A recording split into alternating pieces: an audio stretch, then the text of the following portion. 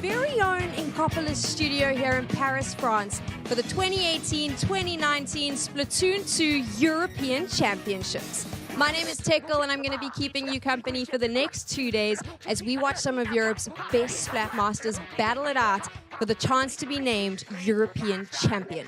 The title's not the only thing that's up for grabs though. They get to take home that Splatoon 2 trophy, the winners' jerseys, and those rather rad gold Nintendo controllers. It is going to be epic. We are going to see incredible gameplay. I cannot wait. Before we get into the action though, we do have a very special message for you. So please help me in welcoming Splatoon 2 developer Nogami-san. Bonjour! 皆さん、スプラトゥーン2ヨーロピアンチャンピオンシップの決勝大会へようこそ。私は人の姿に変身する不思議なイカを研究しているイカ研究所の研究員です。この大会に至るまでのヨーロッパ12の国と地域での大会に参加してくださったすべてのチームの皆さん、本当にありがとうございました。そして激戦をくぐり抜け、ここパリでの決勝大会までたどり着かれた皆さん、本当におめでとうございます。またこのライブ配信をご覧の皆さんも応援ありがとうございます。これから始まる強豪チームたちの共演を楽しんでいただければ幸いです。さあ、一体どのチームが明日の準決勝、決勝へと駒を進めることができるのか楽しみですね。本日の第1ラウンドでの皆さんのご健闘をお祈りしています。それではアビエント。Komarigato gozaimashita, Nogami-san. It is time to get into the action. So like I mentioned, we have 2 days of Splatoon 2 play to look forward to. Today is our group stages. So we're going to take a look at that bracket now. We have 12 teams, the best in Europe. They're all here, and we've split them into 4 groups, 3 teams in each. They're going to be playing a best-of-3 format with the winner in each group moving in to the semi-finals. I'm not alone bringing you the action. We have some rad talent in the shoutcasting booth. They're going to help break down these games for you. It's our splat-by-splat commentator, Bowie, joined by a previous European semi-finalist champion, Dragonuto, to do the analysis and deep dive into this. Let's have a chat to them now. Looking at these groups where I'm standing, Group C seems to be the pretty stacked one, gents. Yeah, I mean, hi, by the way, I'm Bowie, and I'm joined by Dragon. Yeah, Group C, as we've seen, has got a lot of high-level teams kind of competing. It was one that we were saying that maybe like the group to really watch out for with Perigang, who obviously qualified, I think one of the last teams to qualify for the entirety of Europe. Yeah, qualifying in the Nordic finals, and Team Mako as well, the UK finalists. Yeah. Winning that one with a very tough tournament. Yeah. If I do say so myself. You were playing against them. I like it. So it's looking like quite a dangerous group to be in. I mean, we're looking at as well. If you look at all of the other groups too, we have very strong contenders. Obviously, we're looking at these top seeds, Back Squids and Alliance Rogue in Group B and D respectively. And then I think with the group that's going to be really interesting therefore is going to be Group A as well, because we have all of these players who haven't got maybe haven't got someone like a team like Back Squids or Alliance Rogue to really be pushing against. So we're going to be seeing how much they can kind of push and pull each other, and who's going to be qualifying there, and then who's going to be able to bring out the best game going into those semis and grands. Most definitely. Hexagon coming back from last year's European Championships as well. Not exactly the result they wanted, but it did. I think maybe that experience is going to help them push them forward towards this group and maybe make it to semi-finals. Yeah, well, obviously it's all to play for, but of course we're going to be getting through that over the course of the day. So we'll throw it back to Tech Girl to introduce our first 2 teams today. We are kicking it off with Group A, and the 2 teams are Hexagon. You mentioned them a little bit earlier, from Portugal, facing off against Team Question Mark from Austria. So let's meet our first team. This is Team Hexagon.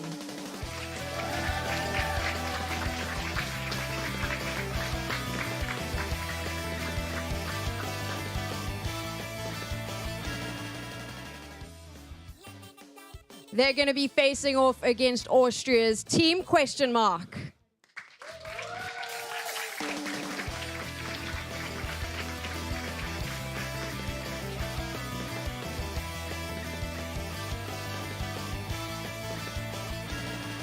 We're going to give our teams a few minutes just to warm up and get ready for the first game of the Splatoon 2 European Championships. Let me have a quick chat to our casters and find out from them who are the standout players we should be watching in this particular matchup. I think this one's for you, Dragon. I think to take it away to start up. Well, I only really recognize one name that I would say is quite a strong name in the competition is Bolas on Team Hexagon. He's a very strong player, very good, and he's a solid member of their team. I don't quite know much about Team Question Mark. I mean, they are a question mark. True to their name. I always like that. Though. You know, as we do more tournaments and we keep playing, keep improving, we're going to be seeing newer teams and newer players coming out of the woodwork, and it's exciting to see what kind of mark they can stamp on tournaments like this. Yeah, it will be interesting to see what they do, and if they manage to make it through Group A with such tough competition from Team Hexagon. So yeah, that'd be nice. Excellent. So I mean, maybe one of those a bit as I say, a bit of a question mark on this match overall. But you're mentioning that one player from Portugal, Bolas. Do you know much about his playstyle? How he tends to kind of push and what he does that makes him so dangerous? From what I remember, it's not really his playstyle or anything that makes him dangerous. It's the way he coordinates his team. So Right. he's quite strong. They obviously Team Hexagon have played together quite a lot. And they're an old team, and they're obviously playing in the first European Championship. So seeing them come back together will be quite.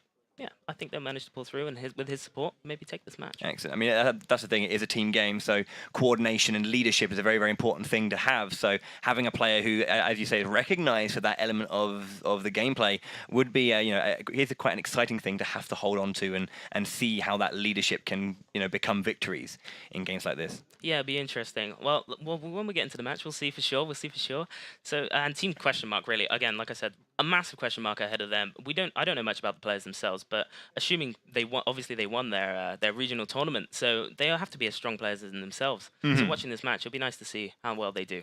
Yeah, I mean, we should also have a little look and a discussion about what kind of modes and maps are going to be playing on just for now. Just going to have that discussion. So I mean, obviously, round one, so all of the first matches that we're going to be seeing in each group, it's going to be Splat Zones on the Reef to start with. Then we're going to be going over to Tower Control on Manta Maria, and then Rainmaker on the Humpback Pump Track. So, any of those that jump out to you immediately? Well, obviously, the Reef being the biggest one for me. The Reef, one of the first maps that was ever released to do with the game, and it's quite a basic map. It recently had some changes where they split the zone in half.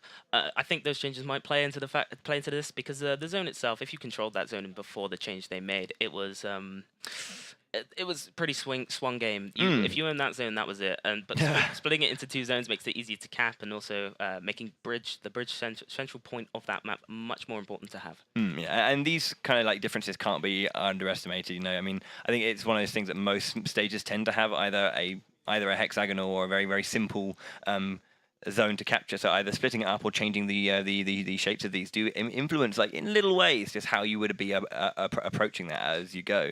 Looking over to game two, then we said it was Manta Maria with Tower Control, which I think is a fun set. It's one of my favorite stages myself. I think the way that it has those multiple ways of access between that central point, and that central point being so integral to kind of building this snowball. Yeah, in Manta Maria, there is a grating in the middle of the map, which you do want to control if you want to be taking that tower. And the map itself is quite long. It's very straight and narrow. So the Stingray is very important if you want to be taking that control and pushing that tower forward. And I mean, Stingrays is an item and a weapon that we see a lot coming out on Tower Control, being able to jump back to a safe space and use that to either, if you're on the tower, aggressing and keeping it controlled, or if you're defending, pushing back and trying to get splat the opponent who's on the tower as well. Definitely, especially on TC itself as a map, you have to push that tower to the final checkpoint, which is going through all of enemy territory. So that sort of strength of a weapon that can take people off the tower basically is what you really want, and we already know that because of how prominent it is in the meta. Yeah, indeed. And then if we do hit our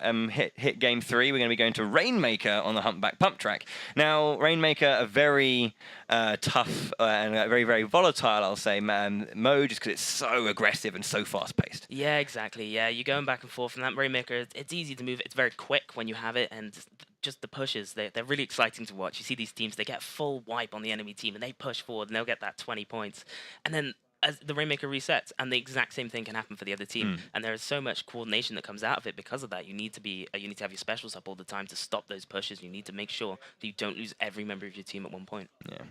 See in the audience there, we do have, as said, we do have 12 teams who are currently in this studio. Everyone who did qualify is here, and hopefully going to be enjoying themselves. Players, I believe, are almost perhaps getting ready or almost finished out here with their warm-ups, and we should be jumping into game very, very shortly. But yeah, it's nice to have like all of Europe together. I think that's what I've always liked about the European scene. Whenever I'm kind of going abroad to tournaments and hanging out with different scenes, it's nice just to kind of see how how they all have their own like unique kind of vibe and their own passion that kind of comes through, and the way that they show that within their scene. Yeah, so I gotta say the European community for Splatoon is incredible. There's a lot of lovely people in it, and when you all come together and you see these people that you haven't seen in a year, it's lovely. You say, "Oh, my friend, I haven't seen you in so long," and there's just so much camaraderie involved, and having all these teams here again, it's just lovely. It's just to see how they are. Also a very, very strong region as well, if I'm not mistaken, when it comes to global and wider Splatoon quality. Actually a very, very strong scene in that regard. Well, each region will argue that they're the strongest. Everyone obviously. does. It's how it goes. We're the best. No, I'm the best. It's like, I'm Spartacus. Europe has shown recently in offline tournaments and online tournaments that they are one of the strongest regions, definitely above North America, I would say. There's the jab. There's the jab. I think as well what's really interesting is that because multiple teams who play in Europe are from various different regions and different countries, we have players who are within their teams, but also some that aren't within their teams. I believe Backsquid from Germany, the reason they're so strong is because they are a team internationally and nationally as well. Yes, they are. Whereas, I think, for example, yourself, Team 4D from the UK, Dude on that team does have his own different team in Ghost when he's international. So actually, I believe we have another member of Ghost, I believe. We have multiple members of Ghost. Yeah. So on Alliance Rogue, we do have 2 members of Ghost, and also on the Empire Gang as well. Empire Gang, as well. And also Kraken Paradise, another really strong international team, is split up between the UK, France, and Empire Gang too. So they're all going to be going against each other. So that's really, really exciting. And we're going to be, I think we're just about ready to jump into game. The warm-ups are over, and we'll be entering our first game between Team ? And Hexagon.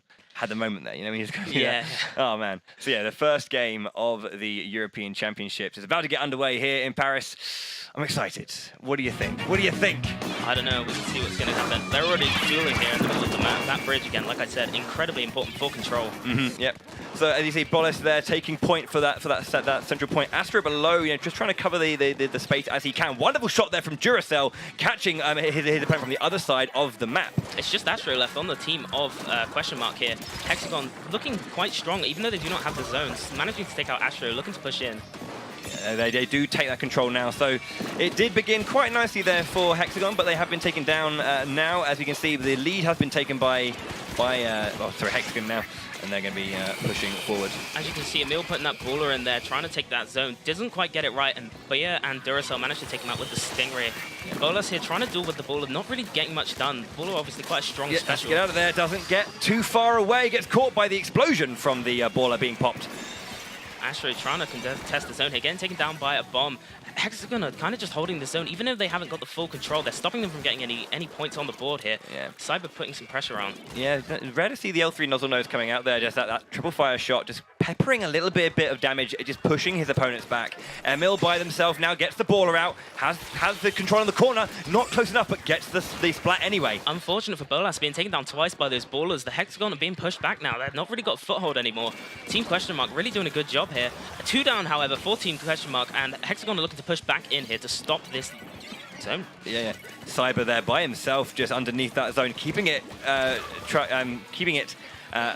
much as he can. But Emil now pushing back forward. He's in the 1v1. Can he get the splat? No. Duracell managing to jump out. Well done to him. However, Team Hexagon pushing in quite heavily right now, keeping that zone, keeping that control. Team ? really need to just get their teamwork together and get that coordination, catch that bridge and get those zones. Astro and Cyber down. Oh, Cyber goes down again to a splat bomb coming out, and then we have Churro looking to clean up if they can, but That's again... a full wipe on the side of ? Hexagon managing to take the whole zone and the control of the map. Looking to have that hold now just to count that zone down 2-0. And there's a lot of penalty points as well on the side of Team ? They have to clean up if they want to take this first game. Bolas there. Emil comes again through with the baller, pushes back, but there's a splat bomb waiting, and Bomb rush coming out from Astro, I believe, and Turo with the zone manages to get the zone cap, which is really what they needed. It doesn't matter too much about the kills. And that was a wonderful double splat there as well, coming out from Turo with that baller. He kept his team a little bit in it, but you can see once again, Hex, they regroup, they push back, and then they're just covering as much turf as possible. A nice splat for splat there between them. Unfortunately for Hexagon, they've got such a massive deficit right now. They really need to push it back in and get that down to 16. This is it. Stop it here if they can. They got 1, they got 2, they're in control. Spec here just trying to push back, but again gets taken down by a very solid Astro. That's looking like question mark are going to be able to take back that zone again and also hold some turf. They haven't really looked at the bridge, which is a really crucial part of this map. Maybe a misplay. We don't know yet. Hexagon looking to get some specials and push back in. They do have the Stingray on the ready. Yeah. Stingray should be there. It is coming out right now. Pressurizing as Emil uses the baller to go round. Pressurizes the opponent in the corner and is using that to take back control of that turf in the corner. Once again, Bolas goes down once more to the baller, as you were saying. Yeah, unfortunate there for Bolas getting caught in the corner again. Hexagon trying to get another Stingray, trying to get some more control, maybe a pick on the side for Duracell. That counter ticking down for Team Question Mark. It's looking pretty scary for Hexagon right now. They managed to take one down. It's looking good. They got the baller. Going to try and get in on the zone. As the points equalize, and now Team Question Mark take the lead. And as I say that, Hexagon just managed to get those points, and it's taken back again. There's these massive swings back and forward from both teams, just being able to kind of like have these huge pushes and then just kind of have nothing to do or nowhere to fight back for a little bit. Both teams in the neutral now, fighting for that control. The Stingray comes out from Duracell. Emil trying to get round to get to him, has the armor just for protection. Turret going for the bridge, has to fight Spec here. Not looking good. Spec uses the splashdown, manages to take him off. Oh! Yeah, but yeah, so focused on that place, on getting the zone, that he wasn't aware of Emil behind him, who came round, got the flank, and got the splat, which is very, very important, because at that point, Hexagon were looking to try and get that space back. And as you can see, counting down, the points are still in their favor. 30 seconds left on the clock now. Hex has got a lot to do. They take out the bucket for Emil. Hexagon Bolas looking again to take the bridge, manages to get it. Another baller coming out on the side of question mark. They're looking to get the zones. Turo is just kind of rolling about here. Keep on rolling. Bolas looking scared. He doesn't want to get taken down again. It's they're just swinging back and forth here. Emil gets taken down. That's 2 down now for the side of Team Question Mark. Bia trying to keep the zone. Astro just stopping them. It's not looking good, and that would be... Oh, it's overtime. Well, yeah, this is the thing. If they lose control of both those, this is it. They have to push now, and if they lose any part of this control, it's going to be game over for them. They have to hold that control. They've got to get 25 points down and hold that zone for that whole time. All the meantime, Question Mark are building up their specials. Emil with a flank manages to take down the bridge. That's important. Emil coming in, gets 2 almost, gets the baller out, pushes 1. Can they get 2 and it's over? An incredible thing to watch there. That double baller coming out to get those zones. Obviously, baller quite strong special in the current meta, managing to take a zone with just 1 baller. So if you have 2, it's instant. An incredibly close game from Hexagon and Question Mark. Just 1 point in it as a whole, but yeah, they managed to do that one. Congratulations then to Team Question Mark for that first game.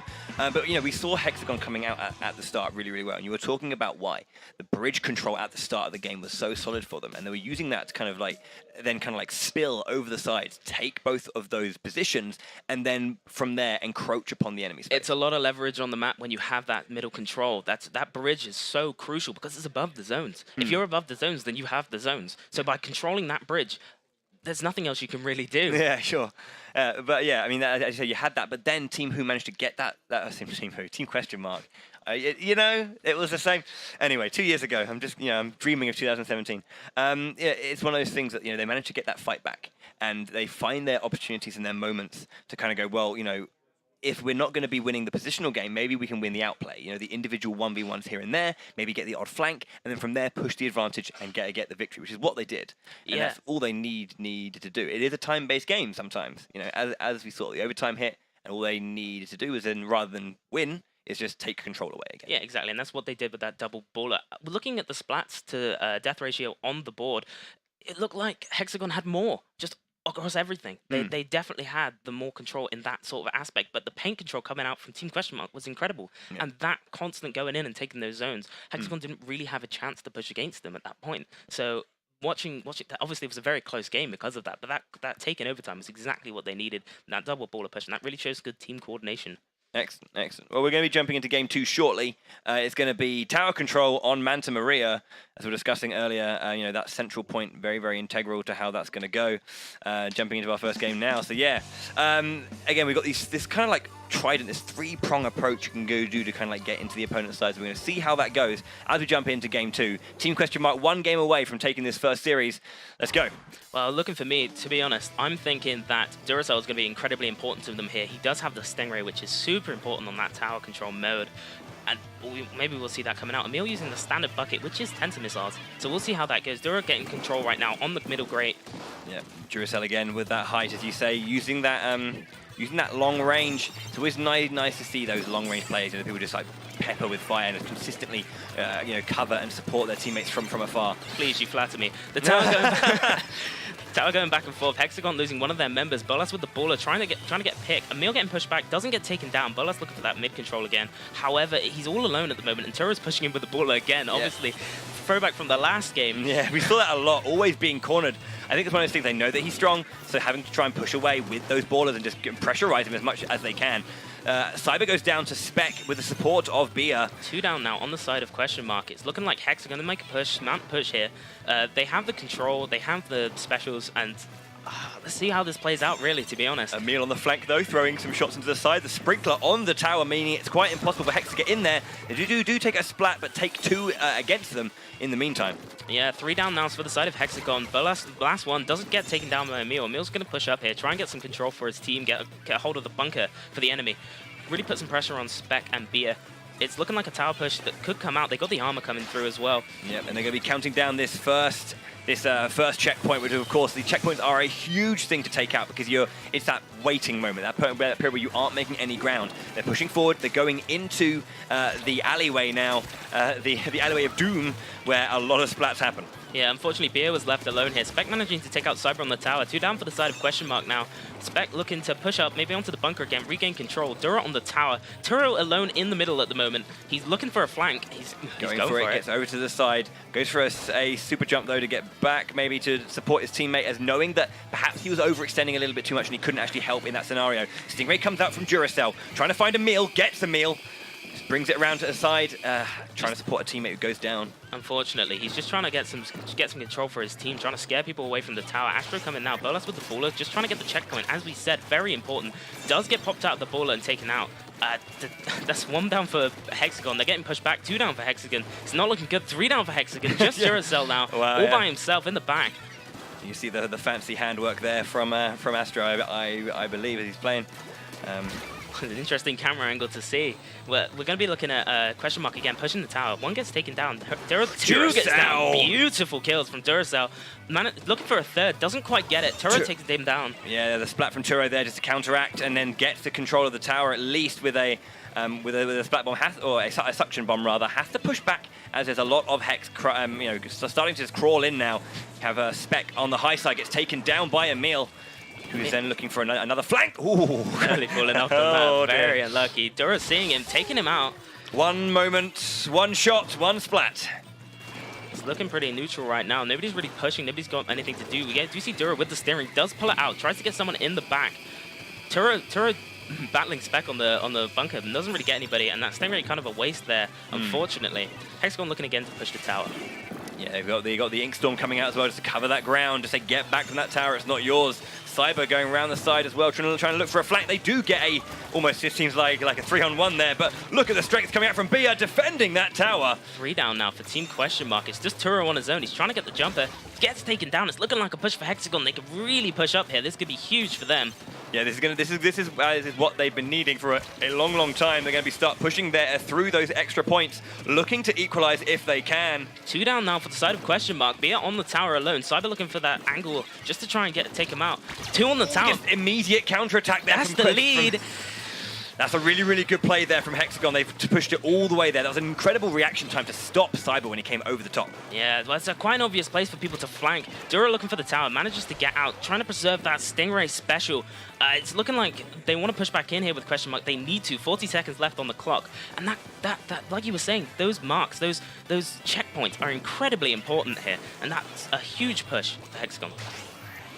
Indeed, indeed. They're going to be working back up to that checkpoint, and they need to work again through the build-up to get back to that point that they were at, because the checkpoint does recover, essentially, even though it doesn't bring the points back up, but you have to get back to where you were to start increasing those points again, and it is a difference. It means you're just waiting there just as long at these checkpoints. As we're saying that, question mark in a really good position. That's a really, really big Stingray, though. The missiles, they're stopping. He manages to get 2. No, they're still pushing. They're still my pushing. Word, they got the lead. Oh, my word. Insanely good work there. Jeez, even with the double splat from the Stingray, managing to get taken out and managing to push that tower just a little bit more that they needed. Yeah. Duracell, again, had a great Stingray, as we were saying, but there was no one there on the actual platform to keep preventing the push. And I believe that's 2-0 then. Yeah, that's going a 2-0. over to the side of Team Question Mark. Very unfortunate there for Hexagon. They seemed like they've managed to scrape that lead back from nothing, but it was still a really good match. Both really good matches to watch. Obviously, Team Question Mark with a brilliant push coming out. Duracell nearly stopping that tower. Very unfortunate that he didn't manage to get that. I think it's just because Question Mark managed to get those picks just before he got to jump back. Exactly, yeah, and for sure. And it's such a close game, and that's the thing. Like, when it goes to overtime like that, it can just be the point of one final push or one moment that just changes it all. It's a great play from Duracell to get that double splat, but no one there to support, or no one there to really capitalize upon that moment. And unfortunately, that's when you have Team Hexagon kind of squander it, and Team Question Mark take it. So that is a 2-0. So Team Question Mark will win their first match. It's not over for Team Hexagon yet, of course, because there's still 2 more matches to play. Yes. And with that, we'll be seeing how that goes. You do need to win 2 to get through, and I think if everyone's won 1, and it's all kind of like, I'm not sure if we're going to be maybe doing a replay or seeing how close the scores were, and we'll be clarifying that with you over the course of the day as these things come up. So it can be winner stays on, I believe. Yes, I believe so. So Question Mark staying on now to fight their second match against Team Polarized, I believe. Yeah. Before we do that, I think we are ready to. We're going to just have a quick look at the bracket then to see how it stands after the first game.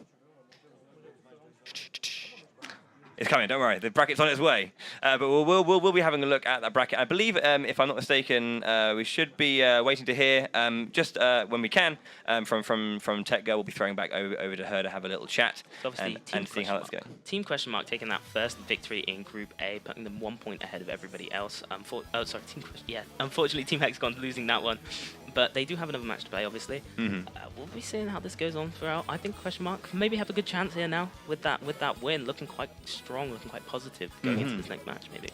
Yeah, I mean, we're going to have to see what Polarized can bring. And obviously, it's quite interesting how we were talking about how Bolas, his coordination and his team leadership was an interesting part of his gameplay and what he's brought to the scene so far. But then that Question Mark that we have had over Team Question Mark, they come out of the gates and they, perform very, very adequately for their first game. Yeah, I mean, there was a lot of focus on Bolas. I would say the ball is always coming through to take him out. We saw that quite a few times on the screen themselves. And sometimes that's good. If you take out a key player, you're kind of like, unpinning, the strength of the team. Well, you see it a lot with flanks. Like, if that flank takes out your backline, that's a huge hit to your team. And if that backline is down, then you don't have that Stingray, you don't have that long-range support, and you don't have that pressure. So what are you going to do in that situation aside from regroup? It gives the other team an opportunity to come in and get you. And I think that was kind of what was happening there. Turo with a great set of flanks for Team Question Mark. Good stuff indeed. So what I'll do then is I'll throw it over to Tech Girl, who's going to be pushing us forward to the next part of our tournament. Tech Girl, back to you. In our first game of the Splatoon 2 European Championships, Team Question Mark taking the win. A little bit of an explanation as to how today is going to work. Like I mentioned before, these are the group stages, 12 teams, 4 groups. We're going to work our way through each group today. So we're going to start with Group A. You've seen 2 teams, and now you get to see the 3rd team in this group come through. They'll face off, and by the time we're done, we'll know who the winner of each group is. I wonder, though, gents, how we feel about this. Do you think by the time we get to that last group, players are starting to get anxious because now they know not only that they have to make it through to the semi-finalists, but ultimately who they're going to be facing off against? Ooh, good question. Well, I would say personally that I think that there's always a bit of anxiety there. I don't think that ever changes, regardless of who's going through or not. People know the people to look out for in this tournament. Yeah, if you're looking at the other groups, there are quite popular and well-known teams, as we've mentioned. The 2 big ones, I guess, would be Back Squids and Alliance Rogue, 2 very, very strong teams. And it's like, oh man, I might have to play them. Which one am I going to get, teamed up against. That's scary. But I think what's really good about group stages as well, though, is because they're kind of we're playing best of 3, so it's short, sharp matches. It's nice and quick. Boom, boom, boom, boom, boom. It's not one of those ones where but it is quite a long day. So there's that kind of the stamina factor is going to come into it. How long can you keep going for? And then how much is that going to make you prepared or calm you down perhaps for the later games? Well, I think that kind of helps with the size of the groups being a lot smaller than the generic size of a group here. Yeah. So that stamina part is going to be less effective there for them, and obviously the day being split into 2 and having semi-finals the next day. So the stamina of the weekend maybe, overall pool going to be going down, but I think the groups, they're going to be able to push through and play their best throughout the entire thing. Indeed. Well, there you have it, Tech Girl. What do you have to say about that? It's always interesting just to get a little bit of insight, because I know for me, I'd be kind of nervous knowing who I'm going up against if I win my group. But like you said, these teams are just focusing on the game in hand, that this is what they need to do today. They'll worry about tomorrow. Talking about today, though, we need to jump into our second game. So you've seen them already, you've seen them play, and you've seen them win. They need to do it again. Please help me introduce Team ? From Austria. Making their way to the stage. We've lost them. And there they are, away. Coming out of the door. Team Austria, they don't want to come out. Team ? is having a little bit of doubt there. So I tell you what, why don't we introduce their challengers all the way from Spain? This is Team Polarized.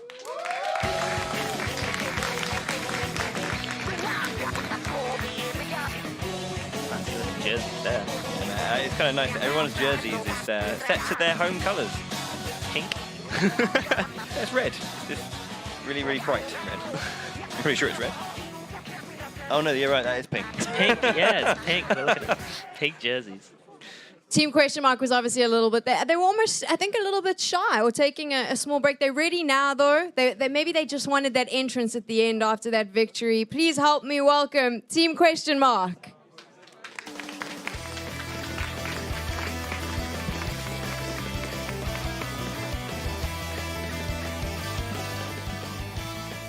Okay, so this is why I said it was their colours, because they've got the red shirt, but they've got the green. They've got the green logo, which is the Portuguese red and green. You see? Yeah. Okay. Some are. Some of them are red. Some of them are red. We're making a little bit of a change. It turns out it will be Hexagon facing off against Polarized. So Team ? taking a quick break after the victory. Yeah. These teams are going to take some time just to warm up, get into game mode. Remember, you're watching the group stages of the Splatoon 2 European Championships. So, Team Hexagon taking on Team Polarized. Gents, how do we think this one's going to go down? Okay, so we've seen Hexagon and we've seen, them have two very, very close losses. We were talking about the fact that Team ? came out of the gates and won after we'd spoken so much about the quality that was coming out from Portugal, but they weren't whitewashed. It was very, very close. It's a close games. So maybe Hexagon coming here just to prove themselves a little bit more now. Coming out, wanted to take out Polarized real quick and easy. It's their neighbours as well. There's going to be some real rivalry there, I believe, the old Spain-Portugal matchup. It's going to be fun. I think you got to think that Spain are a really strong team. Now, not the same team that came last year, but I believe they have assets from the team that came last year as well. Mm-hmm. So it'll be interesting to see how they bring it in this match. Yeah. Spain obviously doing quite well last year anyway, just as a general team. So we'll see. That's the thing. Everyone always remembers just the top placing teams, but that doesn't always mean that just because you don't place within the top 3 or the top 4 that you haven't performed amazingly and haven't got the ability to play amazingly in future. So yeah, you have it. Tech Girl, back to you, or maybe not. Back to sticking on us. Okay, cool. I know, gents, I'll jump on in. I was going to give you some time just to break this down a little bit, and have a little bit of fun with it. Sorry, we did it so quickly. I apologize. Standout players in this particular game, or do you think, this is possibly the deeper question to ask, with Hexagon coming in off that loss, how do they bring it back now for this game? Because they know they need that victory. What's the kind of mental conversation that happens outside before they start playing? It's one of those things, I think, from a competitive mindset as well, you're looking at the idea that it's about kind of not being too disheartened by the loss and understanding that, yes, they are losses, but, look at the situation around those losses. These slight, minute errors that maybe can be fixed, that can be, I mean, just fixed or just changed in little ways. Small improvements. Yeah, small improvements to the formula, really, isn't it? The Hexagon doing really well. Bolas, again, like I said, probably their team core here. He's going to be doing a lot of work for them, so we'll see what he does and what he brings into this game. Obviously, coming off of a bit of an unfortunate match where they did lose. However, it was a very close set. So we'll see. We'll see coming into this match against Spain. Yeah, I think one of those things. A lot of players can sometimes find that losses can really kind of affect them. Be like, oh man, we didn't, we should be playing better. And it's about stifling those kinds of thoughts and going, well, we may have lost, yes, but we can still play better. First game of the day. Got to get going, got to get into your rhythm. The communication might not have been there, and you need to start picking out, okay, well, this X, Y, and Z players may be missing certain bits here and there, so let's try and cover that and then push our other assets elsewhere. It's about being flexible. Yeah, obviously easy to forget that these guys are top teams, so they've had losses, they've struggled through losses, but they're also really good at taking those losses in. That's what makes a top team, really, is being able to lose and understand that it wasn't your fault that you lost, and you can improve upon it, and you can work on that teamwork, really come back and take those guys out. So, I mean, yeah, we'll see. We'll see. It's going to be happening very, very shortly. But yeah, that's at least how we feel about that one. Tech, go back to you. Dragon Nutar, I'd be interested to chat to you from a player perspective now. In terms of the maps that we're watching in these best of threes, they've obviously all been pre-selected, but do you think it also plays a role in how the teams perform, or have they prepared? Do they know it's ranked? They know what they need to do? Or do you think that also maybe potentially adds a different element to the competition?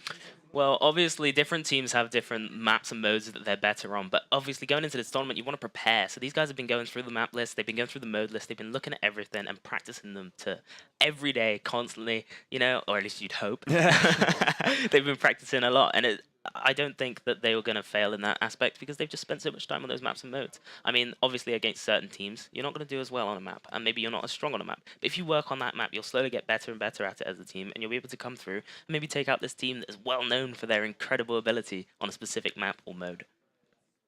I mean, those things as well. I mean, to add to that point as well, like you're talking about how maps and modes are a very, very important thing, and sometimes it's not kind of really focused just how much you could be amazing at a specific mode on a specific map. If you change the map up, it just suddenly there's these elements of the play that doesn't work. But then it might not be a map specific issue, it might be a mode specific issue, and it's about knowing and kind of understanding your opponents and what ways you can exploit their weaknesses or play on your strengths. Yeah, for sure, definitely. And also the weapons that people play are stronger on different maps and modes. So obviously certain weapons, like long-range weapons like chargers, are going to excel on maps like Moray Towers because they're very long-range maps, and you're going to be using that range to its full advantage there. But on smaller maps like Back Belly, less so.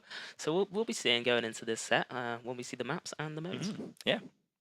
We chatted a bit about Hexagon's state of mind coming into this, what they needed to do outside between their loss and now coming into this game. But let's chat a little bit about Polarized and how they must be feeling. I mean, do you think that the strategy changes as they're watching that first game, or have they prepped for the teams as they see fit and they're ready to go no matter what?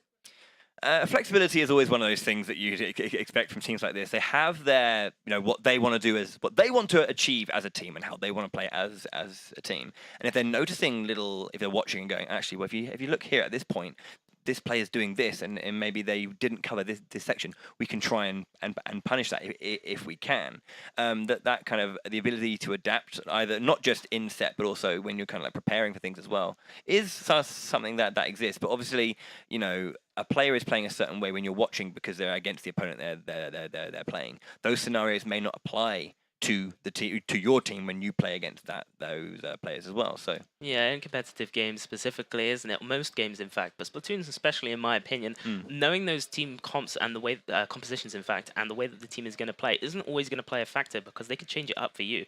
See, every team comp has a different effectiveness against another team comp, and all teams will run something different.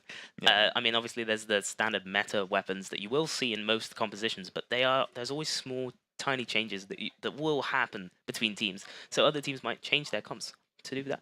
Yeah. Excellent. I believe that we've got word that the game is about ready to jump in. So yeah, exciting times. We're going to have our second match of the day going in. We're going to be again Clam Blitz is going to be happening for our second matchup. And we're going to be jumping into Clan Blitz on Marco Mart. Marco Mart, yes, Clan Blitz Marco Mart. Quite a large map, quite long. We're going to be seeing the teams going for that middle control on the stacks, as you can see. Roderick going there, trying to push on Bia, trying to get them off the stack. One down on the side of Team Polarized, I believe, and Hexagon maybe have that warm-up advantage here. 2 down now on the side of Team Polarized. Bia having a really cool duel here with Roderick. Gets taken down, however. The barrier gets broken by Hexagon. Bolas all by himself, however. Yeah, so again, if Clan Blitz is something you're less familiar with, grab 10 clams, grab a power clam, throw it at the enemy's barrier, and get some points. You can see we have Hexagon getting a first splat, if you will, first ink. With that 20 points coming out for connecting their first power clam against that shield.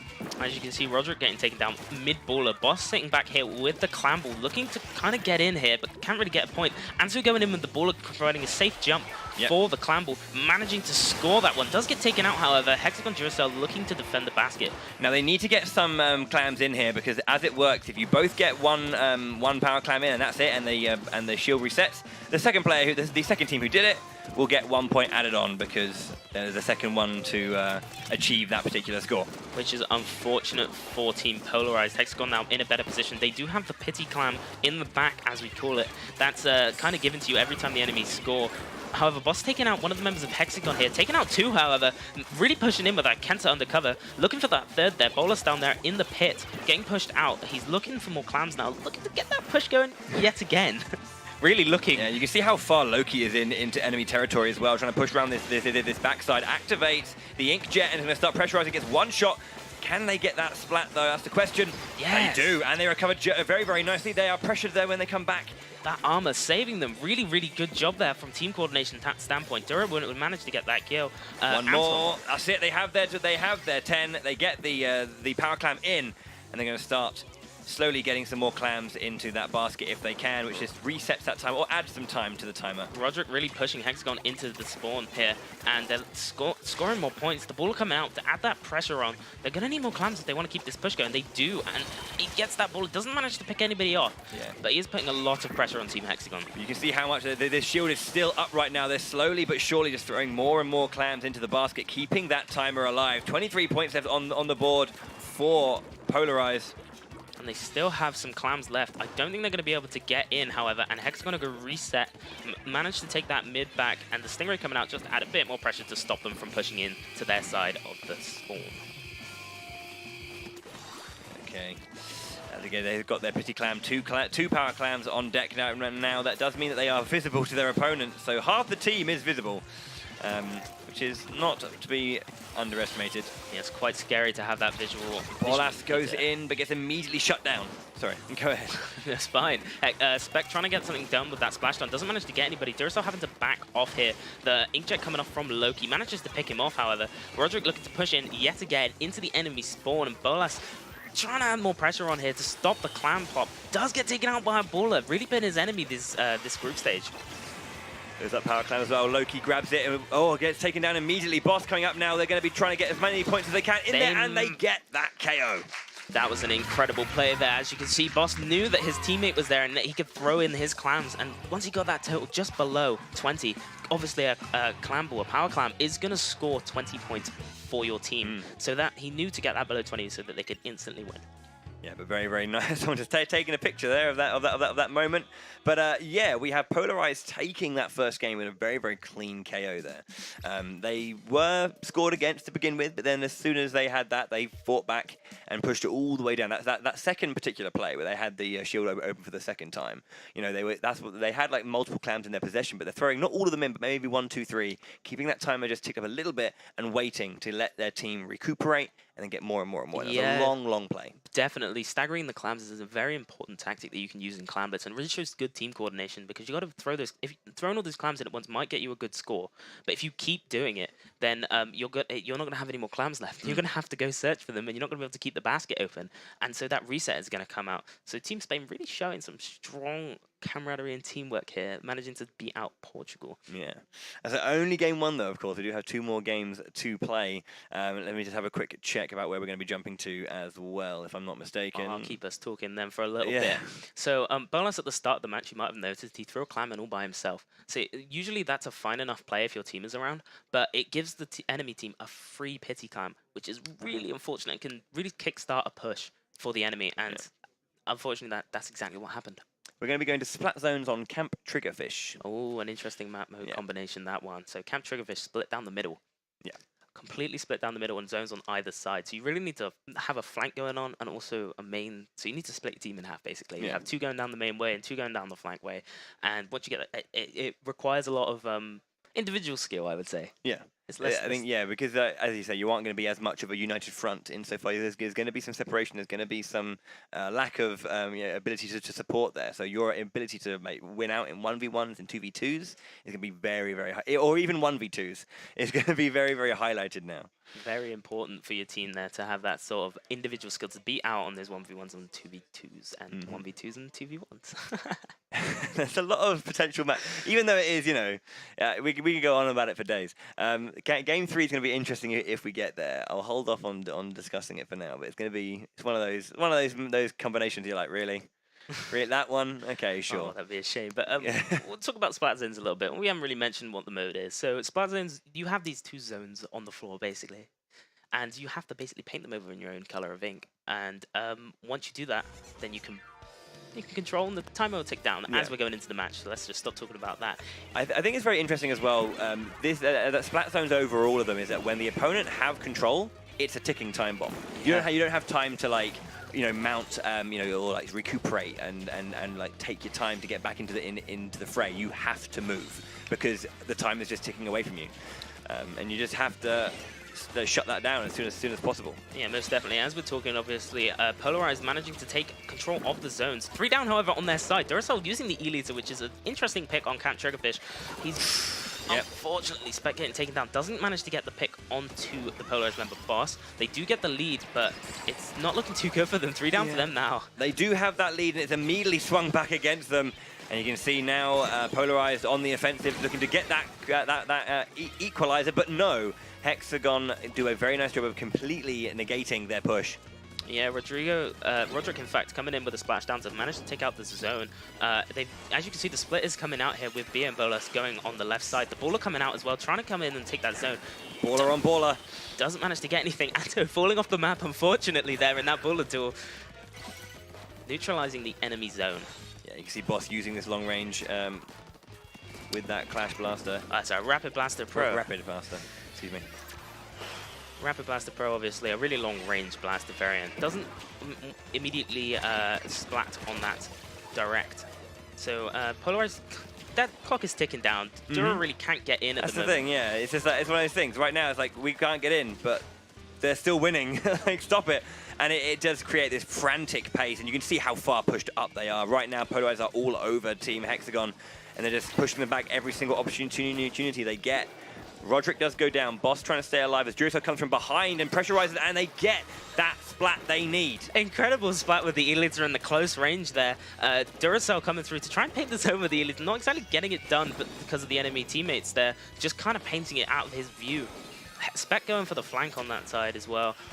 Loki looking for the Booyah Bomb to come in and neutralize the zones. That timer keeps on ticking down. That's really good for them. They didn't get the full complete turnaround, so they didn't get the bonus points or the penalty points put onto Team Polarized, and they need to get both control to get that down as we have 10 points left as Polarized are looking to take their victory and join Team Question Mark with a 1-0, and it is. That's exactly what happens. That was a really, really tight game there. Even though it didn't look it on the scores, Hexagon doing a really good job to neutralize that and really fight back. Obviously, Camp Triggerfish is a really easy map to swing in your favor, and getting that back into that zone is really tough.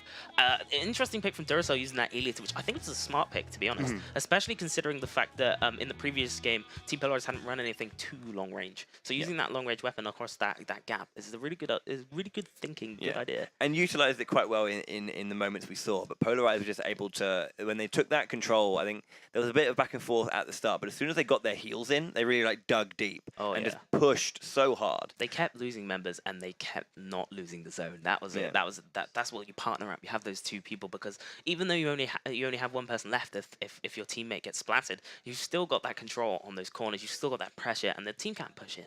So. Basically, an incredible job being done there by Polarized to hold those zones. So looking at it, both Team and Polarized have taken a victory and gained 3 points for themselves. So we're going to be having the matchup between these two teams, both Team and Polarized, to see who's going to be qualifying from Group A and making their way into the semi-finals. Unfortunately, Team Hexagon getting knocked out at this point, unable to get it back. But they did play incredibly well, I would say. And yeah, I mean, like, I think if you look at it, the only game that I mean, Splat Zones is a time bomb. It ticks, it goes. You can't do much about it. You know, they were fighting back very, very well. So I think there was only really one game that they weren't pretty much in it, and that was the Clan Blitz match. Yeah, which was unfortunate. But Clan Blitz is a really hard mode when it comes to team coordination, so it was unfortunate that they got 100 0'd there. Splat Zones is, a lot of the time it does tick down to the very end, and we knew that. Very rare that it goes into overtime, which we did see in the first game. Yeah. But it's probably got one of the highest KO rates of all of the modes. Yeah. So, I mean, as I say, Hexagon played very, very well, very, very close, especially in their game against Team So we'll see how that's going to be rolling forward as we jump into those next games. But to get into the next part of the game, we'll throw it back to Tech Girl to take it away. Thanks, gents. 2 games in for the 2018-2019 Splatoon 2 European Championships. And we say goodbye to our first team, of course, Team Hexagon, moving on out of the competition. But now we get into the real splat-off, because this is going to decide the winner of this group and ultimately decide our first semi-finalist, making them their way to the competition tomorrow. So it is, of course, going to be Team from Austria taking on Polarized. You've now had a chance to see both these teams play. How do we think this is going to go down, gents? Ooh, this is where it's going to be very, very exciting. And we saw, I would say, generally a closer game between and Hexagon. So it's going to be interesting to see how they're going to be adjusting their play as we get into this final game. And from what I saw immediately, I'd say that Polarized seemed to have a little bit more of that kind of like crushing pressure. Yeah. They were able to like turn the screws a lot more and get those victories. Definitely for sure. Definitely for sure. Polarized looking a lot more strong against Team Hexagon than Team However, Polarized did go into that game a little bit cold. They didn't have much practice before they did, so we might be seeing like a complete swing or a really close match here coming out. Yeah, it's going to be interesting as well. Obviously, we have new modes and maps that we're going to be talking about very, very shortly, but that's how it's looking, at least from our point of view, Tech Girl. This is it. We get to find out who our first semi-finalist is going to be. So please help me. You've seen them win already. Can they do it again? Let's welcome Team from Austria.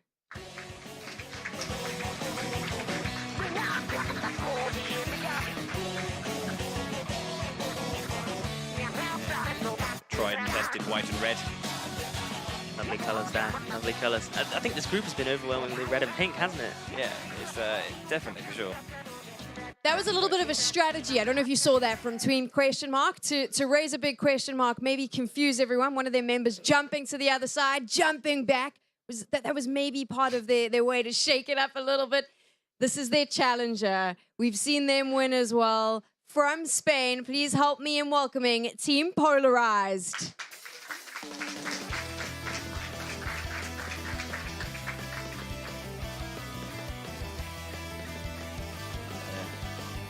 Bright pink. Bright pink. Both teams now have a chance to quickly warm up. Let's chat a little bit to Bowie and Dragon Nuto about this. This is it. The pressure is now on these teams because they know they're either out or they're moving into the semi-finals. How do they handle this? They've got very short amounts of time between each game to prepare. What do you think the conversation was like outside?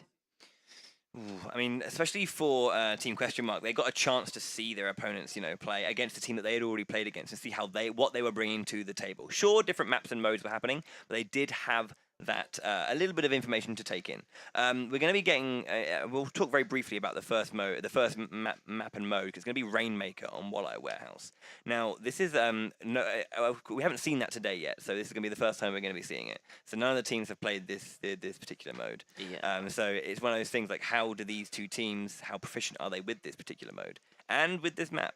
Well, I'd say that the mode itself, I think I mentioned it before, is quite volatile. It's a very volatile mode and on a very volatile map. Yeah. So, Yeah, Walleye is a very straight map. It's very long and straight, sort of like Manta Maria, just a little bit shorter. And getting that Rainmaker to that podium is quite tough. There are slicks, so unpaintable ground, where you cannot paint and you have to walk. So we might see something there. We might see something interesting. I also think it's one of those things where, like, this first map is not indicative of how a team is going to be playing because of the volatility of Rainmaker. It's one of those ones where it's like, even if you get like absolutely wiped and stomped, you're just like, it's just Rainmaker. It happens every day. It happens to us. It happens to them. It happens. So it's like, it's one of those ones that maybe there's not enough information to take from game one. So I think it's quite an interesting way that we're going to open up with this and see how that's going to be affecting our teams going in. Both of our teams are now getting ready, just getting a feel for the stage so that they can battle it out. How do you think when you watch them play now, you've chatted a little bit about what to expect, but who do you think the players are that if I'm watching from home, I should be keeping an eye on? That's tough. Boss and Roderick doing quite good job there, I think, on the enemy zone in the last match there on Camp Triggerfish. So it'll be interesting to see how they come through on this map. Obviously, I believe Boss was playing the Rapid Pro Deco, which is a incredibly long-range blaster that takes a couple shots to splat. So it'll be nice to see if that comes into effect on Walleye. The Stingray as well, maybe coming out from Team Question Mark, maybe from, I don't know, but I think it'll be quite important to have that Stingray on this map. For sure, agreed. It's going to be, I mean, Boss and Roderick were the ones who were perhaps the standout players. Not obviously the rest of the team played great too, but they were the ones who we always saw in those positions, influencing and making the difference in particular plays here and there. Yeah, so definitely. that's something that we're going to see. Hopefully, they're going to be rolling with to win through. On the side of Team Question Mark, I believe we saw a lot of Bia playing very, very nicely, especially on Manta Maria, and finding good angles and always being able to get picks here and there as well. So we're going to see if that kind of like that idea of rather than having these big power plays where from Boss and Roderick, we've got this kind of pick combo. We're grabbing moments and using that to kind of like snowball forward. Well, obviously on Rainmaker, it's a very snowbally mode. Like I said, course, very volatile, very snowbally. So if we see a pick coming out from the side of Question Mark, we could probably see quite a strong push. However, we don't know how good these teams are defensively, so we haven't really managed to see that much in the previous matches. Defensive play is one of the most important parts of your game plan. I mean, you can always being on that attack. It's great. You get points. You're doing damage, but as soon as you drop down and they've started their push, and you're in the defensive position, you need to gather those specials and you need to work as a team to stop that Rainmaker and stop that push from taking you out for good. Absolutely. Well, I have a question for you then Tech Girl. Not so far as like who do you think is going to win, because we were talking earlier about how predictions are always quite difficult, but who do you which team have you been really impressed by today as well? So I feel like I haven't had enough time to be impressed. And also, we've only watched the first group, so I don't want to risk it now. But I will say this. I have a feeling that we'll see... Actually, I don't have a feeling. I'm hoping that we'll get to 3 maps in this particular game, because I feel like moving into the semifinals, we got to have a 3-map best of 3. If you have just joined us, you are watching the Splatoon 2 European Championships. It's your group stages today. 12 of Europe's best teams here, split into 4 groups. They're battling it out. We're currently watching Group A, the final game of this group, and we will have a winner at the end of this, and that winner will move into the semi-finals before we move on to Group B. Do you want to walk us through, gents, for someone that's just joined us and has just started watching, the format we've got? I mentioned it was best of 3. Let's chat a little bit about the maps and the different battles that these guys are going to be playing. Absolutely, yeah, perfect timing. So we're going to be... So there are 4 total modes in Splatoon 2. We've got Rainmaker, Tower Control, Splat Zones, and Clan Blitz. And as it's best of 3, we're only going to be seeing 3 of those. So for the round 3, so with the third match that we have, because we're always going to be making sure that players are playing on different things all the time, so they can't get used to a map or a mode and then work around that. Keeping it fresh, keeping them on their toes. So for the round 3 match, matches, which is the third match of every group. We're going to be having Rainmaker on Walleye Warehouse. Rainmaker, where you have basically the Rainmaker is a massive weapon, and it has a shield that you can like build up and then explode to kind of have a large area, then use that momentum to push forward with a very, very powerful weapon, and you have to get the Rainmaker from the middle to the opponent's side. And then kind of like slam exactly. it down. Unfortunately, the problem being with Rainmaker is that you're very slow when you're carrying it. It's a very heavy weapon. And everyone knows where it is. It's like, there it is. There it is, moving very slowly. Yes, it's very highlighted on your HUD. You can see where it is at all times.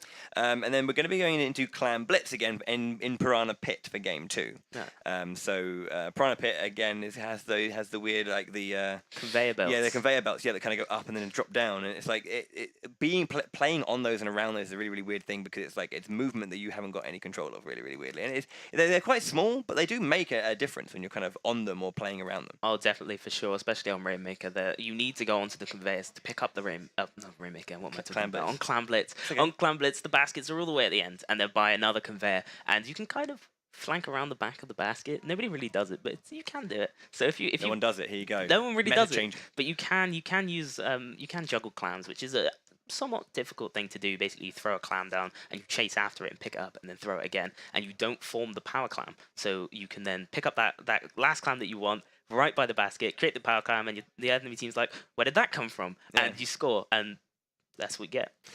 Yeah, so that is Clan Blitz. And then our last one, and I agree with Tech Girl when she said that we want to see this Game 3. Like, we always want to see sets go the distance, always. Would be Splat Zones on Arowana Mall. Ooh, that's a returning map and a returning mode from the first game. Arowana Mall, I would say it was quite a fan favorite from the first game. At least to me, I thought it was quite a good map in the first game. It's a kind of a funny shaped map. It's all bumpy, up and down, but the zone is sizable. It's in the center, and there's a lot of ways to get to it. So hopefully we do get to see that in the middle on that game. So the idea with Splat Zones is that there's 1 or 2 zones on every single map. Cover that in your team's ink, and then you have control, and a timer will tick down over the course of, well, I think it's like a point per 0.6 seconds or something. Yeah, it's quite quick. Yeah, it's very, very fast. And if you lose control, obviously your timer stops, and then if you get control completely reversed, you gain penalty points based on how close you are to victory. So it pushes forward.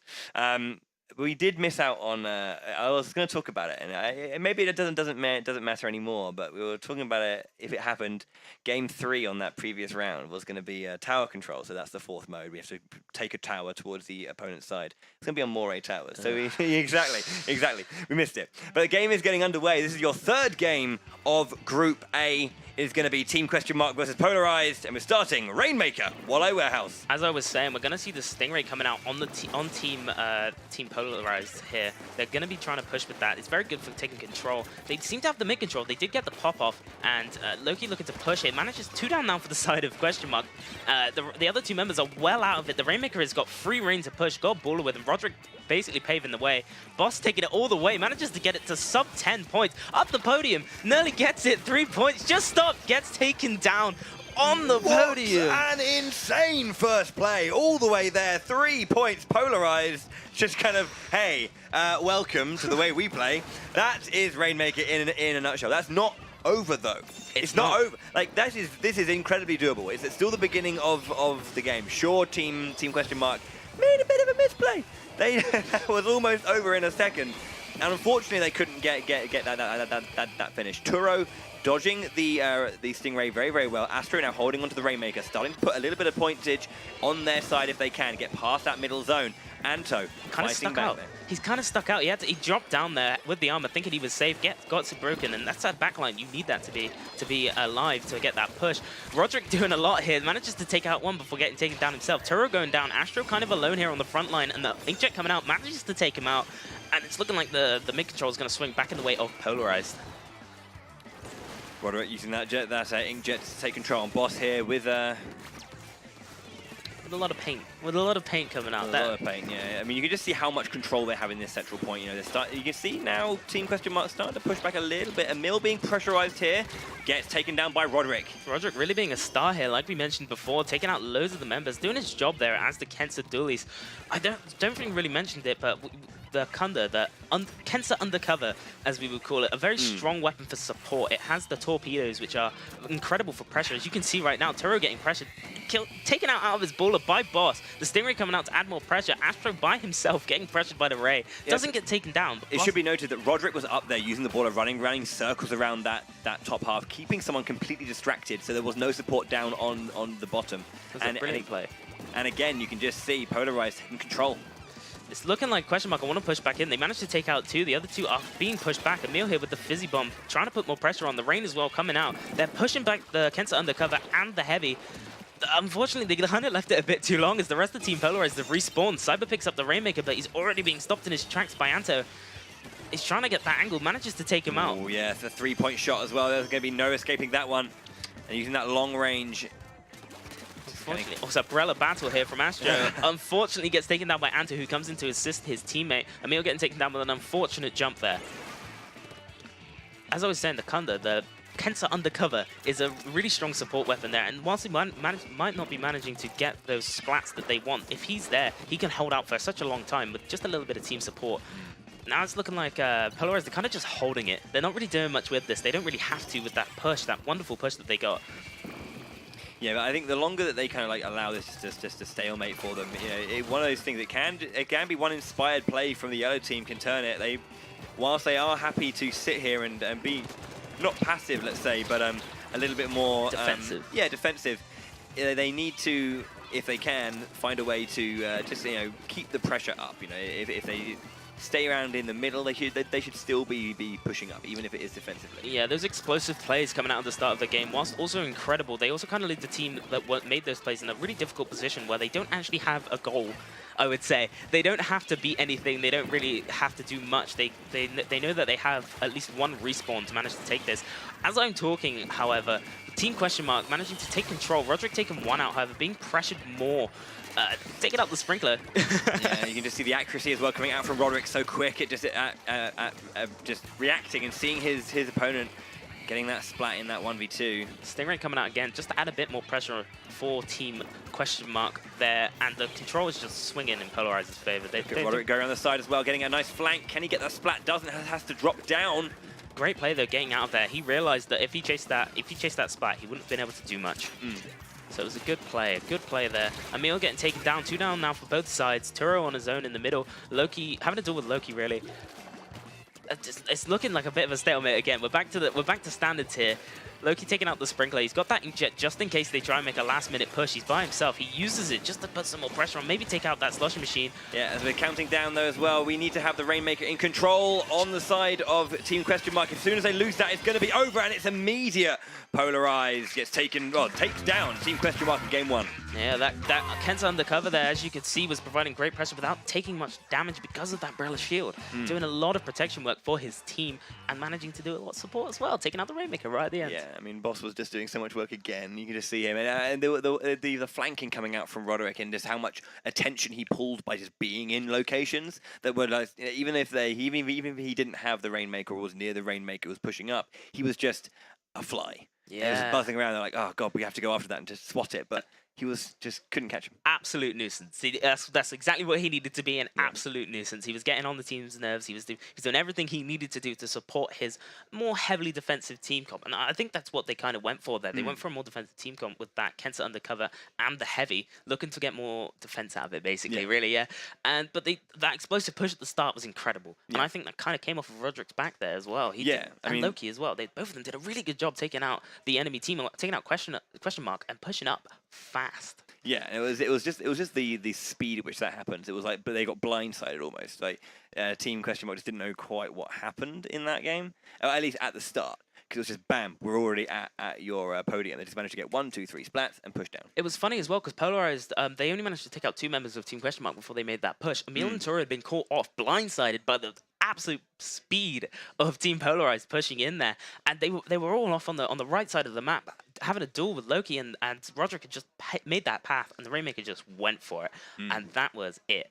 That was all she wrote. That was 3 points. That could have been a knockout, really. Yeah. To be fair, that was very close to exactly that happening. It's just that they couldn't quite get up the podium, you know. Just like every now and then, you manage to get a little bit of paint, or a little bit of ink rather, to get up. Then it gets covered. It's like, oh, I can't get to the top with this. Help me out here. But yeah. Unfortunately, his team couldn't really help him out in that situation as they were dueling. But like, it was close. It was close. He could have got the knockout. Yeah. We didn't get to see it, but we did get to see a good match coming out from both teams. Well, we're going to be looking forward to Game 2 now, and it's going to be Clan Blitz, as we said, on Piranha Pit. So our players just readying up, and we'll be jumping into Game 2 very, very shortly. But as we were saying, you know, we have got this ability to flank. We've got these travelators, conveyor belts, yeah. Travelators, I just keep thinking of like, many people wouldn't know this, but like Gladiators, the old Gladiators show. Incredible show. Incredible like, show, that one. You've got to run up the Travelator, you know, that first part of the final. Whatever. Crucial parts of the game. Okay, so Game 2 is going to be Clan Blitz on Piranha Pit, and we'll see who's going to be getting first. In this. Yeah, well, you know when you say like first ink is what I use, but you know when they call it first blood. Yeah. And you get like the first strike. First strike, we'll call it that. First strike. So really on this map, as I was talking about. Oh, okay. Roderick double shot and gets taken down by Astro there. Astro just using that conveyor belt to get a lot of paint onto the enemy side. They can't really do much about him because of the angle of those belts. However, they can if he runs out of ink. Unfortunately, there, Team Polarized looking quite strong. Managed to take back their conveyor. They have a ball ready. It's just kind of two members here from Team question mark kind of sat at the back here. They can't really do much. They have to just hold out and wait. The explosion from Anto putting a lot of pressure on, and the Booyah Bomb coming out to make room for Roderick to get his baller in. Anto opting for a manual travel here, not taking the jump, which is a typical method to go. Managing to, he does baller in fact, just to keep alive, just to keep going. They have control, and Roderick gets that second clam ball in. Astro and Emil trying to get in now, trying to push in. Emil's all alone. He's got 3 to fight. Does get taken out. Yeah, and to take down another one. They just get, just throwing in a few more clams here and there, keeping that clock ticked up. And you can see how confident they are in pushing forward here. They're still keeping it going. 18 points left on the board already. 15. 5 more clams and it's going to be over. And that'll be Polarized going through to the semi-finals. Roderick's in. 1, 2, 3. One more and it's done. What a huge KO from Polarized. Incredibly fast game. Clamblitz are fast. Really fast for Clamblitz, in fact. And they just managed to stagger those clams just enough to get that in. Got 2 ballers in, and 2 ballers and 2 power clams. That was it. That's all she wrote. Oh man, that was so clean from Polarized as well. Just as soon as they got their claws in, it was over. Yeah. I mean, and it was almost kind of like reminiscent of what we saw in that first game as well, where there was this massive push at the start. But it's like the way that the games work differently. You have a bit more time to, after the initial push fails, to kind of like maybe get back in there and finalize it, as you saw with just getting those final clams in here and there. As soon as they took that space, Team question mark couldn't get back in. Couldn't get back in. The Piranha Pit's really snowbally. As we were talking about snowballing. Yeah, we like snowballs. I mean, it's still technically winter. We can still talk about snow, right? Yes, we can. And the Clam Blast gets in a funny place. It's to the left of your spawn point, basically. So you have to get out of your own spawn, get to the basket, stop it. And because of the amount of pressure that Polarized were exerting, getting out of that spawn was just too much for Team question mark. And that is a thing that I would say is fairly unique to Piranha Pit as well, that it's hard to protect your own basket from your spawn, which most of them is normally kind of a linear way of your spawn's here, your basket's there. Nice and easy to go forward and get to it. But the fact that it's kind of perpendicular to, that you have to try and fight back against, the opponent team can just sit there and just kind of push you out. So here we have it. This is the final results of Group A. Polarized winning the group with 2 victories, earning them 6 points. Team question mark with just a singular victory, earning them 3 points. And in last place, taking home 0 points, unfortunately, because lost 2 very, very, very close games against their opponents, is Hexagon. Yeah, well, all of the teams played really well in that group, I think. Hexagon, unfortunately, they didn't manage to get any points there on the board. However, they did play incredibly well. So Maybe next time. Maybe next European Championships we'll see them again. Yeah, absolutely.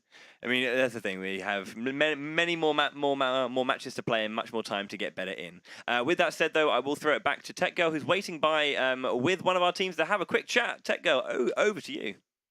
I am with one of our teams. It is our first semi-finalist for the Splatoon 2 European Championships. This is Polarized. Luis Bo over here is going to have a quick chat to me about how impressive this team looked in that group stage. 2 2-0 victories. How much preparation were you doing leading up into this competition? We just, after we won the EC in Spain, we just practiced new comms and we look for videos and we just practice with every teammate from our team, and then we just did it like that. I don't know. Impressive play, but of course you have mentioned here you've been doing a lot of preparation, which means you've been watching all the teams, the 12 teams that are here from Europe. Who do you think is your biggest competition in this tournament? I think it's the German because they won last year in Europe, and I think they are really strong because they have a good comp. And they practice more, and they won already too many tournaments online. So, yeah. So there you have it. Team Germany may be the one to watch. Congratulations, gents. You are through. And this means now you get to sit back and you get to watch your competition for the rest of the day. We will see you tomorrow at the semi-finals. Well done.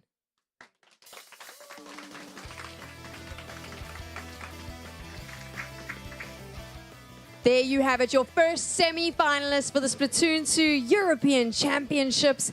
And now we're going to take a very quick break. When we return, we're moving into Group B, and we'll know who will be joining them in a little bit. We'll see you then.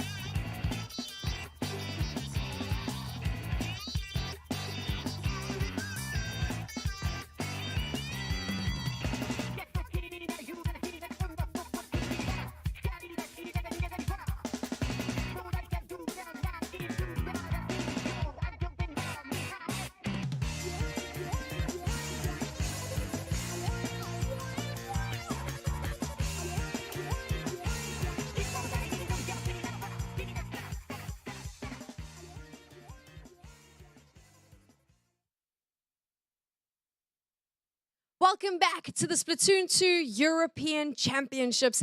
This is the big weekend. It's the chance to see who the true Splat Masters are, because by the end of this weekend, we'll be crowning a brand new European champion. They're fighting for the title, they're fighting for that Splatoon 2 trophy, as well as the winners' jerseys and that very rad gold Nintendo controller. My name is Tekel, and I'm going to be keeping you company throughout the weekend as we move through our group stages to our semi-finals tomorrow, and of course, to that big championship. Talking about the big championship, we're joined by someone who's been there before. Last year's European Championship team, he was one of the members. He's jumping onto the cast with Bowie. Watsum is here. We'll chat to him in a little bit and get his opinion. But now, I want to take a look at our group stage brackets, because it is the group stages today. These 12 teams that have qualified are here. We've split them into 4 groups. They are playing off. We've already seen one of our semi-finalists already, the Group A winner, of course. They were polarized from Spain. And now we move in to Group B. So you can see there on your screen who they are. Interestingly enough, Polarized seems to think that Back Squids are the big competition. They're the ones to watch in this, and we get to see them in a bit. Chatting about that, of course. Watsum, you played in this team last year. Are you with Polarized on this? Is this the favorite?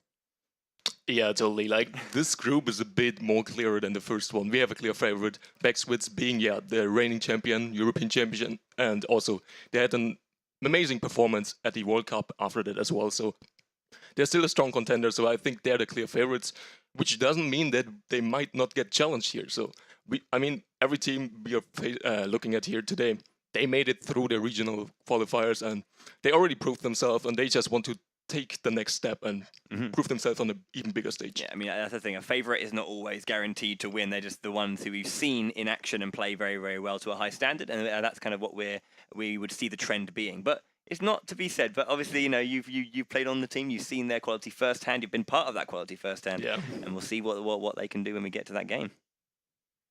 It is now time to introduce those 2 teams in Group B, the first 2 teams to play. And just for Watsum, Back Squids is first up. The first game is Back Squids taking on Red Ink. So let's introduce our German team. This is Back Squids.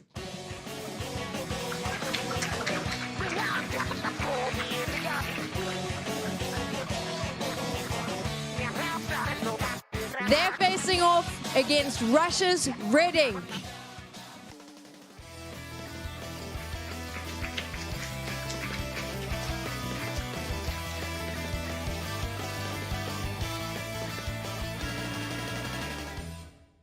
Our players are going to take some time to warm up. Watsum, you've been here before. So what's going through these players' minds right now? They've had a chance to see Group A, but of course, this is their first game of the European Championship. How are they feeling?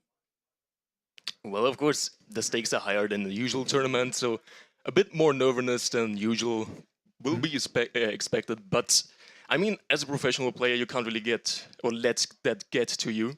Otherwise, you won't perform that well. So, at least for Backsquid side, they're kind of experienced with those high-stacked situations, so they would probably just play their game. They're used to that.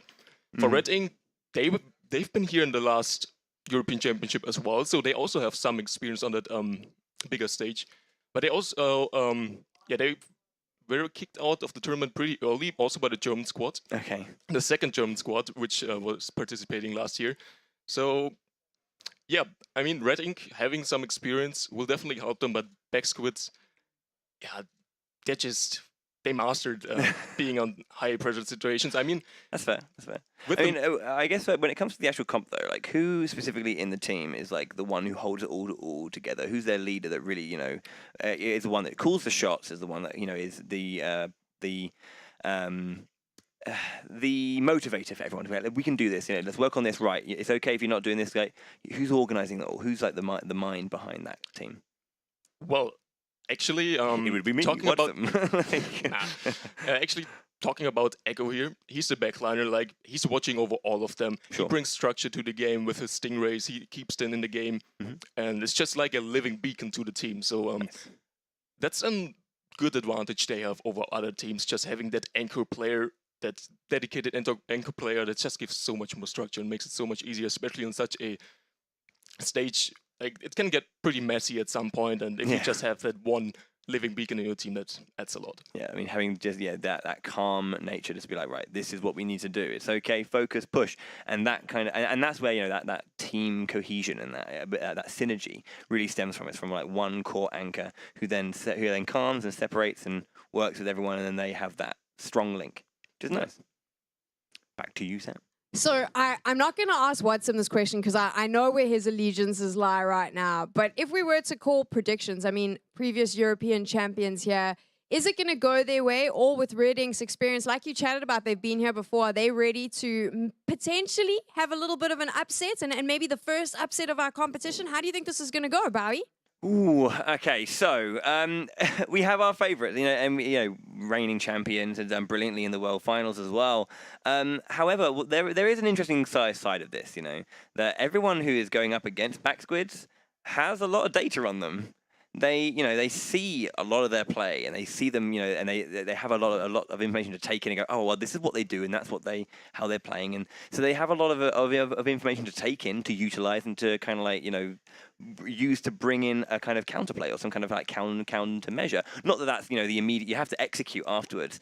To go right. Well, this is what we want to do. Can we do it against their high quality play? Because not only are they a solid team, but individually they're all brilliant players. But they do have that information. So Red Ink can sit there and go, well, we have all this information on Backsquids. They won this tournament. Let's watch those VODs. They were at the World Finals. Let's watch the videos. Let's just go through it all and just like analyze and break down and think, definitely. Can this be something that will get that victory going? That's the question you have to ask. Now, on the other side, you've got the experience, you've got the maturity, you've got the skill and the quality from Backsquids, who probably are playing against players and teams every day or every event who have the same ability to utilize that information as well. So, that's definitely can give Red Ink an edge. Like if they prepare for that, definitely. Also, another thing with Backsquids being in the clear favorite role, they're kind of pressure to win here. Yeah, like exactly. They have a lot to lose. Meanwhile, Red Ink, I mean, if they lose here, that's perfectly fine. That's what everyone actually expects from a reigning European champion. Indeed. And that gives you mentality-wise like a pretty good advantage, since you can just play your game and just go like that. Absolutely. We're going to be jumping into our first game. So we're back to group stage round 1, which is our first match. So we're going to be starting on Splat Zones in the Reef. Is a Splat Zones or the Reef something that Backsquids are, competent at? Is it one of those like, well, they are the Splat Zone gods? Totally. Like the Reef was always known as one of the smallest map in the game. Therefore, favoring aggressiveness, since it's pretty close range. Everything is kind of the same spot anyway. And Backsquids, as of recently playing 2 baller weapons, baller really excels at the Reef Splat Zones, and you can just drop from that mid bridge right into the zone and cap them with the ballers. So that's a really viable strategy to just take a pretty safe cap of the zone. You see the German team and the Russian team getting ready to play. They are about to be jumping into this first game. Splat Zones on the Reef. It's a good way to start off every group, I think. It's just one of those things. It's like one of the most traditional like modes, and for Splatoon 2, a very, very traditional map as well. It's been there since the start, so everyone's got a lot of experience and a lot of hands-on time with this one. But we'll have to see how it goes. Will we see a game 3? We haven't seen one yet, and maybe, just maybe, we'll see something special from the Russian team here, Red Ink. The hope is always there. Yeah, and we want to see that. We want to see, when it comes to competition, we want to see it go the whole way. The game is underway. Let's jump in right now as our players are making their way to the center. Okay, so again, this tower, the zone is now broken up into 2 slight pieces, and this bridge is a very important place to grab. Backsquids getting an early double splat on their side. Wow, very good shot there from Echo, taking out Kronya. Yeah, that should be full control already for them. And now it's really up for them to lock them out. You see Ice already dropped there on that platform. Yeah, Echo and Kaito just waiting over here on this bridge as Marjin goes down the side, and Ben is going to start pushing up to the edge as we have this suction bomb coming in. You can see the way they just like went straight in immediately. Surge now, or Sergo rather, using that Inkjet does take control back of one spot, and they turn it around. Good fight back from them. Echo's still sitting there with his Jet Squelcher. They don't know he's there. He can just, he's getting the surprise pick on. That should be an opening for them. Ben's pushing in as well. He has also his baller. Echo getting another pick. Yeah, that should turn things again. Yeah, they're going to take control back there. That's one, and they're going to finish off the second one. That's two. 8 points difference. Not bad from Red Ink, from the Russian team there to get that start out, but you can see Back Squids are, taking control. They've got full control. That's 2 splats down again for them. They're going to be pushing that advantage. Yeah, those splats just gonna stagger them a lot. And just gonna buy more time for Backswitch to eventually KO here. They're already, going with the Stingray as well. Ice Force to that, Tidbit still on the bridge. Yeah, he finds the kill, so they're kind of even the numbers. Let's see if they can keep the zone. That's always pretty important to get that penalty on the Using the ball, trying to get as much height, doesn't get any splats from that, and then he's got in a 2v1 scenario that does get taken down, couldn't get anything for his team, and it's again a 2-man sweep, or a 2-Inkling/Octoling sweep. Yeah, so far Backswitch couldn't establish full control yet. Like, each time Red Ink just always came back really quickly, just dropped into the zone, just capitalizing on the kill splats done earlier. Yes. So, but as of now, that's almost a full wipe on side of Red Ink. Yeah. So yeah, finally some full control for Backswitch. Nice finish there, using the suction bomb just to catch the recovery, and the landing of that Ink Jet will give them a little bit more stage control. You can see Sergo and Kronya walking around the side, and you have Echo seeing that and will be pressurizing with the Stingray. Kronya gets taken down, Sergo by himself, looking like a little bit too much pressure, has to land, no finish there. Nice usage of the start point, just being behind that wall. Yeah, good focus by Backswitch. They just had all 4 people on the left side, dealing with the 2 opponents on the far left side, and then they switched the focus to the far right side, and they effectively, locked them out here. I don't think they can get to the zone, and that's the early KO here. First game to Backswitch. They take early control. Red Ink fight back quite nicely in that beginning, but again, Back Squids just do what they need to do. They lock out, they shut it down, and they just push for that victory. Very, very clean and clinical game from them, game 1. Yeah, totally. I mean, that's what we kind of expect from Backswitch. I mean, once they got really into that control phase, where they locked them out all the way into the spawn, it was basically over for them, and that's exactly what they're looking for. And I think as well, it's like if you look at how they were playing, there were opportunities that Red Ink had to maybe get a splat or 2 here and there, and then really press that advantage, and they just didn't have in those scenarios a 1v1 ability to kind of beat out some of the players of Backswitch. You could see Echo's ability to react and get that accuracy in, especially with the Stingray. Generally quite a slow-ish weapon, but his ability just to whip it out, find the angle, and get those splats is so important. And in one of those things where you go like, oh, that's the pedigree. That's it right there. He's super aggressive on the Charger and his Stingray in general. I mean, he was just sitting at the bridge, actually kind of exposing himself pretty much, but he's still just going for it and being effective at that. So that's a good trade by Echo. That sheer aggressiveness, which you wouldn't expect from other Chargers. So we're looking ahead to game 2 now, as you can see on your screens there. Tower control on the Manta Maria, as our players are just finishing up their preparations and getting ready. Hi, Mum, I'm on TV. But yeah, so the Manta Maria for tower control, how do you feel about that map and that mode? Well, of course, you need the Stingray to just... It gives you so many options. It can stall, it can assist pushes pretty well, it can counter the other Stingray, so so the other team can't stall you with the same weapons. Yeah. And also, one checkpoint on this map, especially the second one, is pretty hard to get since you're pushing through a pretty narrow alleyway, I would say. Yeah.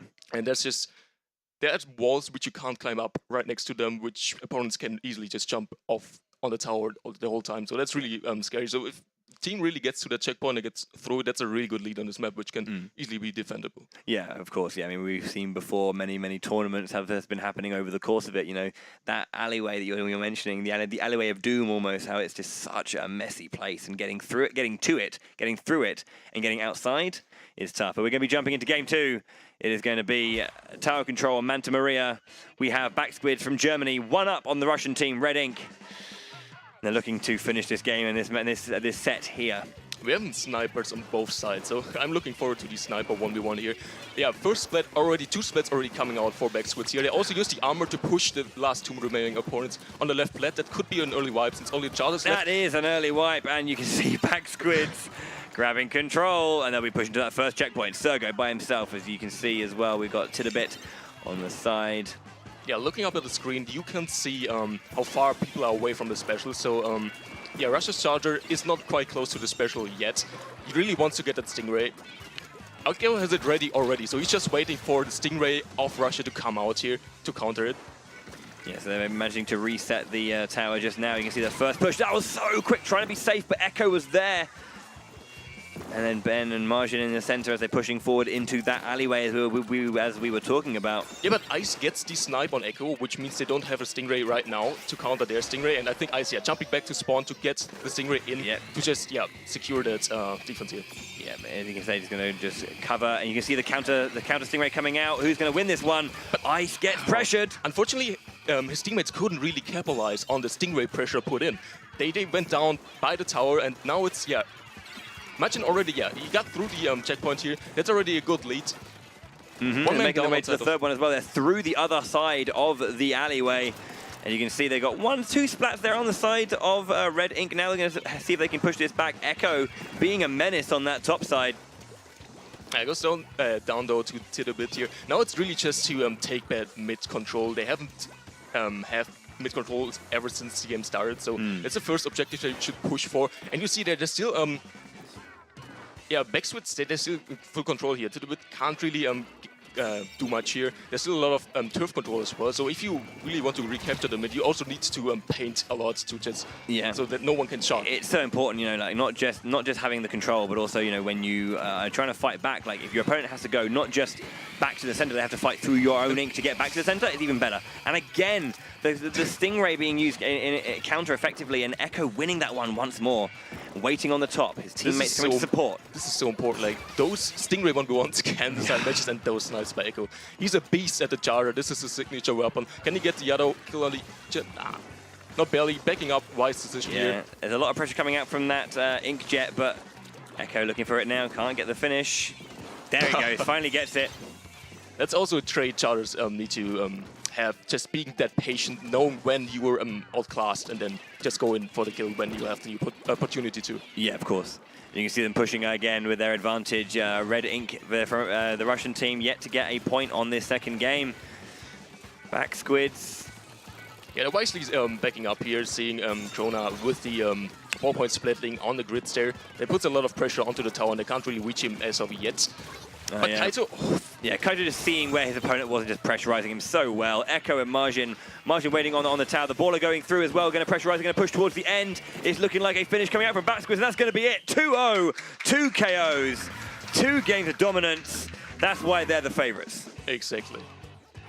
Oh, man. Backsquids showing their quality there.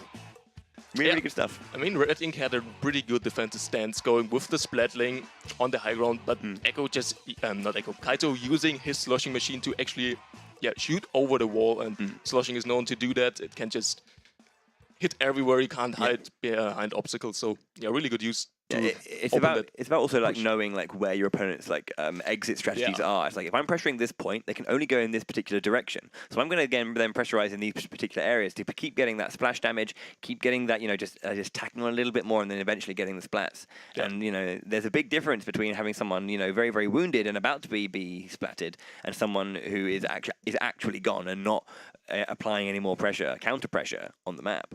But yeah, you could just see. I mean, you were mentioning how they were just consistently, just always just clamping down and pushing there. Yeah.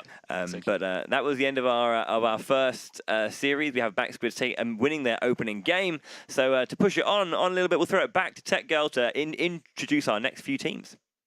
The first best of 3 for Group B, and we see our previous champions dominate 2-0 to Backsquids.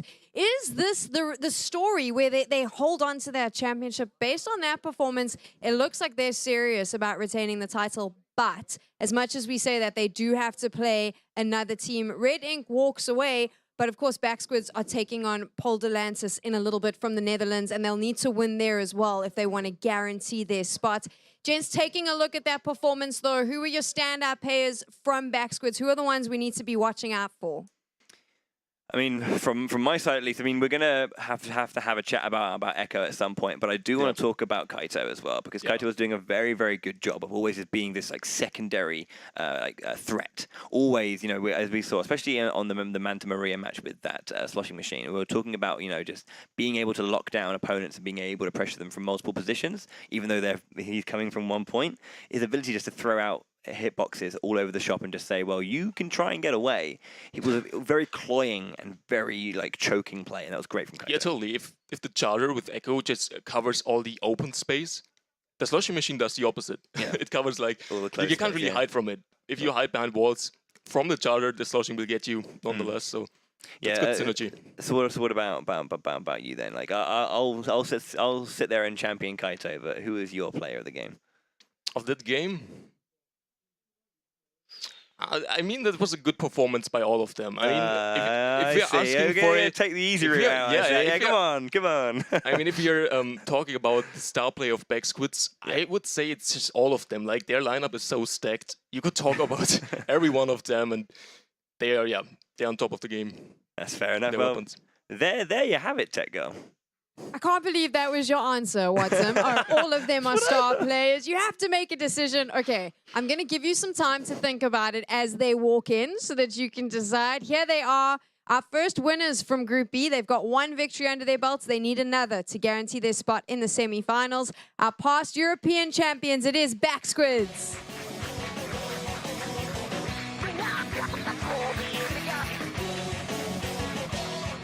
They are one game away from making it to the semi-finals. If they win this game, they will be the semi-finalists from Group B. But, well, not quite yet, because it could change up. Actually, now that I think about it, there's a lot more on the line. They can't just win, because Reading still has another chance. Besides the points, let's get into this particular game. From the Netherlands, this is Paul de Lances.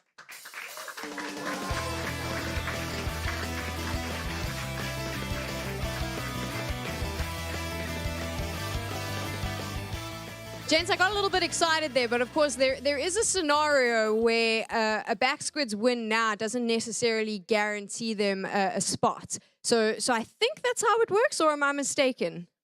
I believe that because we need the way it would have to work is that if Polderlantis beats out Back Squids here, and then Red Ink beat out Polderlantis, and we've got a three-way tie where everyone's won one-on-one match, and it would have to come down to I believe like the quality of the games, if not a replay for specific matchups. So we would look at the matches won during the sets. Like if you lost a match 1-2, you have one match more won than others, presumably. If that's not the factor, we're gonna look at the KOs done in the games, and we're gonna have it's one of those things. Semi-finalists after. That. So if Backswitch do win this one, they're 2 points clear. So it means that they definitely will be taking that one back. But you know, it's one of those things. Can Polderlantis get this this win? I appreciate when we had this thing and we saw all the visuals of like the foods on top of the squids. I love those. I was a big fan of the Stroopwafels on top of the of the Dutch squids.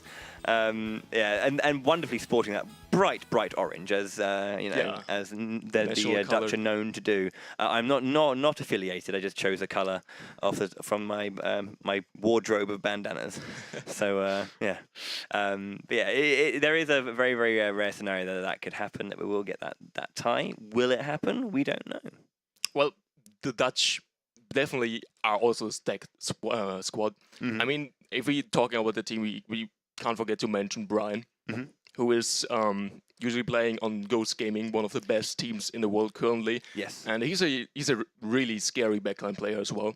The maybe it's not a problem, but on the Dutch team, they actually have too many backliners. So while other teams actually don't have any backliners at all, which is like a backline always gives so much structure to a game. Yes, the Dutch have 2 of them, and so they just decided that Brian will probably just flex to other weapons, but a player at his level, he will easily just pick up other weapons and do instantly well with it as well. Yeah, of course. I mean, I guess the regular comp is, I believe it's like double Slayer, flex, and then backline. Just to kind of like play around that one. But like double back, so is it a double backline, 1 Slayer, 1 flex then for them? Or presumably, I mean, you can switch it up, but double backline is most of the time not the ideal choice. So I guess that's why they decided to put Brian on flex. Right, sure. But I mean, he has showed that he's pretty competent on dualies, especially dually squares. They have insane rage. Exactly. Yeah, I was gonna say, like, I mean, you have these kind of like these. I mean, that's the point of flex, isn't it? These off meta or these off roll weapons that can fix or set into a bunch of them. Like a general kind of like jet squelcher has good range, but it's not maybe not as immediately devastating as a rapid fire, or not as kind of long range as those like an elite or whatever, your backline weapons. So yeah, it's interesting to see how they're going to work out. And you were mentioning that he's a strong enough player that it doesn't matter that he's been pushed off his main because he's still got the quality to do that. Totally. But yeah, players are going to be getting ready as well. I would throw it back to Tech Girl very momentarily just to get ready for this game. How are you feeling?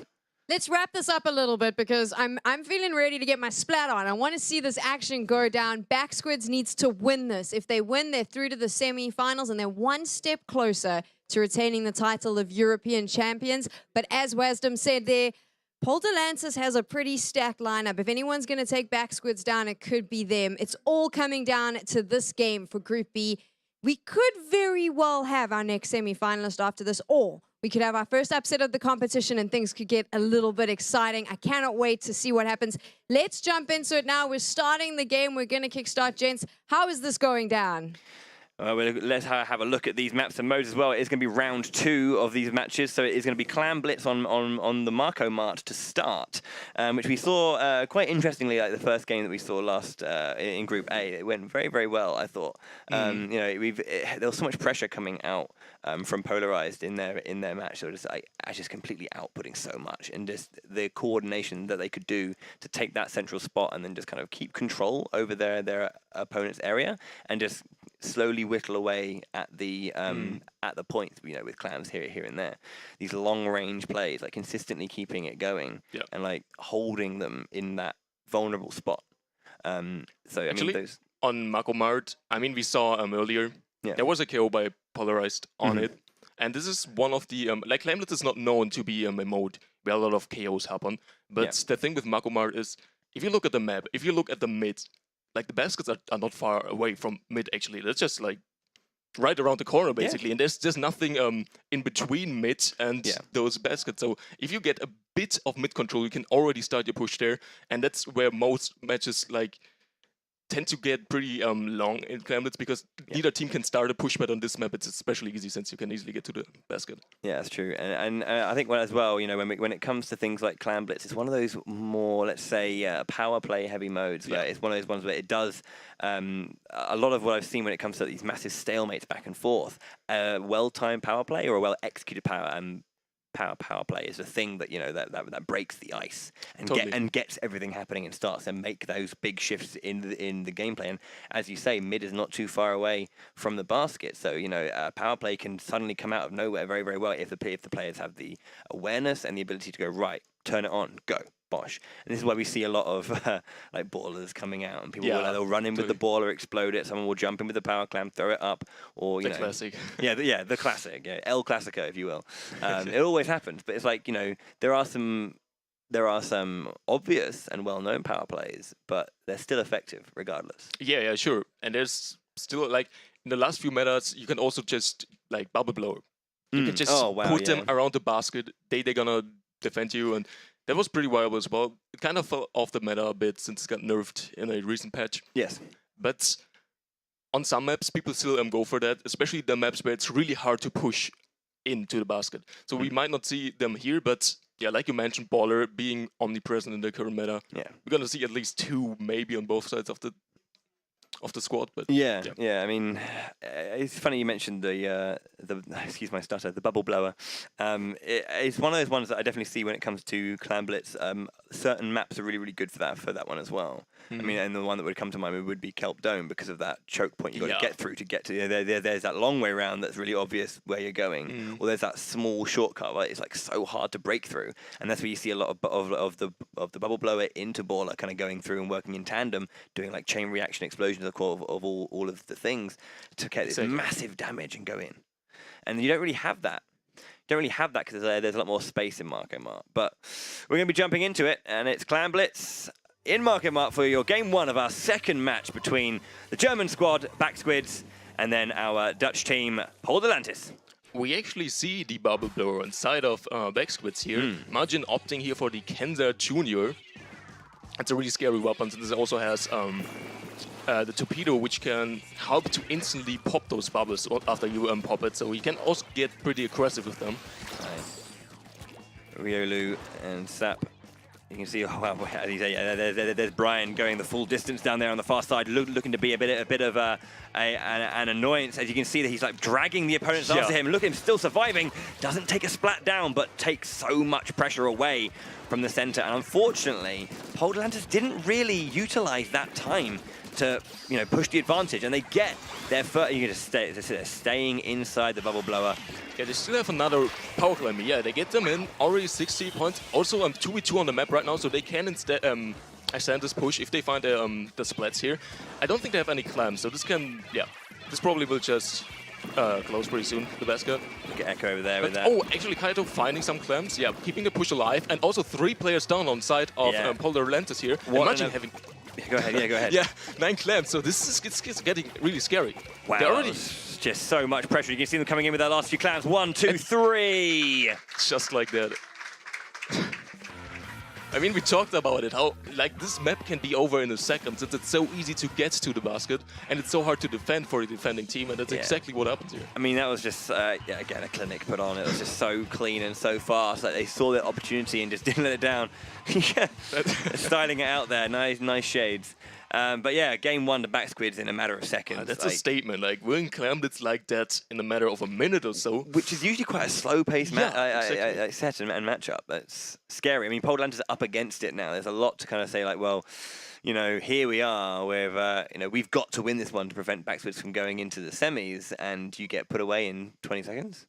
Like, I mean, Brian started off by making an interesting play where he like pushed really far down the backside and like brought 2 members of back squids with him. Yeah, I mean, so there was a 3v2 at the front. If he doesn't get the splat, at least if he stalls long enough for his teammate to push back in mid, that's also even worth it. But somehow it didn't happen. Yeah, there was so much pressure, and then before we know it, back squids have their specials up and they're throwing out the bubble blower, and they're in the opposing territory, and boom, double power clam, and then just staggering the regular clams in 1, 2, 3, 4, 5, and then it racks up so quickly. It racks up so quickly. Yeah, but talking about the next map, it's split zones. Split zones. Camp Triggerfish. So we have that divide in the center between the 2. We talked about it earlier. It kind of creates 2 games going on their own at the same time. Since usually people just send 2 people to each side and they just battle it out 2v2 on each side. Yeah. But also this map also benefits long-range weapon a lot, since once you're done with cleaning your side, how do you assist the other side? Yeah. And having like a bomb or just a longer range weapon really helps you to stay safe on your side, so you can contest it once the enemy wants to push it again. Yeah, those long range weapons will assist here too. Yeah, but as we say, we're jumping into game 2 now, and you can see those two zones, 2v2 on both sides. It's, as it said, you got that long range coming out from Echo now on the top side, being pressured a little bit there, but keeping it sturdy and strong, trying to get around that corner. Echo trying to get that snipe, gets it on Riolu, goes down. What a wonderful pick. And you see, we have 2 snipes on the side of Poldlantis right now, and also Range Passer, which also has a lot of range. I mean, the name applies it already. Also Range Passer on side of Backswitz here, so yeah, kind of expect the team comps, but Backswitz already pushing kind of into the spawn. Ben is on the flank, on the far left side. Watch out for that. And just covering so much ground right now, and goes into the baller, trying to capture his opponent. Gets a double splat out there from the baller. Can he get a follow-up kill as well? He's super weak. He only needs to commit. The direct as well. That's such a big play. Almost down to halfway through, and you can just see, look at the zone, the map, the stage control completely in the favor of back squids. Utterly. That's exactly where they want to be. I mean, Echo, you see he's kind of on the left side of the map right now. He can easily climb up that wall area right there. And but yeah, Riolu getting assisting 2 picks here with his Stingray. Imagine coming in with the flank though. Gets taken down by Brian, who counters though, and they're looking for a complete team wipe if they can. There is the essential team wipe as we have members of Backsquids making their way back in. But there we go. We push the pressure back onto the side of Backsquids as the points start counting down for Poldlantis, but they can't get complacent here. They have to keep pushing up, just like Backsquids did if they want to hold on to control here. As we have a baller coming out. Brian needs to get back right now, and he's pushed back. You just see how much pressure the baller applies. Like, you can save yourself with it, and after that, just pressure away all the other backline players. They need to respect you, and that's how they essentially got the retake here.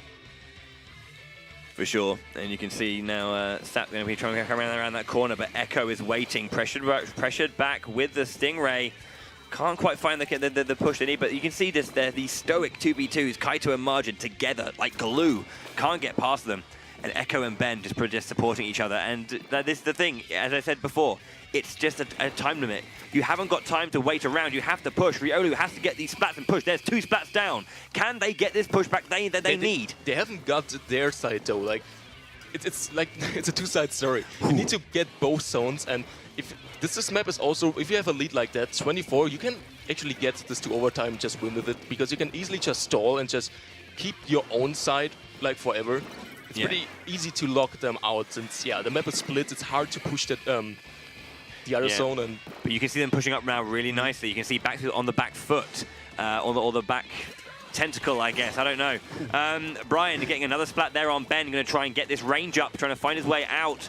If he can just get some control, and you can see Echo now with the Stingray looking for some splats. Retreating there. I mean, look at the timer. They're almost about to get the lead. Like the tides have turned here. Ben, they need to put a margin going in though, stopping the timer. A lot, but they get a lead. They get the lead, and then you can see for the first time, Backsquid are actually up against it. But look at the splats, so 3-0, team wipe, and this is really interesting. They've got a lot of penalty points to push through before Polanders have to worry. They've got time to get back into this, but they have to be fast. Sap going up the side, Echo waiting, Ben going over the central point. Here, the points are getting lower. Yeah, right now, Poland is fighting for their lives. They're having a lot of space right now, but that's exactly what you want to avoid, getting wiped after you get the lead. Like, if you still have 1 to play. Oh, it's a 1-for-1, it's a 1-for-1, that's big, but look again, 3 people down on the side of Polantis. The lead is back in the hands of Backsquid. Kaito pushed up pretty early. Yeah, he can even just stall way longer with the ball, and I don't think they can even reach the zone, can they? No, it's over, it's done. That is really solid stuff there from Backsquid. Polantis putting in a great effort to push back and get that victory, but in the end, it's going to be a 2-0 from the German team. Yeah, I mean, Polantis, they were essentially one team fight away from taking this KO in Backsquid here. They were pretty close. They took the lead. We're almost about to KO it, so... Man, it was super close, but to have that fight back, because there was such a huge effort put in by Backsquid in the first place, that you sit there and go, dang, I've got a lot to go up against. What do I do here? And they had that. They just, I guess, what's the word I'm looking for? The mentality just to stick with it. They were calm, they were collected, and they fought back very nicely. As a team at that level, you really need to make comebacks happen. Like, not everything will work out how you want it to be. And just, staying calm, just being collected, just group and pushing together again to make the comebacks happen. That's a trait a really good team needs to have. Yeah, I think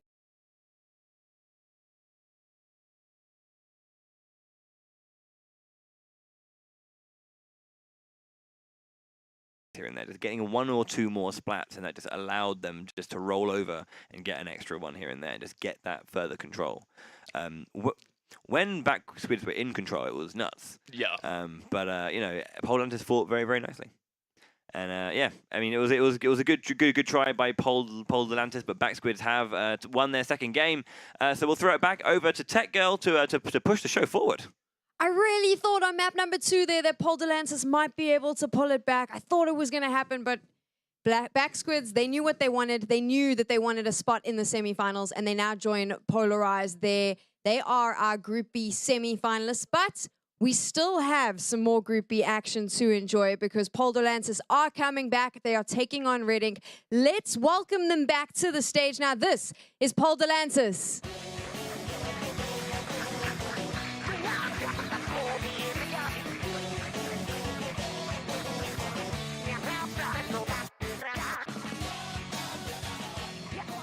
They're facing off against the team we saw at the start of this group. This, from Russia, is Red Ink.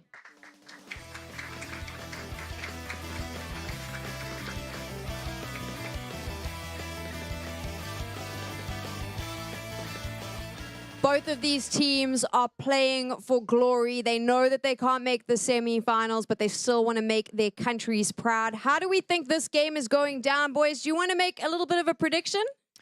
Ooh, okay.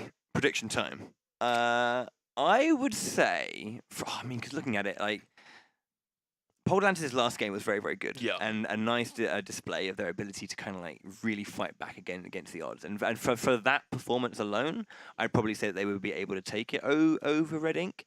But I do feel like the explosive nature of Backsquid really affected Atlantis a lot more. Whereas I think Red Ink weathered the storm a bit better. Like they were able to take the pressure and manage to stall out a bit longer. Yeah, Backsquids really force you to play their game. And now with that out of the window, they can really focus on their game again. I think we're gonna see a more closer match. I'm also with you saying that Atlantis probably has the edge over here, but it's definitely, it can go both sides. Yeah, I think maybe we can see the fight back from Atlantis, but again, Red Ink's stoicism in being able to just kind of like take hit after hit after hit might allow them to kind of like have the stamina win over Atlantis. I mean, we can look at maps and modes here as well and have a look and say, you know, we got Rainmaker with Walleye Warehouse to open it up. It's going to be you know, pretty really fast-paced game, and Red Ink maybe playing that slower-paced game may not work out for them so much. But then you got Clan Blitz on game 2, Piranha Pit, which is then okay. Maybe that slower-paced game will be in their favor because they'll be able to like wait and kind of build it up together, and then just kind of like as a wave, just kind of like push against the Dutch. Yeah, talking about Rainmaker, we haven't seen it yet in this group. And Rainmaker's also the mode where upsets tend to happen the most, since one team fight can give you just such a good lead, which you can just get overtime and win with that. Yeah. And we haven't had this one before, at least in this group. So that's also a reason maybe why Backswitch kind of rolled through the group like they did. With Rainmaker now, yeah, it like can turn at each point in the game, basically. Like one big play, you get a triple, you can just turn the tides of the whole game. Yeah. That's our predictions there for you, Tech Girl. What about yourself? I know you have to be impartial, but what do you think? I want to answer and then I don't want to answer because my heart is torn on both sides. I think it must be very difficult coming into this knowing that semi-finalist spot has been taken. So you know Backsquids is going through. You've suffered a defeat. Both these teams on either side of me, they've both had to suffer this defeat. And on top of that, knowing that the chance for the semi-finals is out of grabs, I can't imagine the mental strength that these teams are going to need to come back here and go, you know what, we're still going to play and we're still going to put our best performance on. So I'm torn to decide who can do that. I think it is going to come down to who wins the mental game here, who's able to come back from the loss and say, we can do this. That's kind of where I'm sitting. Is that the safe answer? Did I do that well? Nailed it. Totally, Absolutely nailed it.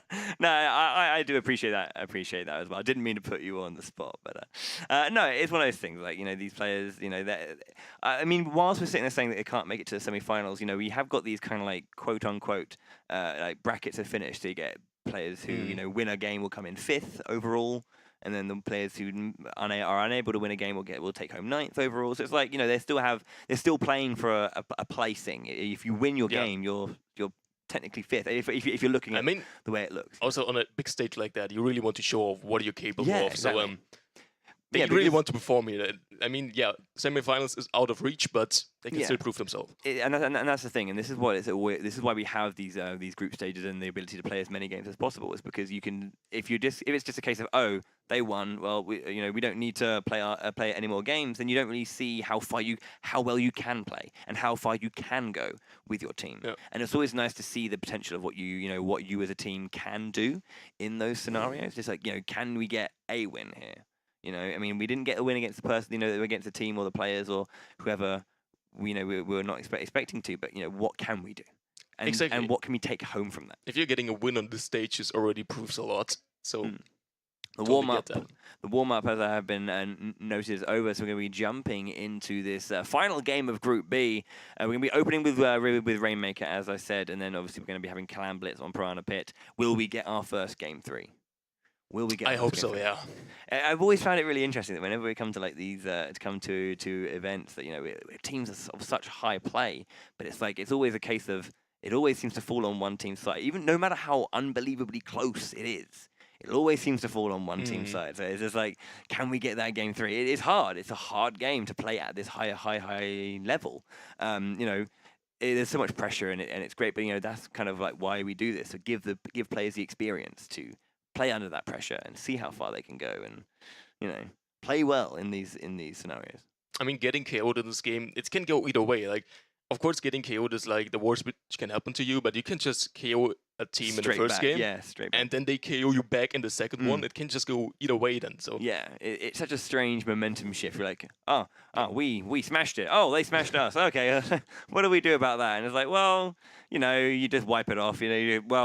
That's just a write-off. That doesn't matter. That game just happened. It happens in all kinds of competitive games. Every time, I've always seen it.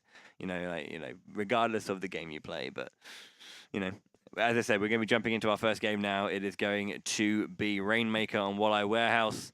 And we'll see what the Dutch team Polderlantis can do against the Russians, Red Ink. yeah, we're seeing charters on both sides here. Stingray being a really good choice on this map. It's pretty narrowish, so you don't have that much space to avoid a Stingray. You can only go left and right, but the map ends quite quickly, so it's pretty narrowish. It's a really good choice here. Already 3 splats, on side of... Well, yeah, and they're going to be looking to make a play that's kind of similar to what we saw in the first group, but no, not the full 41 points shy of what we saw last time. But still, nonetheless, a very, very good first play coming out from Red Ink. Yeah, they could have waited a bit longer to just establish that control, just shoot with the Rainmaker a few times onto their snipe and force them back like that. There was only one guy alive anyway to get a maybe even better lead, but now, we see here in mid the Stingray coming in, Zerg also pushing the Rainmaker. There's no way he's going to survive there. So much pressure there onto Latai, who was trying their best to stay alive, but unfortunately not. Ooh. Yeah, a nice pick by Kronia there. Gets immediately taken down, but you can see on the far side is that Rainmaker, which Latai will do by themselves. And as you say, that Tidapit gets caught by a splat bomb that they were unaware of. That's 2 down on side of Red Ink here, so this could be an opening to get the lead back here for Polderlantis. Going to be going up that slick center. They take the lead, and they're going to be making their way through, get a 15-point lead. It was kind of like one of those bum rush, all or nothing modes. We're going to be getting splatted, but go in anyway. Just get the points. So getting the splat on Brian, pushing in here. Also, extending the pressure with the inkjet. Yeah, Riolo safely, just wisely jumping out here. That's probably the best you can do. I mean, Zerg didn't really get much out of the inkjet, but they already gotten back mid, so they are set for another push here. There we go. The jump in, You're pretty defensive while doing that, so almost a full wipe on 4 Polderlantis here.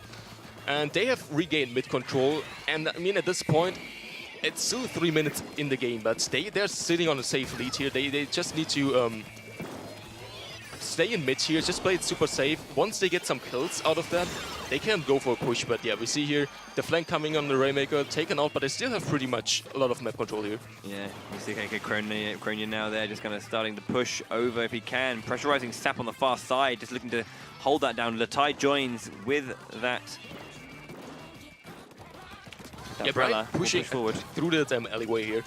Getting the pick on Zerg, that might open up something. I think, too many down, he just needs to back up. But I mean, at this point, you don't need to risk that much. You're already sitting on the lead, so just holding that control, especially in mids, just locking down out your opponents to not get back in. That's the safest option you can do here. See the control in the center as well as Zerg is trying to make their way forward. Kronia goes down, Sap there, gets taken down too. They've got a potential chance to push there. As you can see, Zerg's control in the center is strong on the far side.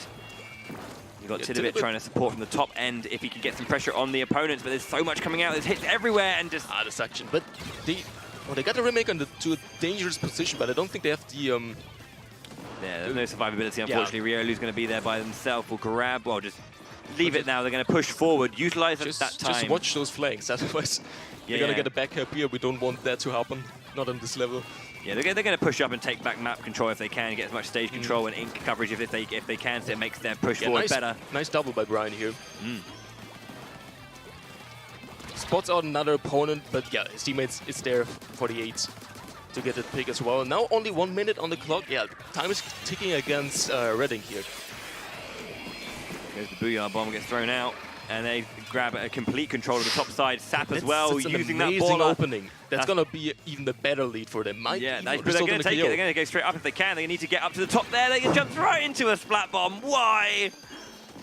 But 11 is way scarier than 29. Yeah, for sure. So 35 seconds left as well, so they've got the time's ticking out. They haven't got too much time to do this. They really need to take back mid now. Tidabit already putting walk here. Can't find a kill as of yet. They already used the Stingray, so they won't have a counter Stingray in case Brian gets it. But Brian goes down. Actually, it's a 2v2 right now. And not Brian, I mean Riolo was on the snipe with the Stingray. Brian's still alive here. He's holding that alleyway, and yeah, you see, we're gonna get into overtime if nothing happens soon here. He's doing a good job of pushing up. Brian's still waiting back there, getting pushed back by Kronia. You can see Sap coming around the side with these Julies. Serg looking to push back. We're into overtime. It gets taken down at the last second. That was a really good play, man. Yeah, great idea. And they had the opportunity, but Sap got through. He threaded the needle of all those hits and got the splat he needed on to the Rainmaker. And that'll be game 1 going over to Pol Delantis. Yeah, but you saw we went into overtime. It was way closer. Red Ink had the lead for most of the game until like 3 minutes into the game. So this can go either way in the second game. We're heading to Clamblitz, if I'm not mistaken. The Clamblitz on... Crikey. Piranha Pit. Piranha Pit, yeah. That's also another pretty interesting map. It's a pretty wide map, pretty flat. There's not that many obstacles beside the ramps in mid, the moving platforms. And yeah, while this is also pretty easy to... Like, there's not many obstacles between mid and the baskets, but it's just a way longer path to take to the basket, so it's easier to defend. I don't think we're gonna see a KO, at least not such an easy KO we did on Makomart earlier. Yeah, for sure. Obviously, last time we saw this, we were watching a very, very strong, I believe, Polarized team, take down Team Question Mark very, very strongly. And, it was kind of interesting that you say that it's kind of easy to defend as long as you have that stage control. Yeah. Because of, the way in which the spawn is kind of like positioned kind of away from the basket. Kind of makes it, it's like one of those things that if you do have that control, it's hard to get into. But if the enemy have the control of that zone, it's hard to get into. But if you can like dominate their spawn, then it's like, what are you going to do to break out of that, Yeah, it's that question mark that's hanging on. But we're going to be jumping into that game now. It is going to be, as I said, Clan Blitz on Piranha Pit, and Pol Delantis 1 game up now. Oh, we see a Dynamo Roller here. This weapon paints amazingly well. So this being such a huge map, you can paint a lot and just get a lot of specials for it. Is that Brian just trying to hold the right side? Zerg pushing them? Yeah, they're 2v1ing him, getting the first splat. That might be an opening to push even further. They find another plat, and Ice and Kronia, they need to back up a bit. They find one splat, but Brian flanking over here. Yeah, Brian's flanking was immaculate as well. You can see him dancing in the ink tube as well, trying to keep that attention that goes round to the side. The Tetra dualies with those 4 rolls, you can just you can really dodge a lot with this weapon and just stall a lot of time. But Brian needs to jump out eventually, since, it seems like... Yeah, Rush on the other side of the map, they found more picks. They had already opened a basket here. Tidabit with the baller here, I think he can find...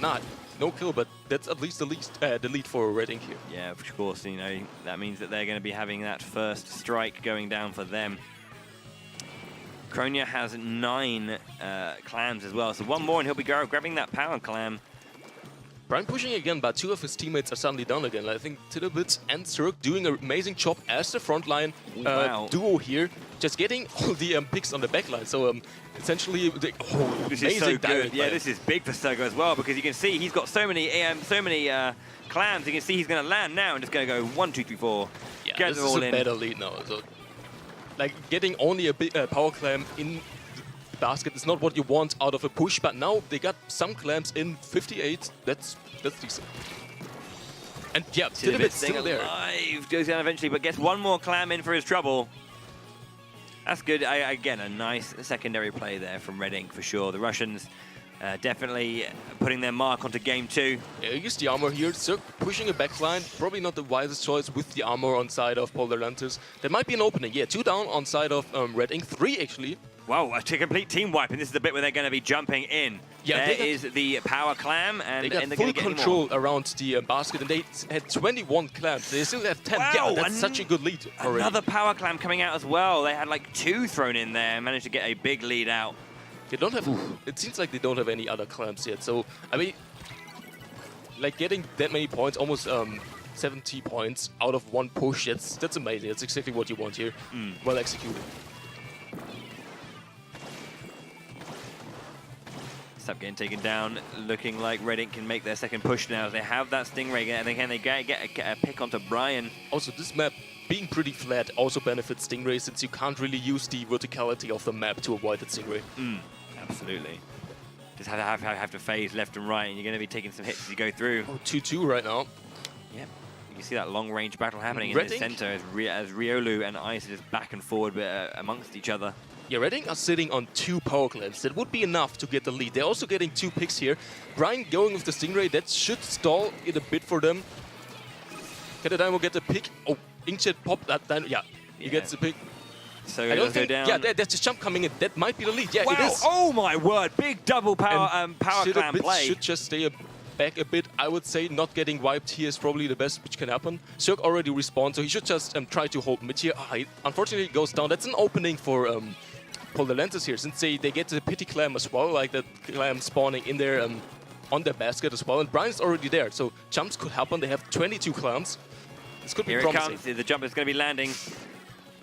And it Not only goes in, change. and it's a double. Ooh, that's barely enough. That's barely enough. I mean, they get wiped due to that, but I mean, once we get into such a state in Clam, it's kind of swinging left and right, since the team who's pushing, they're always getting wiped, giving the enemies a lot of clams again, just, yeah, allowing for their counter push again. So will Red Ink swing it back? There's 1 minute left on the clock. They're already going in with the baller here. Yeah, they're going to have another one. We're going to be landing there. Wonderful They throw. need the picks, though. They need the picks.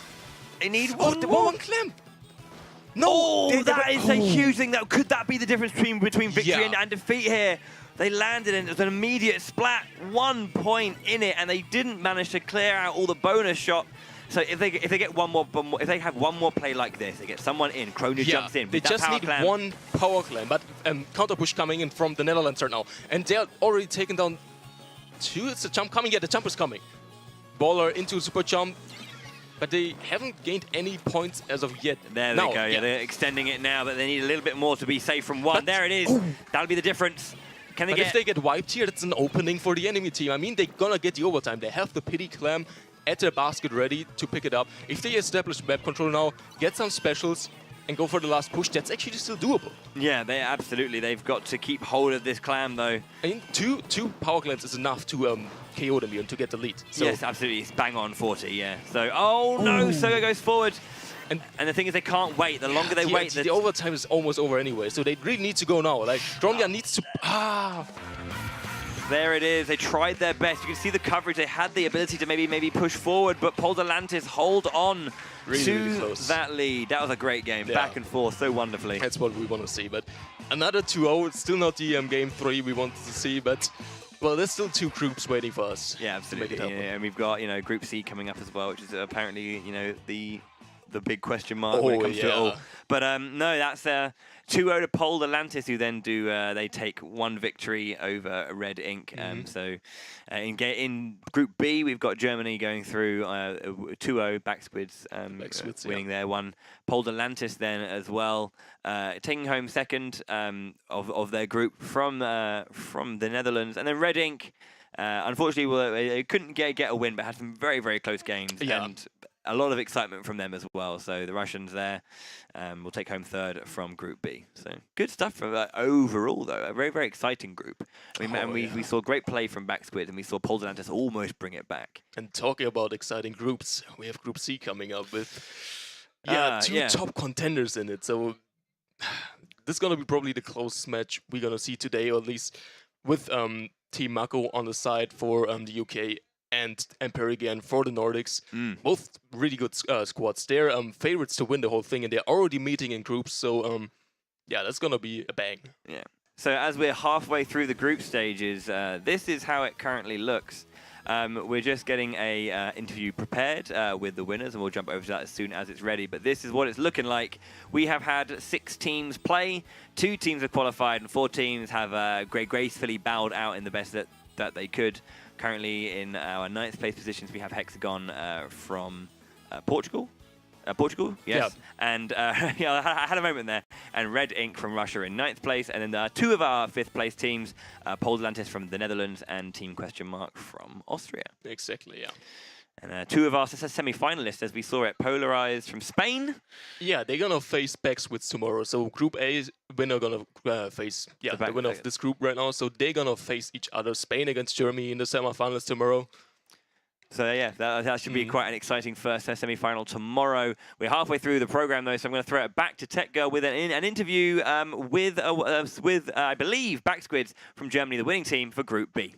Unfortunately, it seems like the Backsquids have decided to go deep undercover. They've gone into the ink and they're not coming out. So we'll hopefully get to chat to them tomorrow during the semi-finals. They are, of course, your Group B semi-finalists making it through. What a pity that last game, though, because you could see the emotion in Red Ink's face at the last. They had fought so hard, and I'm sad to say goodbye to both them as well as Polarantis. However, it's now time to move to the group we've all been waiting for. It's the one we spoke about before the championships. It's the one we've been keeping our eyes on. It's Group C, the most stacked of all the groups. Lots of favorites in there. We're getting ready for that action. In a little while, we get to see who from Group C makes it through to the semifinals. We'll see you then.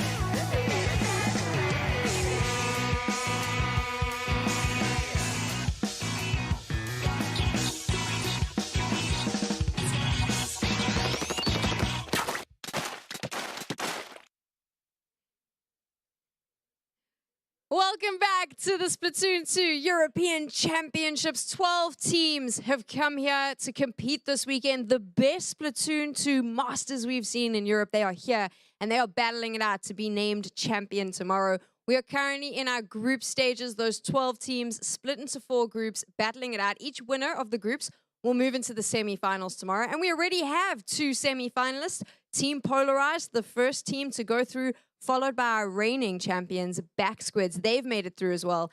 And now we move in to Group C. Before the championships, this was the group that caused all the discussion. It's the one we all want to see because it is so heavily stacked. 2 favorites in there and a third team that could potentially do a little bit of an upset. We've done a shuffle in the casters booth. So Bowie is joined again by Dragonuto. Let's chat a little bit about this group. We mentioned it at the start of the show, but let's get back into it. Why is this group so stacked? Do you want to start it out? Do you want to bring us in? 2 favourites is the way it's looking. You know, we have when we were looking at like the top 4, like, who are like the top 4 teams we were expecting to to make it all the way. You know, we've got Back Squids who have made their way through, Alliance Rogue who are in Group D. You've got Team Mako. I want to say Marco, but they're going to have a go at me, so I have to say Mako. Team Mako in Group C, and then Emperi Gang from the Nordics again in Group C. So this is the important thing. Emperi Gang, obviously having members of Ghost Gaming. We've got Sendo, we've got Plontro. You know, great players. And so, you know, we can see a lot of quality coming out from them, and they did brilliantly in the Nordic finals as well. And then obviously you've got Team Mako, who've got Sweegly, Kaji, who are great players, great synergy.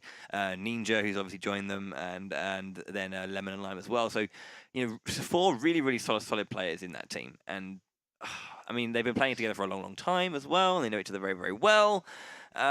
You know, and they performed excellently at the UK finals and qualifiers last year. So, you know, it's one of those things. We're going to get a really good game. I mean, it's one of those things. Like, you know, we want to see the top 4 be whatever, but it's like we're still going to get that great game. You know, okay, it could have happened in the semi-finals or it could have happened in the grand final, but it's happening now, and it's still going to be a great game. Yeah, that's the thing. Really, coming into this Group C, it's very dangerous. I mean, Mako, in fact. I say Marco, he says Mako, but it's in fact Mako, so we're both wrong. I mean, technically we're all right, but going into this, I mean, Mako. In fact, I'm going to say it right this time. Mako have a really strong composition. They're quite well known for being consistent, I'd say. They managed to beat me out in the UK finals, so they have to be somewhat good, you know? There it is. I was waiting for you to come alive and just bring the Dragonuto we all know and love to the table, but here he is, everyone. And Emperi Gang obviously have really stacked composition. Yeah. Like, they've got Plontro, they've got Sendu, they've got Kaldemar, they've got Kaldemar, so many good players on that team, and it's hard to see a match where that doesn't go the whole way between those two. I mean, they're so strong. Yeah. And I mean, depending on whether we're going to be seeing them, I'm not sure in the order that we're going to be playing Group C right now. I can't remember off the top of my head at least. So it's like, what composition of games are they going to be getting? What modes, what maps are they going to be seeing? And how is that going to be pivotal in how this match is going to go for them? It's quite an exciting thing to see. So you feel a little bit bad for Huitant though, sandwiched in between. Yeah, I mean that's the thing. Like, whilst we're sitting there going, look at these 2 great teams, you know. Why have we got these? We have got these 2 great teams, as I was saying. So it's like, okay, but then we do have Huitant in the middle, and it's like we don't know what they're capable of in terms of being able to push these 2 teams. We were sitting there going, oh yeah, absolutely, Emperi Gang and Team Mako. This is gonna be the one that it's gonna be like. This is where it's gonna be decided. But we don't know. The Swiss team, they qualified in their region as everyone has. What can they bring to the table? They've obviously been good enough to win out in their own region. They obviously are the unknown. That's the thing. They're there in between these 2 established strong teams. And whilst Emperi Gang hasn't gone to a European Championship before, that wasn't there. Really, they couldn't really do much about that. But they are a strong team outside in the international scene, even though they don't play together. And it kind of feels like going into this, Huitant they're gonna struggle uphill here. It's gonna be a really hard fight, but we might see something incredible out of them. Yeah, and we don't know that yet. So yeah, and the thing is, sometimes when you really push someone to the limits, what can they bring out from that? When they are pushed, if their backs against the wall and they're cornered, what are they going to be able to do and bring out? When Okay, well, we can't do anything. If we don't do something now, we're going to lose, and they just go, hell for leather, and then just pull out, great plays. It is possible. But yeah, we'll need to have a little. We haven't forgotten you, Tech Girl, so we're going to throw it back to you and see how you're feeling about Group C. I knew that you hadn't forgotten about me, and I also knew that our sneaky British casters were trying to tilt Team Mako by changing their name about 3 or 4 times. So let's introduce them, and I hope they don't look too angry. It is UK's Team Mako.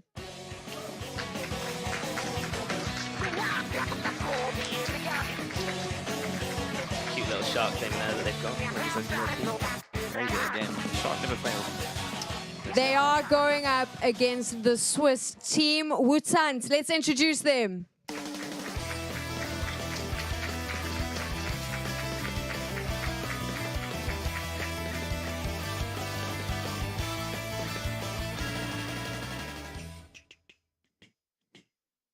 We've chatted a little bit about how stacked this group is. We've chatted a little bit about the favorites sitting here. By the end of this group, one of the favorites is leaving the competition. It blows it open moving into the semifinals. It makes it really exciting because they could be an unknown element. Gents, though, when we're looking at this particular game right now, the Swiss team up against Team Mako, who do you think are the players that we should be keeping our eyes on?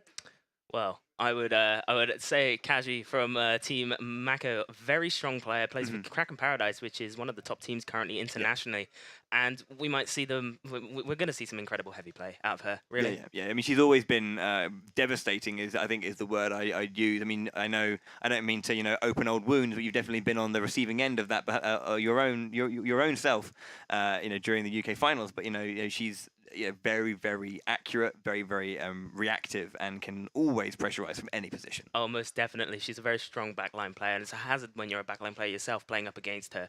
But obviously, she can't do that alone. She has got a really strong team that backs her up. I mean, Ninja, Matthew, he's a strong player. He's their front line, or their mid-front line, basically. Does a lot of the team calling and a lot of the work there on that front, and Swiggly obviously being Kaji's sister. So maybe some familial bonds. Yeah, I mean, it's like that. I mean, that synergy right there. Unless that, and I don't know, unless having a bit of sibling rivalry and not having the best day.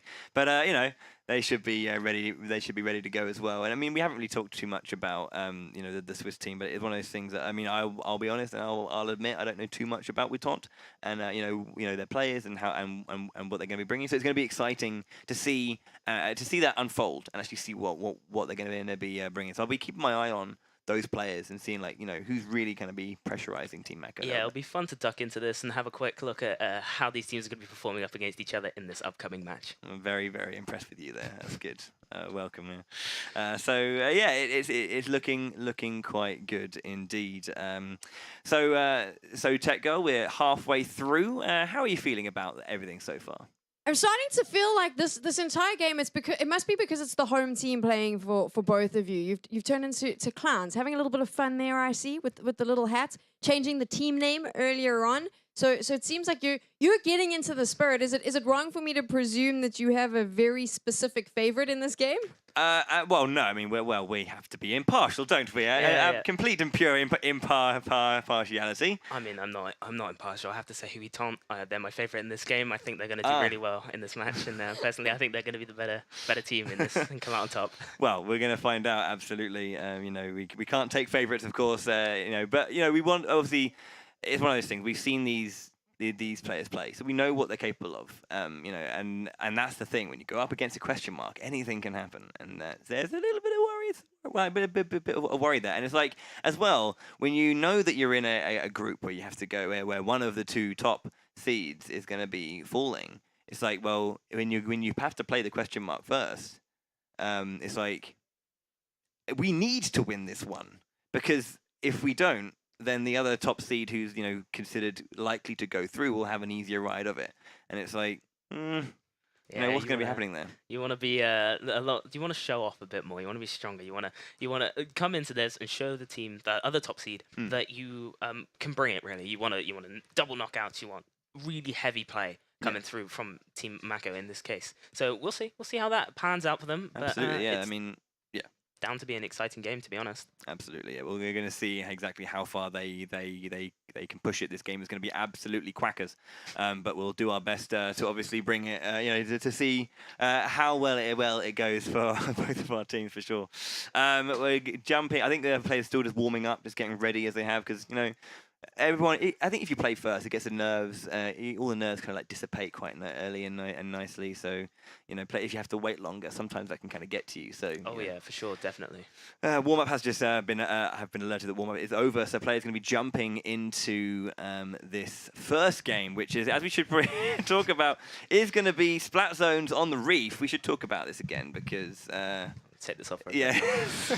I tried to not say anything. No, yeah. The cue was don't mention the hat. Just plow on through. You could have just thrown it away and then I could have. Nobody noticed. Yeah. It's fine. It's fine. No one would have known. Literally, no one noticed that there was a hat on your head. Obviously, yeah. So obviously, Splat Zones, Reef. Let's talk about the maps that we're going into. So the Splat Zones, we talked about this before, but just to refresh you real quick, Splat Zones as a mode, you need to capture a zone that is on the map and paint it with your ink. And once you painted it with your ink, a timer will tick down slowly. And it's about 0.6 seconds a point. And that's what I said. It's completely and utterly made up. It's somewhere around there. Because it's not seconds, and it ticks fast, but you can't be sure. But yeah, it ticks down, and it's one of those things you have to spring into action to counteract that timer. It's actually quite a scary mode in a way. Yeah, I've mentioned before. Obviously, the Reef itself as a map is very reliant on that bridge control. There is a bridge in the center of the map that basically bridges the two sides. It's a bridge. But it goes over the top of the zones, and you really want that control because that basically means the zones are yours and you can do what you will. Yeah. The Reef again I think it's one of those ones. It's quite a popular map. Everyone likes it. It's not too offensive. It's got enough variety without being too complex. So it's a fun stage, and I think it's one of those like easy stages to kind of like open up a series. Oh yeah, sure. And you can gain so much about team cohesion and like try and learn how players are responding to what you're doing and how the hell they're communicating. It's quite a good stage for picking apart and like downloading information. Oh no, the cow's gone. Oh no, it's back. There it is. There you go. Perfect. Okay, cool.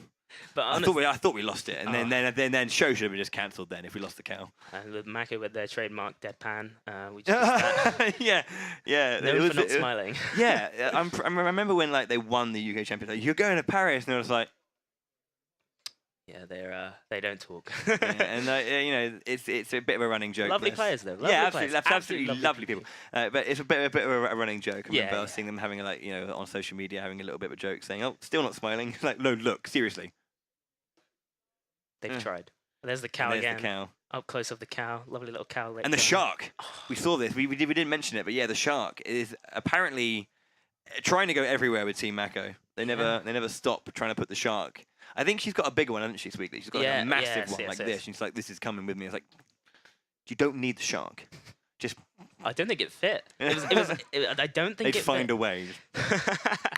Well, they've got other things that signify them as a team, or at least the UK as a team. But we'll be ducking into our match soon as well, and seeing what's going to go on there as well.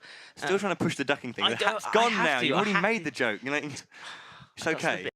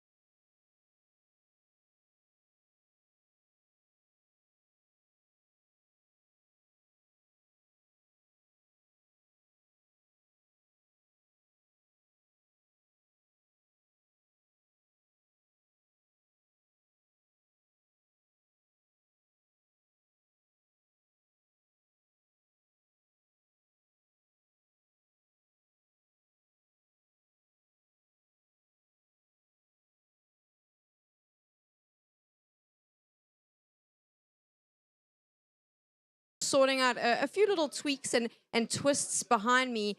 And then it's going into game time. Do you think that a sort of, I mean, delays like this happen all the time in competitions? We know that. How do you keep your cool and just stay in the zone, if you like? Well, it's very stressful, I'd say. It's stressful when there's a gap and you know you're going to play, but you just haven't been told yet. You know, you'll sit there and you're waiting. And you're like, okay, we're going to play. Oh, what happens? What's going to happen? It's not instant, you know?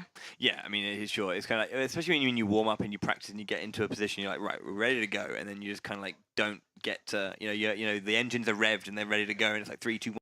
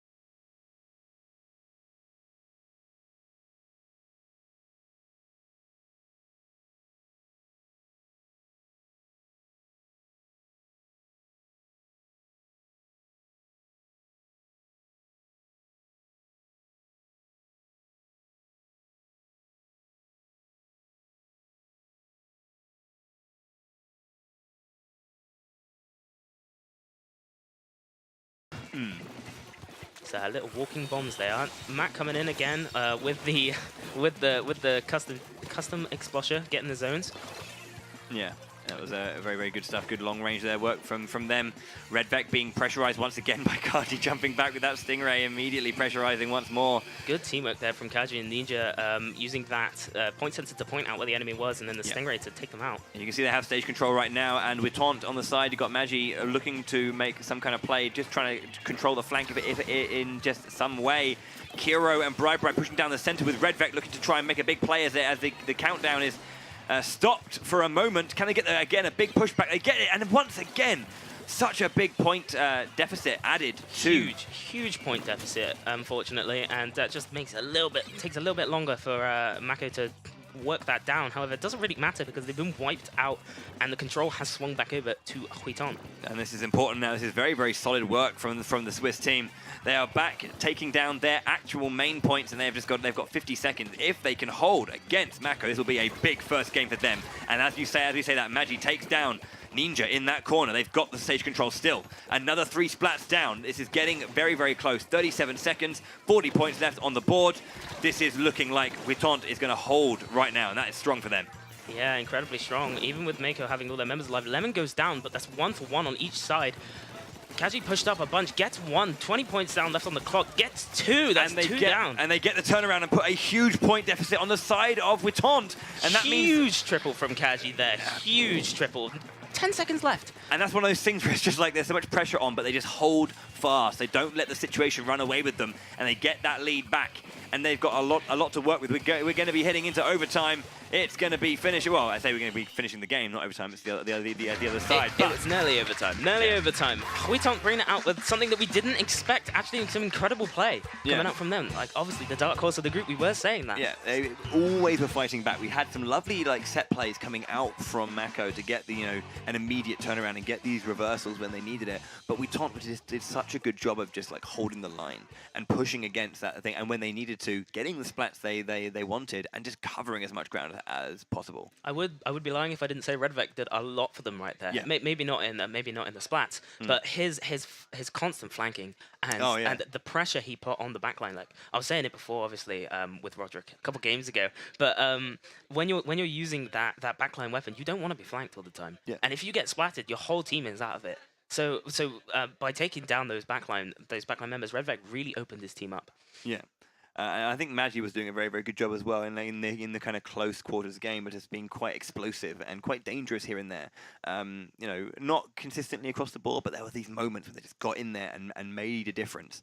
And if they can just if they can utilize those moments and actually kind of from that steamroll a little bit of pressure again, they might be able to do a lot better. But looking they do smile now. They smile sometimes. They smile when they win. Yeah, that makes sense. Looking over to it now, it's going to be tower control on the Manta Maria. So we've had and we're jumping straight into game 2 immediately as well. We've had the ticking time bomb that is splat zones. Now we're going to have to work on this immediate set play and this, ability to push and pressurize. I would be lying if I didn't say that Mako's strongest mode was tower control.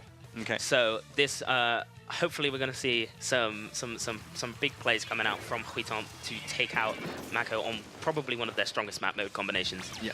As you can see, Kaji controlling those greats at the moment, looking down to try and get some ticks. The armor coming out from Huiton very fast. Yeah, they had to make use of that with so much pressure coming out. You can see them scrambling back to the alleyway. Bright, we're looking to push forward a little bit, using that Brella. It's a lot of pressure. The Kensa undercover, I believe you used to call it. Yes, the Kensa undercover. Sweetly taking out 2. That's 3 down now, 4 down. That's a full wipe on the side of Huiton. Wow, and they're going to start pushing, and here it goes. They are on the checkpoint, and they're going to be making their way to the avenue.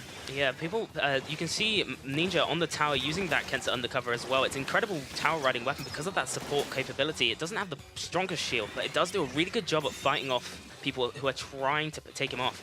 Yeah, and you can just see that. You can just see how badly stretched Huiton are right now, and they're already out of the avenue, and they're pushing to the third and final checkpoint. And there it is. Look at the control. Kiro needs to make some kind of play here, or it's going to be over. 1 second down. They're pushing to the end. Lemon, Ninja on top, does get taken down, and they just finish it right there before. Magi just stopping the tower, taking out 2, managing to stop it. 1 left on alive, and it's Sweetly all by themselves.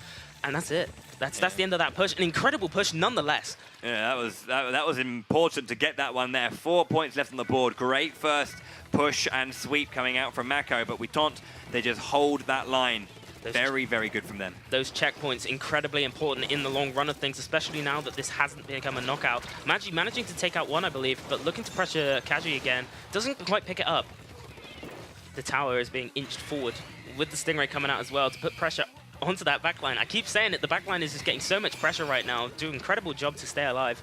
Kiro now maybe looking for a little bit of a flank, trying to just hold that position there, just have a little bit of pressure and a little bit of support on that tower as it hits this checkpoint. Can they push down that timer? No.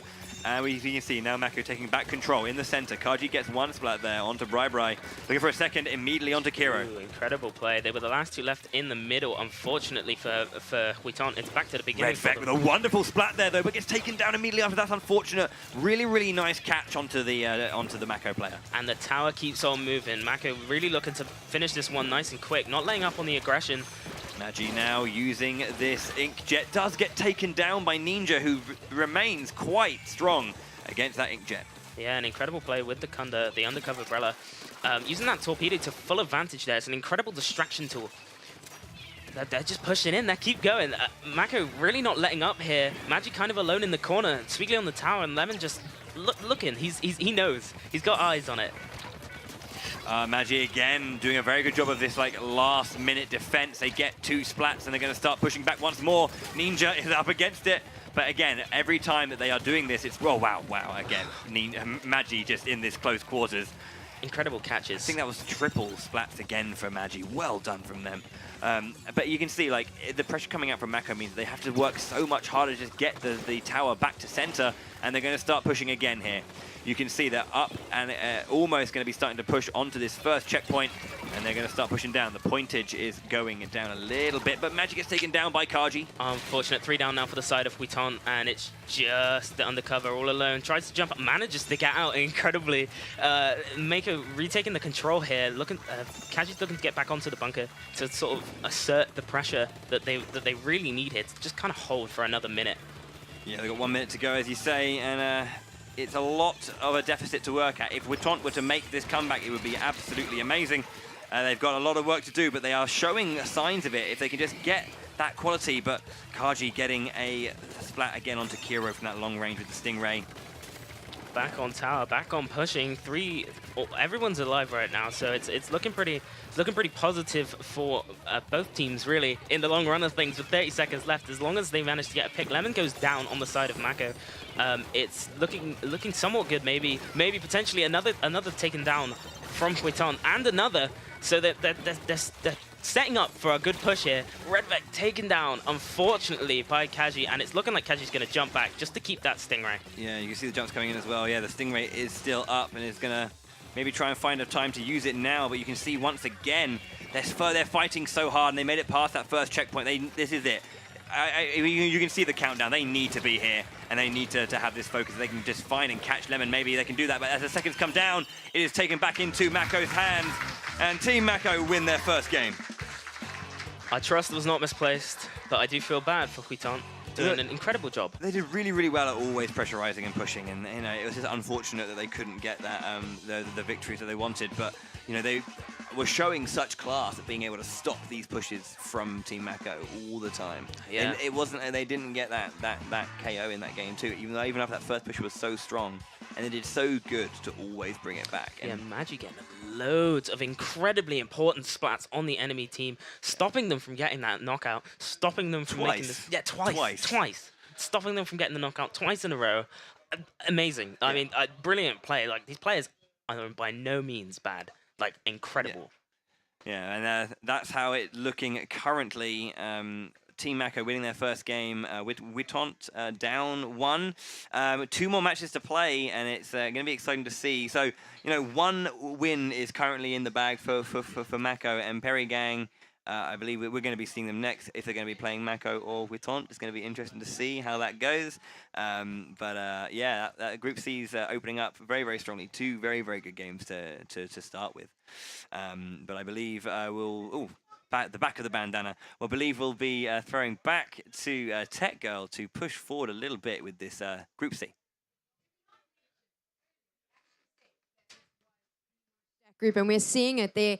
The most stacked group, possibly. We've seen it right there in the games that we just watched. Wutan's pushing so hard, Mako having to fight, and now it's an even bigger fight because even though they have that win, they've got to go up against Impari. And like the casters were saying, this is when things get serious. These are two strong teams, two favorites. One of them is going to go home. So let me set the scene for you as we move into our next game. Team Mako needs to win, and then they guarantee a place in the semi-finals. Team Impari needs to beat Mako so that they stand a chance of qualifying for the semi-finals. It's about to go down. It's going to get messy. There's going to be lots of ink splattered everywhere. This is the game you've been waiting for. Let's introduce our first team. You just saw them win. This is Team Mako.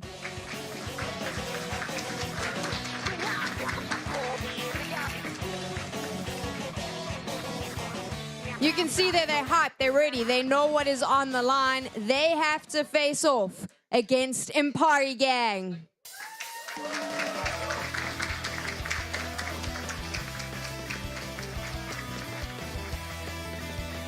You can see that it's cool, that the Nordic team, cool, calm, collected. They know what they need to do.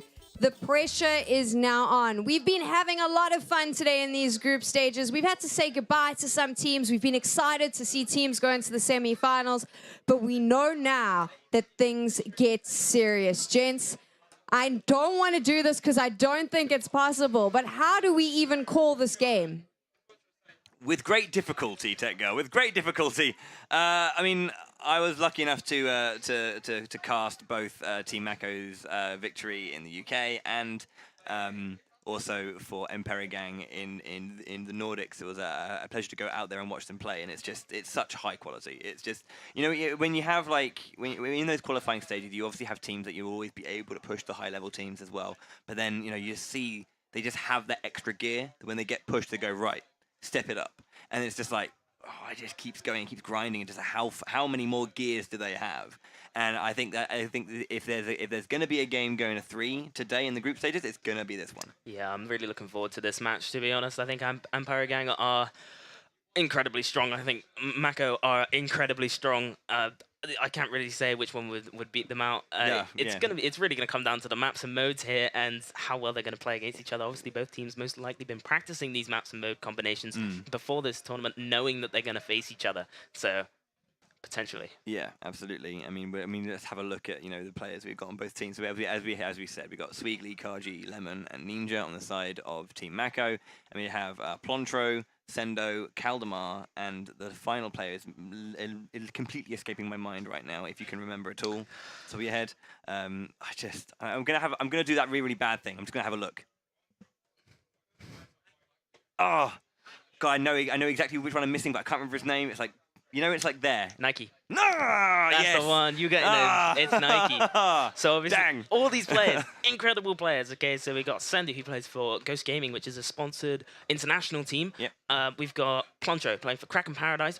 Same team as Kaji, by the way. Yeah. So that's going to be really fun to watch how they duke it out. We got Nike, old school player. Yeah. Splatoon 1, Elite player, comes back, decides he wants to play with this team again. I mean, he's played before in the European Championships. Mm-hmm.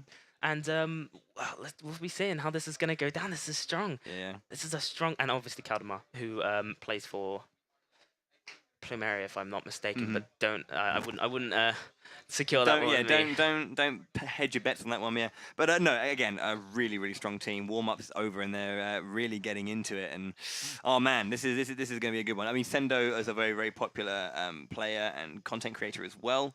Not unlike UK's own Dude as well. Like every single area has these strong players and these strong presence players in the scene and the wider community as well. So it's nice to kind of like, if you're like enjoying the content of these players, to kind of see them actually get put up against the ropes and see how they perform under pressure. Yeah, exactly. I mean, Sendu, well known for making memes on Twitter. He's There's always one. There's always one. Usually him. Well, he went through this insane transition from being extremely serious, extremely like a content creator. He makes all this important, strong patch note information to making memes, and it's quite interesting. He's still a strong player, don't mind you. Yeah, can you imagine? Yeah, imagine that transition somehow like poisoned the gameplay, and it's like, I'm not the same player I was when I was serious.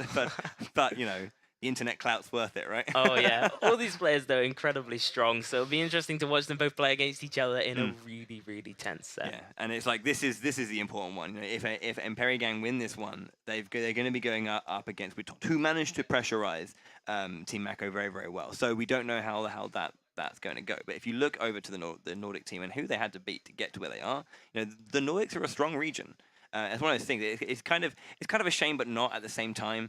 That, you know, the Nordics is, you know, there's 4 countries there. You know, you got Finland, you got Norway, you got Sweden, you got Denmark, you got all these teams. But you know, they don't all get to represent. And you know, we do have the Finnish team here with Emperigang. But it's like, whilst not every single country is represented from the Nordics, you know, you're going to get the very, very best team because it's such a competitive region. Oh yeah. Oh, for sure. Very competitive region. Lots of very insanely good players. But I mean, you could say the same thing about the UK. Mako kind of fought their way up. They had some really close games in semi-finals against Anxiety Sirens, and also not so close games against us in finals. But so it'd be interesting to see, like, I think that both these regions are some of the strongest. Obviously, they are seeded as to be some of the strongest as well. So we'll be seeing how that comes out and pans out with them in the end. Yeah. Games are almost underway, I believe. We're just having a look there. It seems like we're just waiting on a few things to get sorted. I'll just throw it back to Tech Girl very, very quickly. How are things on the floor? I need to set the scene for you. So we're in our very own Inkopolis studio, if you like, and it's limited space in here. Just outside the studio, we've got big screens. For today, it's predominantly a few hardcore fans are here, but family, other players outside I've already seen the big screens are packed. There are a lot of players standing around there wanting to watch. Here in the studio, there's no more seated space. Everyone here is on the stairs. They're climbing over each other because this is the game that they want to watch in these group stages. And I think that this is the game that is going to set the tone for our semi-finals tomorrow and finals as well. This could also possibly be the game that we finally get to a third map. I know I have my fingers crossed. This is the big one. We know now that the game is on. I hope that you're ready for this, gents. Let's get our ink on. Absolutely, we will do that for sure. As you see, the other players, we were just waiting on Emperigang to sort out their loadouts and their setups, and they're into the game now. So we'll be getting started very, very shortly. But yeah, as you said, Tech Girl, the stage is set for quite a humdinger, dare I say, of a match. Yeah, I mean the studio here is just packed with all the other teams and loads of viewers who want to watch these games live and cheer on their friends. We promise not to be biased, though. Well, no, I mean, like, that goes without saying. I'm contractually obliged to not be to be impartial. biased. Yeah, so we'll be just getting started very, very shortly. Just a couple of players is trying to connect in. It seems like we are there, as you see on the big screen behind us, which is a very, very big screen. It's large. Very large. Look at that there. If I could, I'd be watching that. It's very... No. We have to watch down here, though, because that's, we have to watch down here, because these are our screens. Yeah, I mean, would it look great if we were just sitting here casting like this and being like, man, that's have you seen this? This is pretty good. That's some impressive stuff right there. Not how it should be. Right. Focus time. Emperigang, Mako. Big game. Big game. Huge. Huge game. Astronomical. Astronomical game. The size of this match. In awe of it. Huge. In awe of the size of this match. The awe of this match. What maps and modes are we going to be playing? Oh, yeah, of course. I thought we talked about this. Tower Control, man. No. Completely wrong. Clan Blitz, Mako Mart. Marco Mart. Mako Mart. Mako Mart. Mako Mart. Mako, Mako, Marco Mart. Yeah. I don't know why we haven't talked about this yet. I don't know why. We're just having so much fun. Yeah, so we've seen this mode a few times over the course of the day, obviously. Home field advantage, maybe, for Team Mako? Well, I wouldn't say that, actually. I know my stuff about these teams. Oh, okay. I've done my research. I'm researched. I've done my stuff. They're not very strong on Clan Blitz. And Emperigang are. They have a very, very strong Clan Blitz composition. Yeah. Sendu, they're one of their main players. Very strong of the Tentabrellum. But this is it. We're going into game one now. It's going to be a Clan Blitz in Marco Mart. We've got Team Mako versus Emperigang, the game of Group C. As I was saying, Sandy bringing out the Tenterbrella, incredibly strong for Clam Blitzers. It's easy to push in. Lots of pressure coming on. Manages to take out Swiggly in a pretty... That was quick. Oh, wow, that's a full wipe on the side of Team Mako, and it's looking pretty strong for Ampari Gang already. Yeah, great strong start from them. They're going to be collecting as much as they can. Kaji using that height just to kind of push back against his Brella. They get the first power clam through, but Sendo goes down to Kaji's Splatling there. Well, they're just kind of pushing in here, trying to put some more pressure onto Mako. It's they're not getting many clams in, unfortunately. It seems to be the fact that Mako are doing a really good job stopping them. Flantra trying to push in with the baller doesn't really get anywhere. He gets pushed back quite a lot. You can see him very much on the end. Drops down to the side, and Perigang have made their first strike, and Mako are now going to be trying to respond if they can. Getting over behind Sendo. He's got another one. Can he get the shot in? He gets taken down just before. Just about. And he missed up the clam in such a way that they're not going to be able to fetch that very easily. So it's giving Mako the opportunity to push in. Kaldemar coming with a flank here. Takes out Kaji. They still get the ball in. It's not going to be enough points to get that lead. And Kaldemar there saving the lead for his team. Yeah, Lemon, though, is just kind of creating a little bit of an issue. Gets one splat versus 3 on Sendo. Very big for him. And Perigang do have the numbers lead, though, as they push into the center. Kaldemar with about 9 clams there, and Plontro pushing over the top. Plontro getting taken down by an incredibly strong bomb by Ninja, and the Sendu being taken down by another incredibly strong shot. Ninja getting a triple, I believe. Yeah, and that is really big because there was 2 power clams coming in. Nike's the sole survivor. Throwing in the Booyah Bomb. That'll be big. Oh, cannot get in there, though. Great defense there coming out from Plontro. Just not enough clams on the side of Team Mako right now, and Perigang are going to be able to take back that mid control. Lemon kind of alone at the moment. It's looking like another push for Perigang, but we don't know that yet because the teams are just coming back in and it's kind of resetting. Suction bomb onto the side. Lemon going to push to the right-hand side of that base. As taking out one. Sendu getting taken down. Looking for Plontro. Plontro ballers up to try and get him. Manages to take out Sweegly. Sweegly could not get away from that one. Too much distance to make up. But you can see right now the amount of clams on both teams is low. Although that said, now Sendo does have his power clam at the back. He's going to be utilizing the Predator to make his way through. Does get taken out, and another power clam taken down. As Kaldemar pops a baller. And there's a double splat there as well from Kaldemar. It's just Kaji left, guarding that power climb kind of alone. Matt has to jump out. Yeah, it gets in there very quickly. Yeah, grabs it all he needs and gets that final hit. And they're going to be throwing out some more clams if they can. And Perigang not really managing to get many clams in when they get given the opportunity. Being stopped. Sendu, however, doing a good job there, using that Barella shield to get some more clams in for his team, pushing it down to 46. Still not the strongest push and still incredibly beatable. Yeah, absolutely. I mean, it's one of those things that just one strong push coming out from Team Mako. Lemon leaving his teammate behind. He gets taken down. Can Lemon get a splat here? He's up against a lot of pressure, but gets taken down eventually. Unfortunately there for him, he was kind of went into a full team there. Couldn't really do much about it. Kaji's all alone, using the bubbles to kind of defend the power clam at the moment. Lots and lots of team members of Perigang kind of surrounding her. Kaji's waiting for it back a little bit, trying to get that splat if they can. Oh, that was close. Almost had enough shots. Just 1 or 2 hits a little bit away. Sendo gets taken down once again. Kaji with that power clam. Nike's in the center. Gets that splat too. 3 down on the side of Perigang. This is it. Sweegly pushing forward with that power clam. Can they get this break of the shield that they need? Sweegly as well, also having a clam available, gets taken down. There is the pity clam and a second clam there ready for the team. Pushing it forward. You can see they're throwing one forward, grabbing another one. Lemon trying to get in, gets the throw in. It connects. And here is going to be the bubble blower. Can Kaji do anything with it? Unfortunately not, getting those bubbles pushed away, having to back out there. Unfortunate there for Team Mako, and that ball's just going to despawn, unfortunately. And it's back again to the reset, to the neutral point here for Perigang, managing to hold.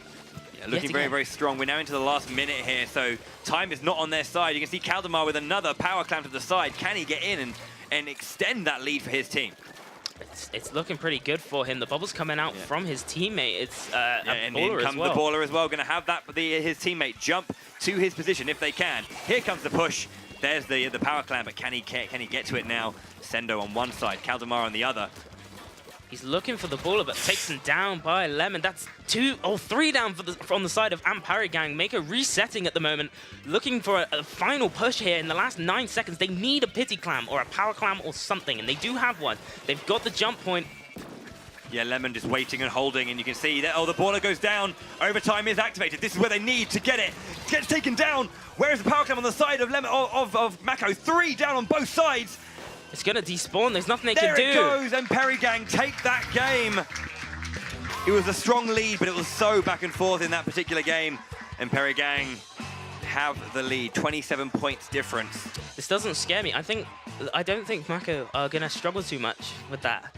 Obviously, as I was saying before, Perigang are strong on Clan Blitz, and Mako are not. They've said it themselves, and I'm on official terms in saying that they don't feel that strong on Clan Blitz, especially on Mako Mart. And they were doing very, very well. I mean, but you could just see how quickly Perigang were able to kind of like see an opportunity and counterattack so effectively. You know, they managed to get 1, 2, 3 pushes consistently all the time. And even if they weren't actually scoring, they were always being a pressure, and they were just forcing the best out of Team Mako every single time they did that. Their counterattacks were so swift. You know, but Mako, they held the line very, very well every single time. They were getting the splats every opportunity they needed. None of the plays that came out from Perigang's pushes were long, extended, devastating pushes. Exactly, yeah, they were short and sweet, and I think that kind of comes down to the fact that Sendu was using the tent umbrella, the tent. It's a pop-up tent, it's huge. It's loads and loads and loads of health points, so you cannot break through it very easily, and Mako were doing it like it was butter. They were cutting through that shield and stopped like 3 or 4 of Sendu's power clan pushes, which could have been devastating for them. But they still managed to stop it. So they're showing some good team cohesion, some good strength, good defensive play. So hopefully coming into this next game, we're going to see exactly that. The stoic faces of the Nordic team, and the also stoic faces of the British team. Yeah, it's we're game 2. Then we're going to be going to Splat Zones on Camp Triggerfish. We've seen this one a lot. The 2-2 play. Where you have the 2 on the front, and the 2 on the on the side lanes, if you will. And pushing to those separate zones. This is going to be a really interesting match. We're going to be jumping into game 2. Can Perigang put the final nail in the coffin and close out this series and put them 1-on-1 with Team Mako? And Perigang running a double slosher comp with the X-Splosher and the sloshing machine, as well as the Rapid Blaster Pro. So we saw that from one of the teams earlier on in the day as well. Looking, managed to get a pick on Kaji very quick. Taken down themselves as well as Sweegly and Ninja on the side. It is, 1 for 2 here, 1 for 3. As you can see at the early start of it, and Perigang get that lead. Sweegly having to push back a little bit here. The timer ticking down for them now, 85, 84, 80. They're putting 3 of their resources onto that right side right now. As I say that, Kaji coming over to put some more pressure onto their zone. They stop the timer for a little bit, but they get it straight back immediately. Plontrode is on this high beam. Kaji using the Stingray to put us the pressure on the far side. But we're almost halfway down now. They need, again, Splat Zones is just like that. It is a time bomb. You have to stop it. Have to stop it from pushing, and they can't get full control to get the bonus points back on the side of Perigang. They need to at this point. If they can just keep holding down, even if every single point matters in this game. There we go, control is off. But can they get the complete turnaround? The half of the reversal completed. Can they get it? No! 1 for 1, and this is just Perigang left alive, and they have the control once again. Huge turnarounds. Plancher with a really smart play there, using the baller to mitigate the splashdown. It's looking still quite strong now for Perigang. They need to keep that control if they really want to be pushing in here. Yep. Mako just struggling to hold the zone at the moment. Every single time they get something back, and Perigang are there answering. Nike is just doing so much work, and Plontrose is staying alive. Gets that, the Fizzy Bomb goes out. And you can see it's counting down. This has to be it for Mako. Is it going to be over? It's just looking like it's going to be it. Can they stop it? If they get the turnaround, the reversal's so important right now. They get 1. Can they get the second? Not just yet. If they get the points back. They're fighting for it. That's close. There it is. Look at the pointers. 73 points deficit. Incredible play by Mako. They realized that they couldn't get all of the zones, but if they got them for a split second, they would put the penalty on, and they've extended the game for another at least 75 seconds, That is an important turnaround. Perigang are absolutely clinical and so devastatingly powerful right now in this game. They are playing incredibly, and Mako have all the work to do. Can they get this control back? Because we haven't seen them in their advantage state. They've been on the back foot the entire time. You can see how quickly the bonus points are being pushed down again. It's looking like they're trying to push in here with that inkjet, but they haven't really managed to get any picks with it. And it's just fighting against nothing here. The control from Ampere, 2 down for Ampere Gang. As I'm saying that, they managed to take their side of the zone. Mako looking to push. They're putting the push, and that's it. They finally got advantage. Whew. This is where they need to stay. They can't afford to slow it down. They need to be fast, and they need to be devastating in the way that they're going to be pushing this. Nike and Kaldemar have been an incredible duo right now. The Booyah Bomb is there to face Stingray them and the back. Booyah Bomb to push them back. Nike still looking for the enemy zone. Ninja manages to take him out. That's 1 down for Ampere Gang, But 2 down for 1-2. Ampere. It's 2-2 now. It's looking so back and forth, but you could just see the effects of that strength coming out of that first play from Ampere Gang. It was so brutal. Kaji managing to get the enemy zone with the help of Lemon at the moment, and it's looking like Ampere Gang are not going to be able to get much done until the rest of their team come up to their zone. Because that go ahead. timer is completely frozen. Lemon has to hold up against What a Sendo. wonderful play on the Amazing. wall. Bonus Double two. there. Taking down Planter and Sendo in an incredible play. 2 down now for the side of Ampere Gang. Lemon keeping that zone. They need to get their own zone though. They're the only ones left, and the pressure is there, but they just don't have the zones. They're on the opposite sides almost, battling for control on the other side. And again, it's going back in the favor of Team Mako for a little bit, but you can see that it's not building. They can't get past this penalty point. A minute left to go. This is where they need to start. They need to take control now. Get out of there, Kaji. There's a suction bomb there. Playing dangerous. Kaji now, so much pressure. You can see the bomb there being thrown into the center. They lose control of one side again. This is looking like it's so strong for Ampere Gang. They have the control once more, but they need to hold on to it. They can't. Unfortunately, the ball have come from Kaldemar, pushing Kaji back. Kaji being the last one really alive on the side of Mako. And Kaldemar has just been so solid this game. Absolutely brilliant. Using a similar strategy to Lemon, getting that roll out. But, you know, they have one side. They need to have both. And it's in control of the side. Oh, when they lose it again. If they're in control at the end, it's going to go over at the end of this 20 seconds. Sweegly has one side. You can see Nike looking on the far side there. They have no one on that other side. Oh, an incredible Stingray from Kaji could be a huge play here if they manage to take out more than one of the enemy. Only taking out one, however. Two now as they have this. They have control of the thing. This is where they have to complete their stage control. Overtime. This is overtime now. As soon as they lose it, if they lose both sides, it is done. It is everything to play for. Sweegly fighting against 2 here, using the splashdown to keep the zone just for a little bit longer. Has Kaji's support, but the range isn't enough to get Sendu. Sendu struggling a little bit in the ink there. Lemon pushing he back. does get taken down. There's the Booyah Bomb on the far side. The zone gets taken. Plantra coming in with the ball and manages to take it back. He's fighting on a zone here, trying to keep those zones. He gets taken down. Ampere Gang, though, is doing such a good job here. And you can see Kaldemar running through the ball. They have one. Can they get the other and close the book on this game? No!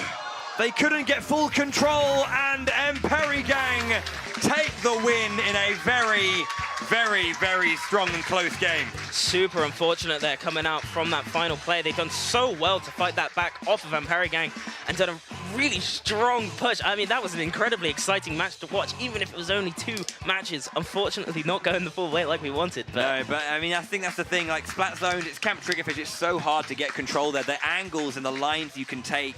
You know, if you don't manage to just get that control and that pressure, it's not going to go your way. And, you know, I mean, we were looking at that combination of Kaldemar and Nike together, and they were just so good at holding their side and pushing back. I like what you said. Clinical. Yeah. Clinical. Absolutely insane. The lockouts were there. I mean, it comes down to that composition. The Explosher, an incredibly strong weapon. It locks out an entire area, and you can keep your own zone basically by just firing up in the air over the wall. And by using such a technique, as well as using that Kensa sloshing machine to keep that constant splash damage out, the amount of minor damage that Mako were picking up by just engaging with Ampere Gang left them open to Kaldemar, and Kaldemar would just come through. Yeah. And just finish it off every single time. But, you know, that's the thing.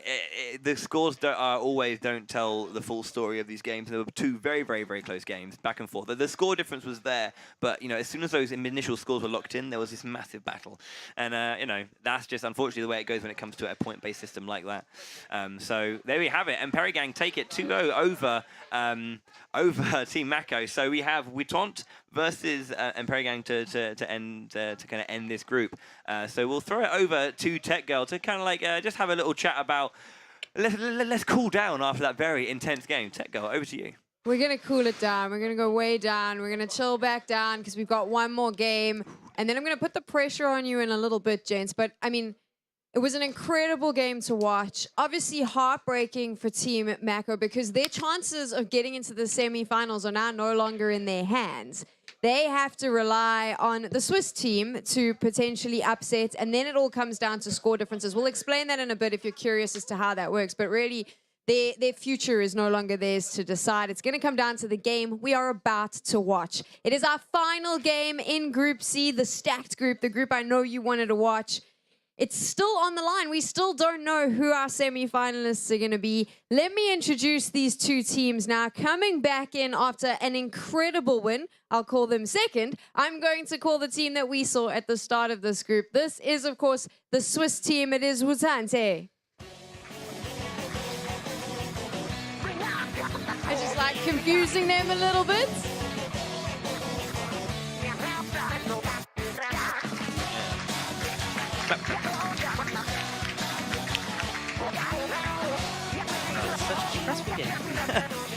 I think it must be my accent, right? I threw them off a little bit, but it was fun to confuse them. Also, we got to get it back to being a little bit more lighthearted and fun because that last game was super serious. So let's introduce them now. We just saw them beat Team Mako. This is Impari Gang.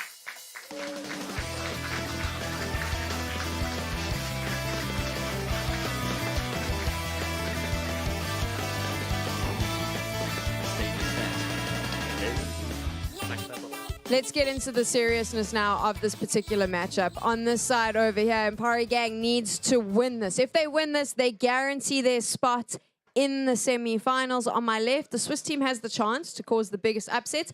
If they win this game, it all starts coming down to different score lines. Let's have a quick chat, Sarcasters. Explain to me how this works if there is an upset in this game. So basically, what I want to know is if Impari Gang doesn't win, how do we determine our semi-finalist?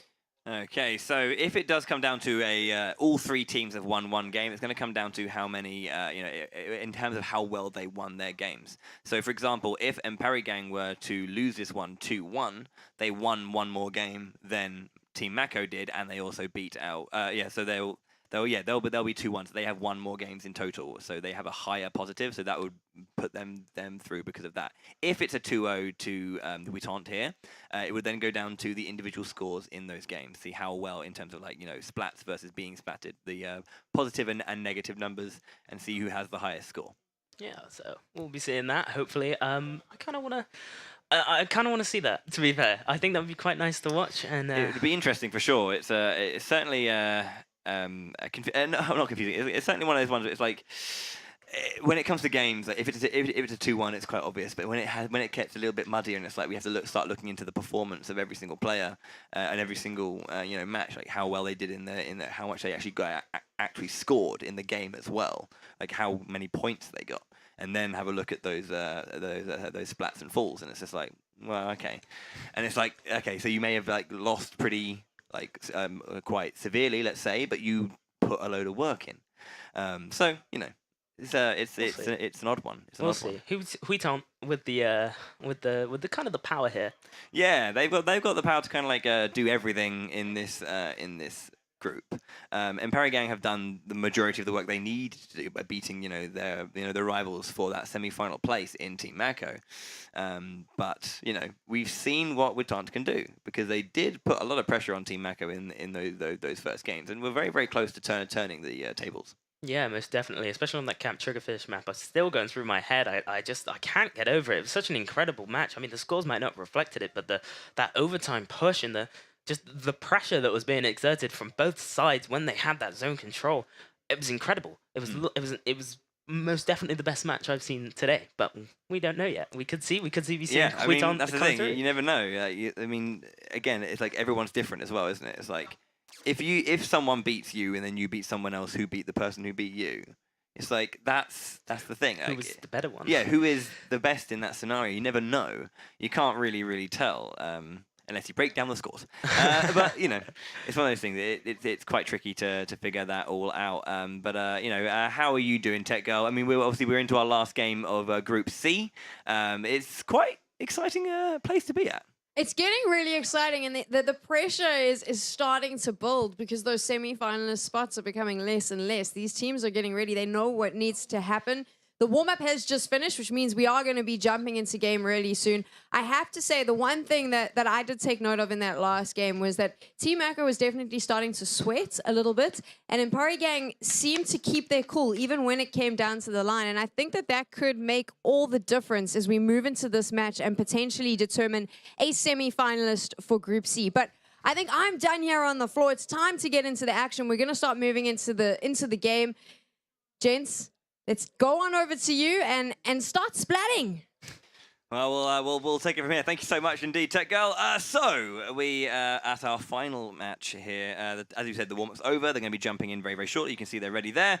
So it's going to be Rainmaker on Walleye Warehouse once again to start. So we've said it before. We'll say it again. An incredibly volatile match. It could go either way. Yeah. It really can, because just one full team wipe is all it takes to get that lead.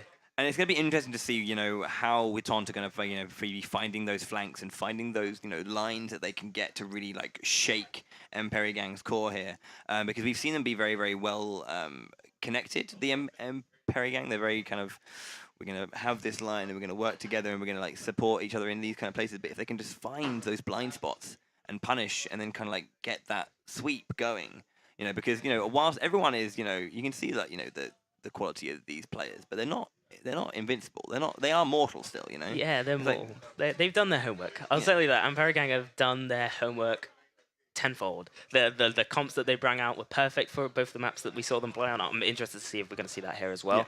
Yeah. They know what they're doing.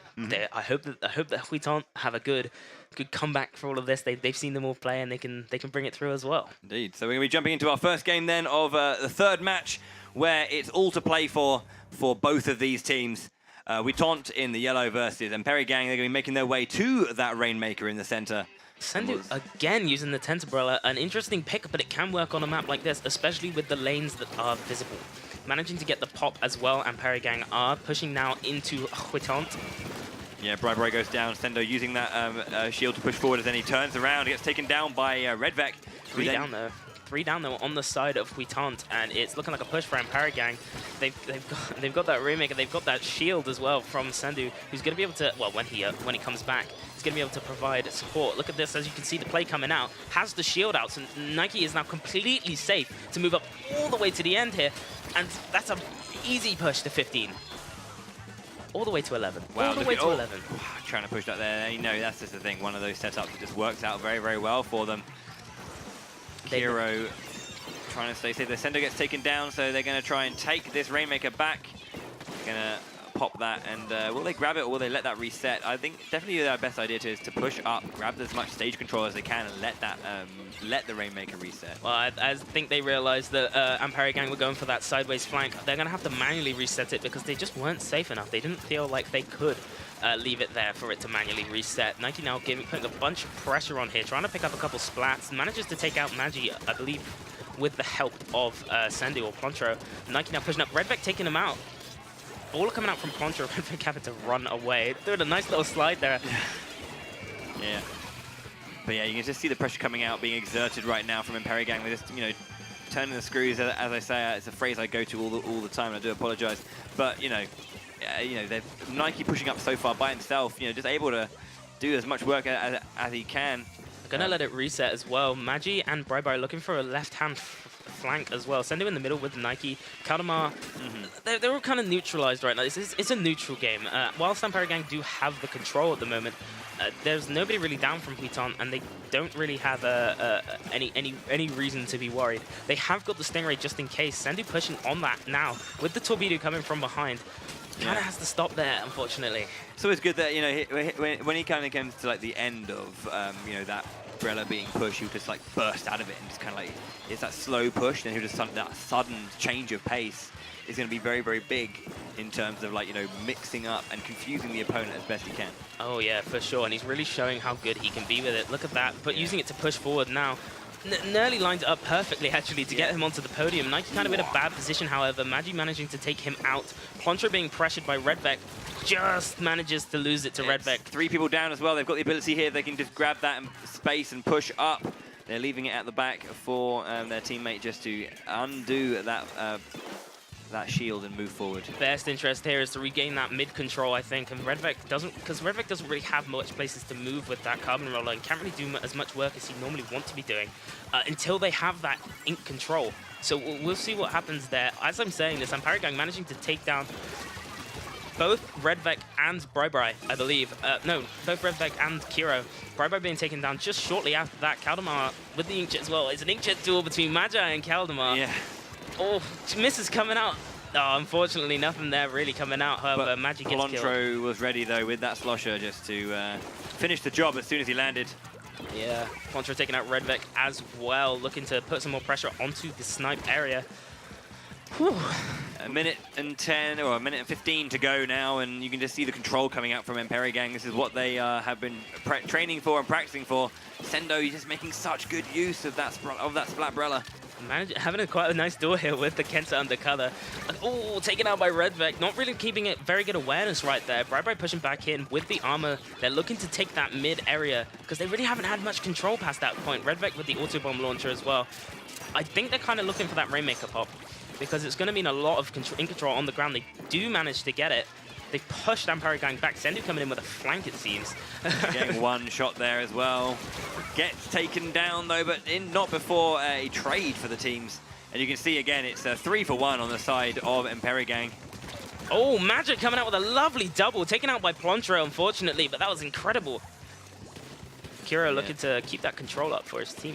25 seconds, and remember that winning this one does mean that even if they do go on to lose this, they will have more one games, and they are just 17 seconds away from the semi-finals. And they're looking to confirm that again. Kiro getting wonderful shots here, though. 10 seconds remaining. Contra with the baller managed to take out Bri, putting some pressure on. Has to jump back. Bit of a dangerous position for him. They've given enough room now. They're going to have to pick that up. But as soon as they get splatted, it's over, and it is immediately Amparigang win that first game. And that means that even if they should lose, they have qualified themselves for the semi-finals. Well done to them, of course, but it's not over yet. We'll see if Witant can really push their way through. Looking smug they are, the Nordic team, pretty happy with themselves. I would be too. Swiss team, not so much, but still not looking too shaken. Yeah, I mean, they had a really, really good start. I mean, it was one of those things. They got the lead they needed at the very, very beginning, and that's all they needed to do. We've seen this a lot with players and teams where they kind of like they get a big lead and just go on the defensive and play that much slower paced game and just slowly grind out their opponents and put the pressure on them to make the big plays. And then it's hard when you have a calculated and a prepared defensive line. Yeah, they've put that thought together. If they manage to get those starting pushes, then it's just for them, it's just easy to hold. And when you're not trying to push, I guess you could say that there's a lot more mental space to be thinking about defensive positioning and where you're going to be going as a team. So for Amparigang, that seems quite good for them, quite strong. So, yeah, with the Rainmaker game out of the way, they're going to be moving on to Clan Blitz, which we were saying earlier is one of Amparigang's like stronger modes. So they're in terms of what they're looking down the barrel of, they're sitting pretty. Yeah, definitely, for sure. Sendu himself, a very strong player, using that Tentabrella there in that game as well, which I wasn't quite expecting, but then when I realized what he was trying to do, incredible. Good thinking, and they obviously thought about that beforehand. He's going to bring that Tentabrella here. We know that. It's Clan Blitz. The chances of him bringing Tentabrella are 90 to 10. It's very high, and Polantro obviously going to be using that bucket as well. Yeah, absolutely. And it's going to be on, as we mentioned earlier, Piranha Pit as well. So being able to make those power plays, it kind of not in the same way as the bubble blower, but that ability to continue moving forward whilst having pressure on the map is kind of what the Brella brings, not the Brella blings, because it's not a shiny Brella. It's a pretty blingy weapon, though. So yeah, it's a case of being able to kind of like keep that pressure up as they're pushing all the way forward. Looks like we're getting stuck into our next game. Clan Blitz, there it is on Piranha Pit. We'll be seeing how this one goes ahead with Amparigang. Haven't seen it yet, but I'm pretty sure we're going to be seeing the Tentabrella. Yes, we are. Pretty standard comp there coming out from Amparigang and also from Witant. Carbon Roller, though, still from Redvec. Very strong with that weapon. Not directly meta, but it has been seen some play from Japanese players such as Norishio. Redvec managing to take out Polantro very early on into the match. Trade, though, Kiro gets taken down. He does put some pressure on Kaldemar, but he manages to get out. Does trade it though, so that's a 2-for-1. But after that happening, there's a big old sweep coming out from Imperigang to take out Wutant. That Sense Umbrella, he's managing to pick up. He's got himself a clam. As I'm saying, and then the bubbles as well. Such an incredibly good set for pushing. Just slowly feeding clams. They're staggering. They're realizing that they need to stagger those clams. Wow, no, Sendo, sure, mate. Yeah, whatever, bro. Just turns round, one shot, one splat. And you can see them just trying to keep that thing open as Sendo's got some more clams. Let's just add some time to that, shall we? He's used to those blaster-style plays where you have to get those one-shots. Magi manages to get a good kill onto Sendu. However, Redvec coming through here manages to take out one. Plantre taking him out in the end. That basket's still open, and they've got a couple more clams. Lots of pressure still from Imperigang. It's looking like a tail we've said before. Plantre just holding it down with the baller, being scary. Manages to splat Redvec. Being scary, yeah, that's about right. You can see they have even more clams coming out, and they're just going to close this one out, it seems. They've got... Kaldemar's got 3 more clams, 1, 2, and they can get 1 more in, and that's the game. Imperigang managing to take it, staggering it there. Maybe a little bit... Maybe a little bit of a egotistical move, leaving it a little bit longer. Yeah, just like, I have 3 clams, and I only need 2 more to throw in, but I'll just wait a little bit. But, you know, there we go. The Nordic team, Finnish team, specifically from the Nordics, they have managed to really put their stamp on this tournament. It was a strong group, as we saw, but, you know, they managed to stamp out all of that competition very strongly. Well done to them. You know, it's why they were one of the favourites. It would have been nice to have seen it kind of be a little bit more competitive between like all 3 of those teams. I mean, maybe that game 3, if we could have seen it from Mako and Imperigang, but no, Imperigang weren't going to have that one. They came out swinging there saying like, well, we know that you're, you know, the other top seed, but we're not going to let you have that window of opportunity. Because if you have that window, you'll take it, and we're not going to let that happen. Exactly, Imperigang with a very strong showing here in Group C. It's beating out the group of death, as some people have been calling it, the stacked group, the group that nobody wants to be in, and coming out on top. Just to push their way through to the semi-finals, which will be on tomorrow. Yeah, exactly. So that's 3 out of 4 completed there. That is how it looks at the end of the day. Imperigang with 2 victories over Wutant and Mako, and Team Mako, rather, having their victory over Wutant as well. So that is how Group C ends up.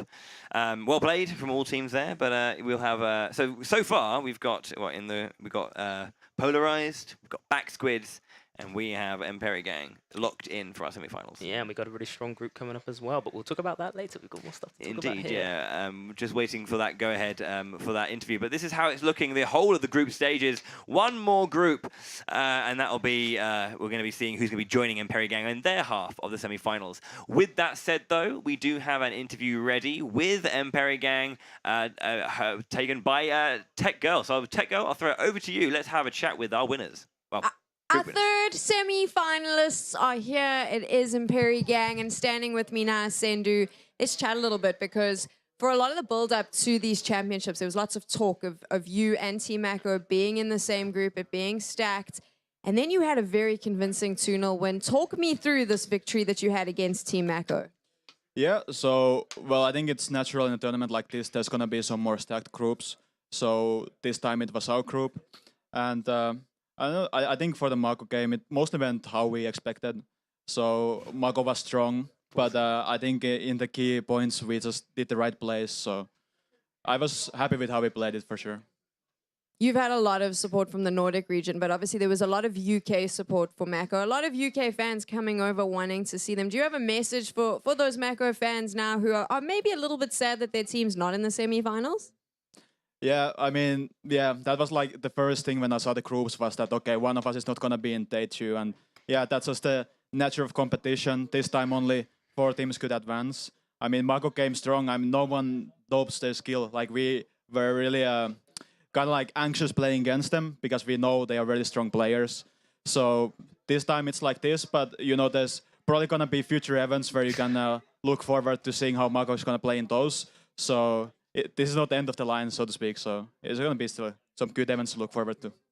Thank you so much. Congratulations on making it through to the semi-finals. We get to see you guys play tomorrow. there you have it, the humble conversation from Sendu. And I think that that's important, is even though you're saying goodbye to one of your favorite teams maybe today, you still can support the other teams tomorrow. No one is saying that they aren't phenomenal, and they'll come back even stronger. We're also going to come back stronger with our final group games today, right after this.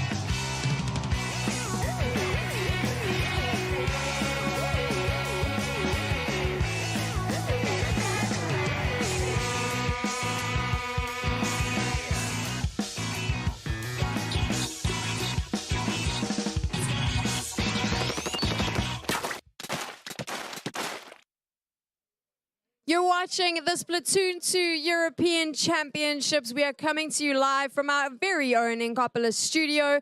12 teams, the best European Splat Masters, were all here. They've been competing during the course of the day in our group stages. And by the end of today, we'll have our 4 semi-finalists. We have 3 already. Polarized has made it through. Our previous champions from Germany, Back Squids, they're in as well. And we just saw Impari Gang, the Nordic team, take out Team Mako from the UK to make their way through to the semi-finals. One more team can join them as we move into our final group. This is Group D. You can see them there on your screen. They need to battle it out. I am not alone here in making sure that you get all the Splatoon action. I'm joined by an incredible casting team. We've done a swap around again. Bowie is now joined by Wasdom, who used to play in Back Squids as well. So he was there last year. He can tell us a lot. Let's chat to them quickly, gents. How do you think this group is going to pan out? I mean, I think there's one of those things is a lot of the groups have had, a little bit of competition, but then in Group D we've got this this kind of like front runner of this one for sure, and that's going to be Alliance Rogue from France. Yeah, totally. One of the best teams in Europe, and again, Yeah, they're stacked with big names like Urza, Sorin, Kiver, and who's the last guy? trying to remember. Damn it.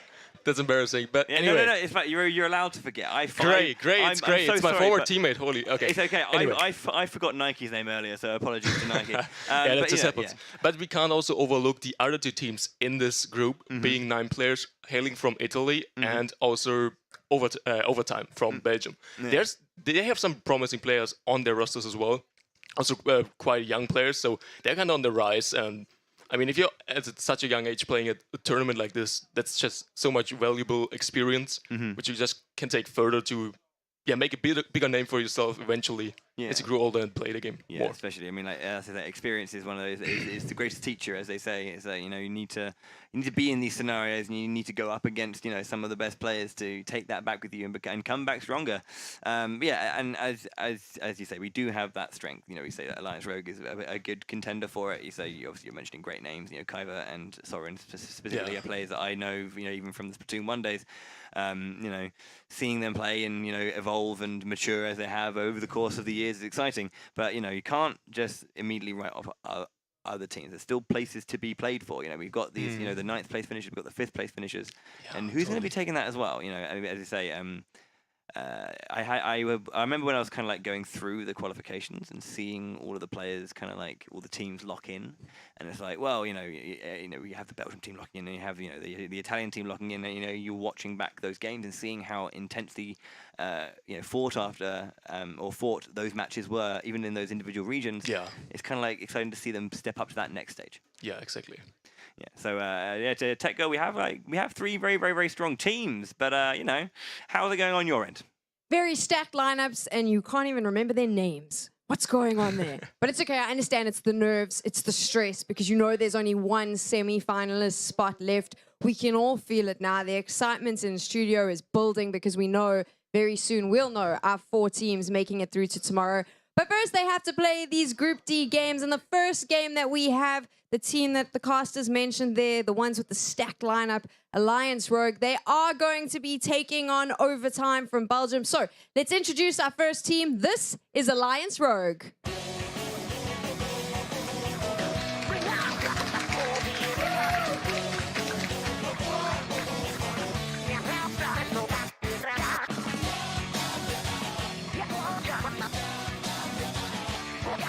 And now to introduce the second team in Group D, and the team that will be taking on Alliance Rogue. This is Overtime.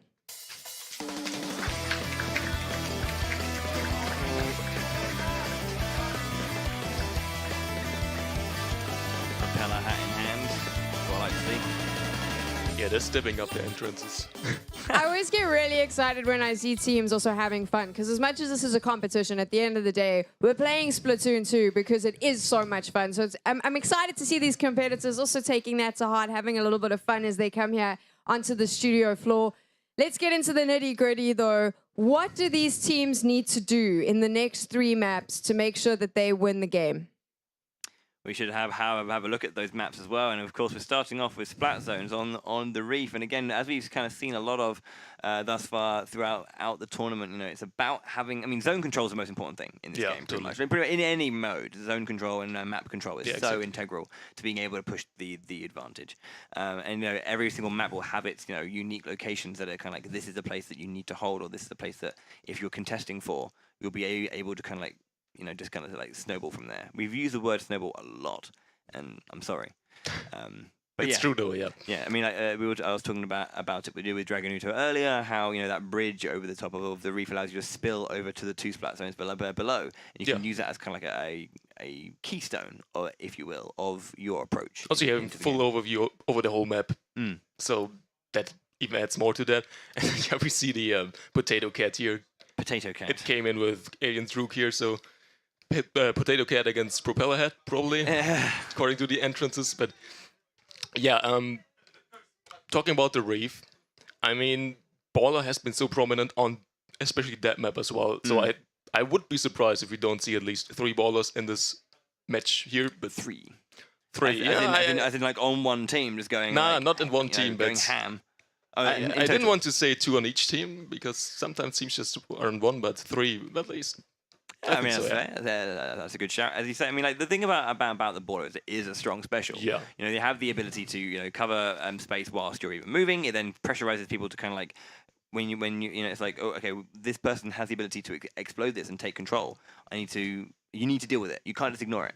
Yeah. And it just takes so much focus and so much pressure, and you can be used, either as a setup for a power play, as we've seen, like using the baller, having people jump to you as you explode it, so it's safe upon landing, and then you have more numbers immediately to then disperse. Yeah, it can just do so much. It can. The strongest part about it is just to safely pressure back people, but you can also use it, of course, to just splat people. You can use it to save yourself. You can use it to paint and cap the zones. So there's just so much you can do with that special. And yeah. I think as well, like one thing you don't see, I like to see, but maybe not as much, as we haven't seen too much of Rainmaker today, is that I've seen a lot of people kind of like use the baller and like push forward with it and just have the Rainmaker just it protects them as well. Just keeping them going. And it's like the amount of times that I've seen people just kind of like completely blindside a team by having that that ferocity coming out in terms of like a set play is really exciting. So it's so versatile, but annoying to go up it's kind of, people are calling this meta the baller meta. Yeah. Not for nothing, I would say. But on the other side, we do have overtime from Belgium. And it's going to be exciting to see what they're going to bring to the table. Looking at them now, they're just getting ready and setting themselves up. If they want to crack Alien's Rook, we should really look at their frontline players, being Mr. Good and Robbie. Mr. Good playing that slusher, prominent weapon in this meta, and Robbie just flexing between offensive weapon like the Kanza Dualies, T-Tech and stuff like that. So it's really up to them to correct that defense Alien's Rook will put up here. Yeah. Players just kind of getting ready there and just sorting out. I believe they're still in hand warmers. So Tech Girl, final group of the day, and we've got one of our favourites jumping in and against Belgium, seeing how they're going to be doing. So, what do you think about our teams? How do you feel about the game, the tournament so far? I guess I'd be interested to know from a player that's been here before, and we lucky enough have one of those to chat to. The question is, you've already watched the other 3 groups. You know who the 3 semi-finalists are, and I'd presume as a competitive player, you are already thinking into the future. So you know that if you win this group, who you'll be facing off against tomorrow. Do you think that plays into your nerves before you've even started competing? You're already thinking about who you could potentially be facing off against tomorrow. Is that going to maybe affect our last 3 teams in Group D? I mean, they were watching the same matches as we did, and they saw how Empire Gang just convincingly 2-0'd UK, a really strong team. And if Alien's Rook or any other team which will advance from this group, they know what they will face after that. And of course, that's kind of, you got to think ahead. I mean, the end goal should always be to win the whole thing, to get into the finals. So, already having a look on your future opponents, that's something you need to keep in mind. And they need to use this day to kind of like really get themselves ready, prepare themselves. warm themselves up as much as they can to what they're going to be going up against. It's going to be a storm. So spending a little bit of time at this kind of point to just, I guess, prepare for everything that's going to be coming forward. Get themselves maybe try newer things if they have the opportunity in the moment to, and see how that goes, and then spend tonight, whoever does get through, practicing a lot as well. I mean, in preparation, the teams are already trying to invent new strategies which they can surprise their opponents with. But if you already we saw 2 matches of each team already, especially of those advancing. So if you can just take a look back at those 2 matches with what they already tried, you can maybe get a good sense of what you will face then in the semifinals tomorrow. Yeah. So they should really look back at that and just analyze everything out of those 2 matches. I know it's only 2 matches, not that much, but you can get something out of this. Yeah, I mean, there's always information to pick out of of review, self-review and review of others, and seeing how that goes. Game is ready though, so we're going to be jumping into Splat Zones on the Reef for our first match of our final group of the first day of the European Championships here in Paris.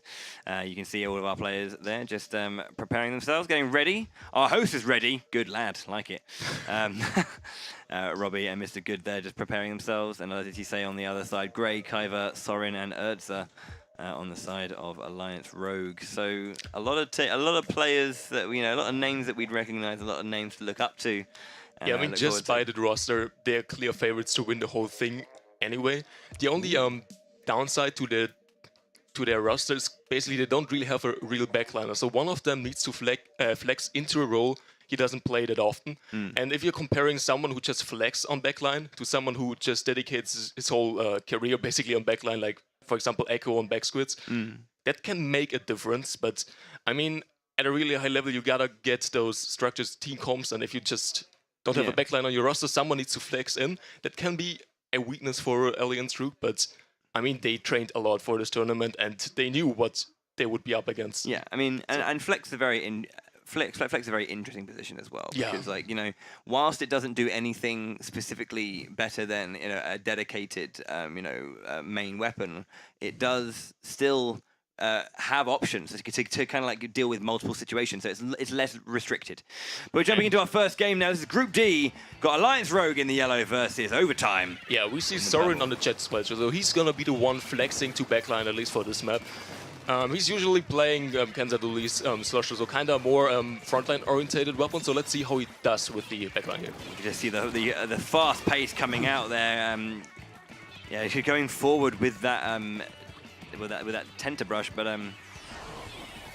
already using the Booyah Bomb on the side of Overtime. They already have a ball already with the Explosion. Explosion being prominent in the current meta as well.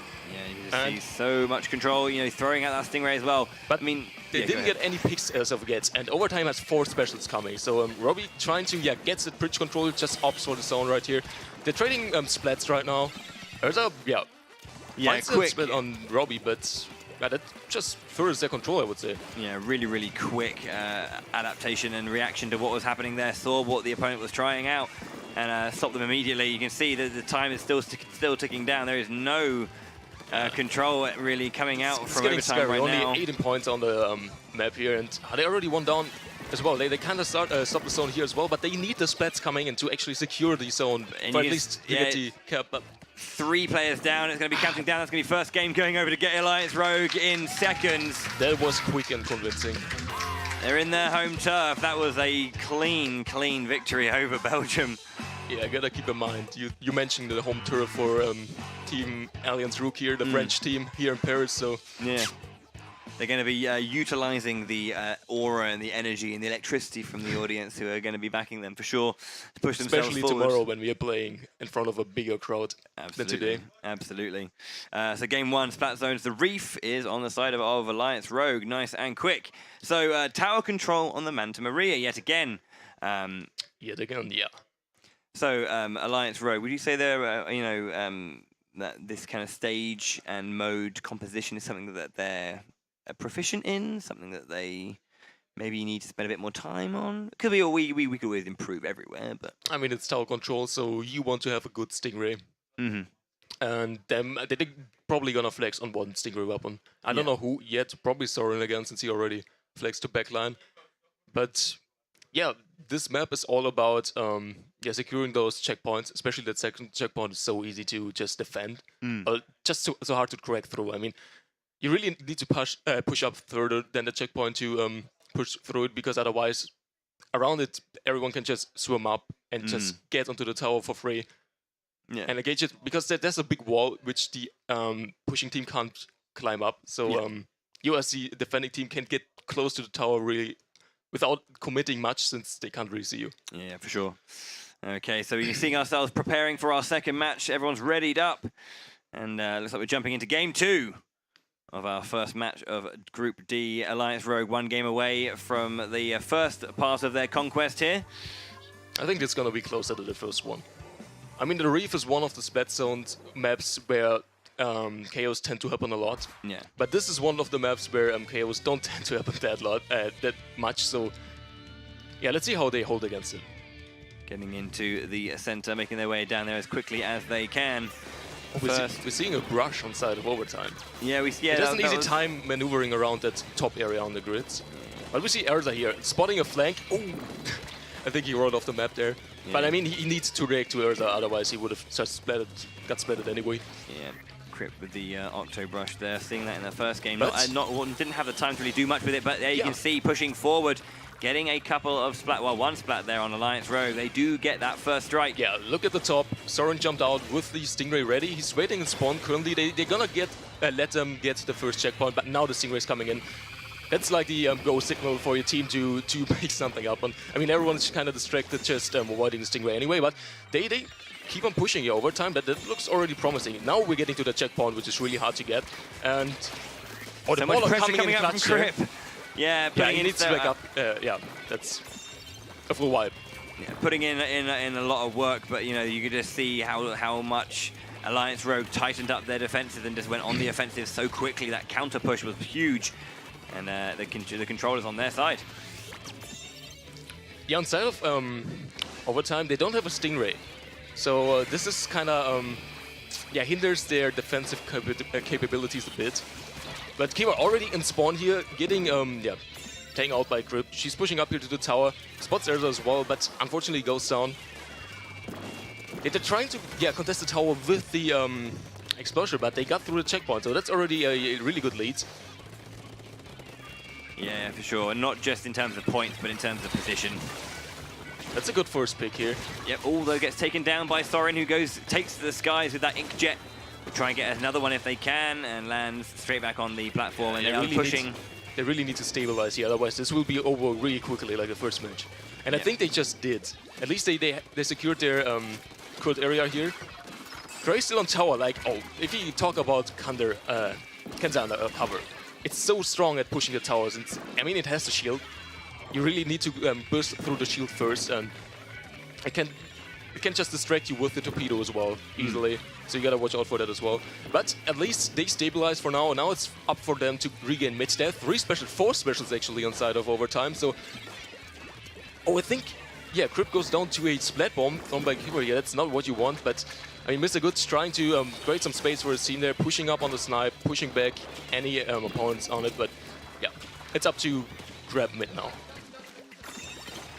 Okay, so once again we have overtime. Looks like they're just going to start pushing again if they can to push it back a little bit, but Alliance Rogue. Well, they spotted him out that, good super jump back, realizing he could never get the split there. Sorry, in there on the top, putting out so much pressure. We inkjet, but Erza comes on top of that. Like, really find another pick. Yeah, even before the baller comes in to save Roby here. Yeah.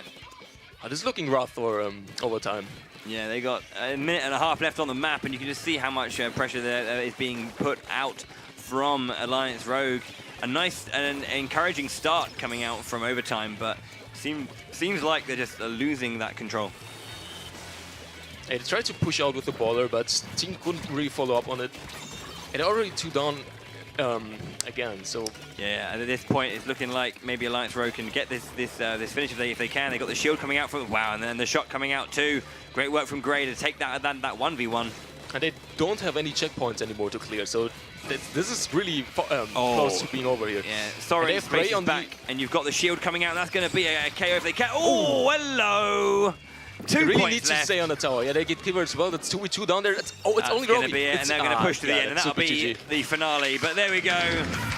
Alliance Rogue showing their quality once again. Yeah, they're showing why they're a top contender to win this tournament.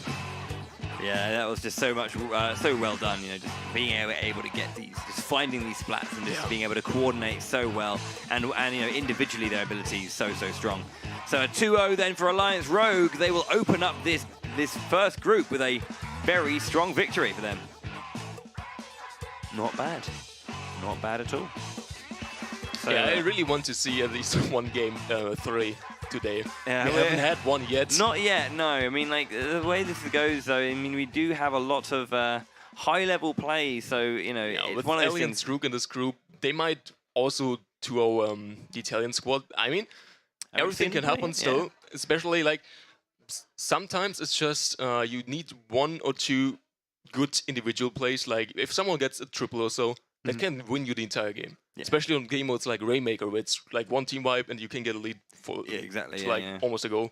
It's kind of nuts how it can kind of change that, you know, in that way. It's very like just fast-paced, I guess. It's where it can just fall away from you so far. Unless you're doing something like Splat Zones when you're restricted by the speed of the countdown. But even then, that can go from like 70 to 20 in seconds. You're like, oh, we're getting wrecked. Okay, sure. Fix up. Let's sort this out. But, you know, Alliance Rogue take it 2-0. So to continue with our show, I'll pass it back to Tech Girl to introduce the next 2 teams.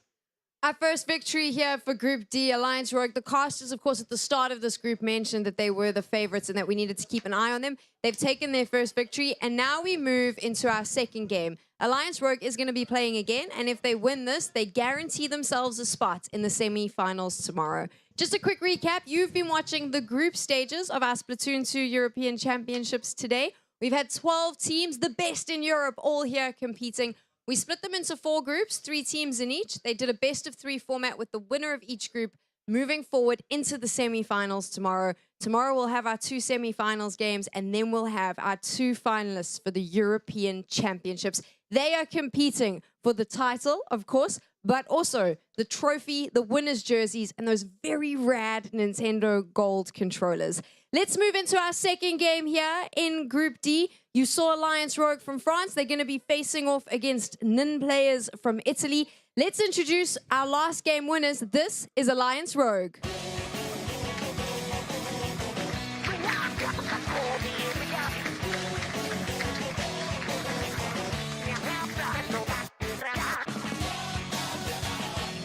If you're a little bit confused, we do have one player who just actually asked if he could run out and get some water, because obviously they come straight off here. The pressure's on. Here he comes. He needed to get some water. I tried to make up as much time as I could. I told everyone about the prizes and all the things. You needed to drink a little bit faster next time. Okay. I got you. You got me. Okay, we're sorted. Let's introduce our second team. This is Nin players from Italy.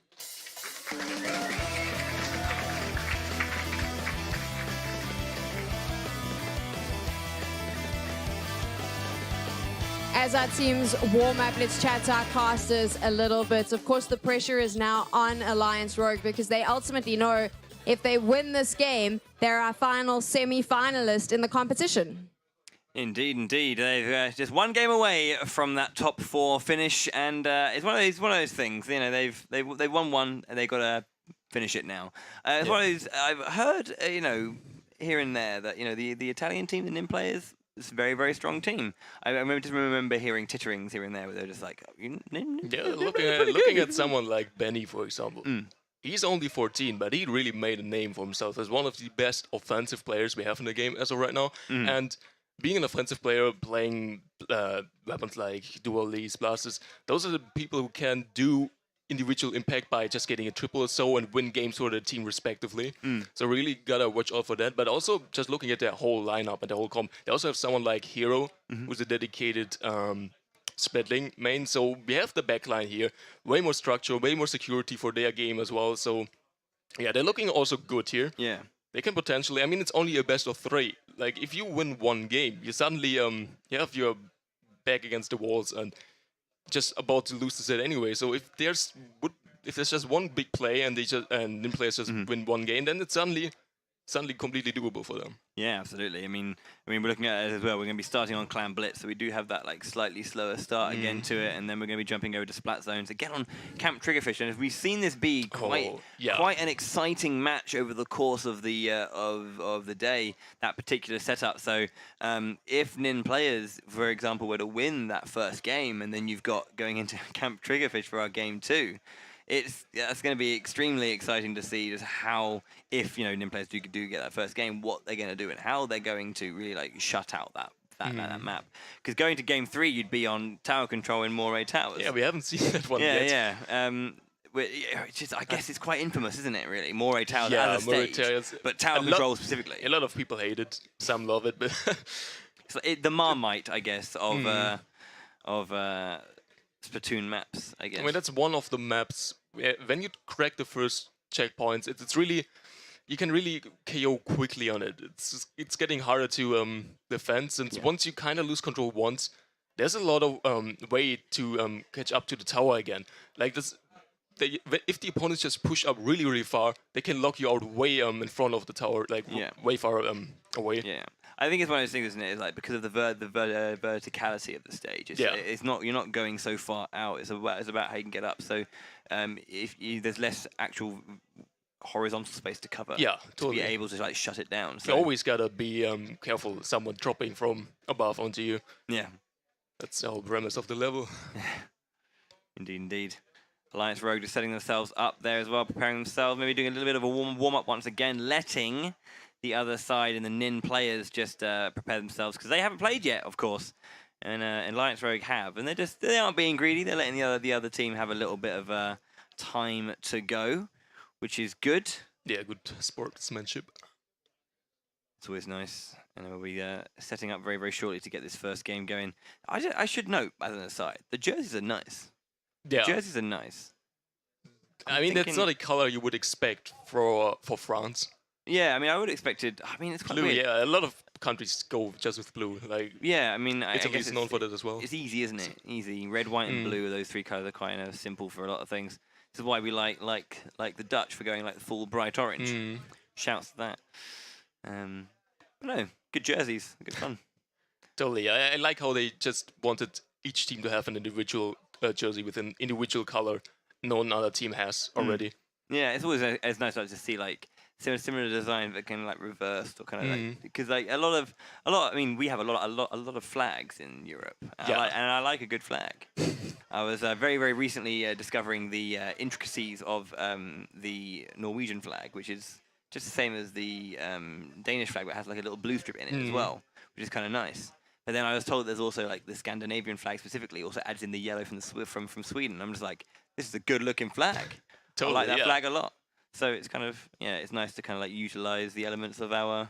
The word utilize has become up a lot. You get comfort phrases, snowball, utilize, turn in the screws. They're my go-tos sometimes. These ominous snowballs. Oh man, it's. I mean, that's how every KO starts. At least the quick KOs. You win the first team fight without committing any specials to it. Then you suddenly have them ready to lock them out once more. And I mean, the enemy team will just get their own specials on their own. And if you have counter specials, it's kind of even again. Yeah. Yeah, I mean, that's the thing. And that's also something how like those swing phases start. Yeah. If just one team gets the specials first, use them to win the fight. Yeah. But then have no specials to defend again. And then suddenly the enemy team comes in with their specials they haven't used yet. And then that zone or whatever map it is or mode it is, it just swings back and forth. And until someone breaks also out of the chain, if they get like a good individual play without any specials to just take on the enemy. It's kind of that question to ask sometimes, isn't it? That like, when you have the ability to power play, how many resources are you going to commit to something? Or like when you're in that neutral and you can't break out of it, how many resources are you going to be throwing out? Totally, yeah. Because they are limited. They come back fairly quickly, but they are limited. So it's like You can't just throw in everything expecting the best outcome for you. You really gotta think ahead for the next team fight as well, since you won't get those specials that often. Yeah. I mean, looking down at it as well, it looks like we're going to be jumping into game very, very shortly. We are, all the players are in the game. So game one will be Clan Blitz on Marco Mart to start off. So yeah, we've seen a little bit of fun with this. We were talking about how small a space it is and how quickly you can like close down on the basket and then just with the oysters. Yeah, totally. I mean, if our Alliance Rook gets the quick KO on this one, this is kind of demoralizing for the Italian squad. So even if they lose that match, just holding against the immense pressure Alliance Rook will put onto them, that will also be something they can capitalize on in the next match, because you don't need to win the first match to win the whole thing. There's 3 matches, you only need to win 2.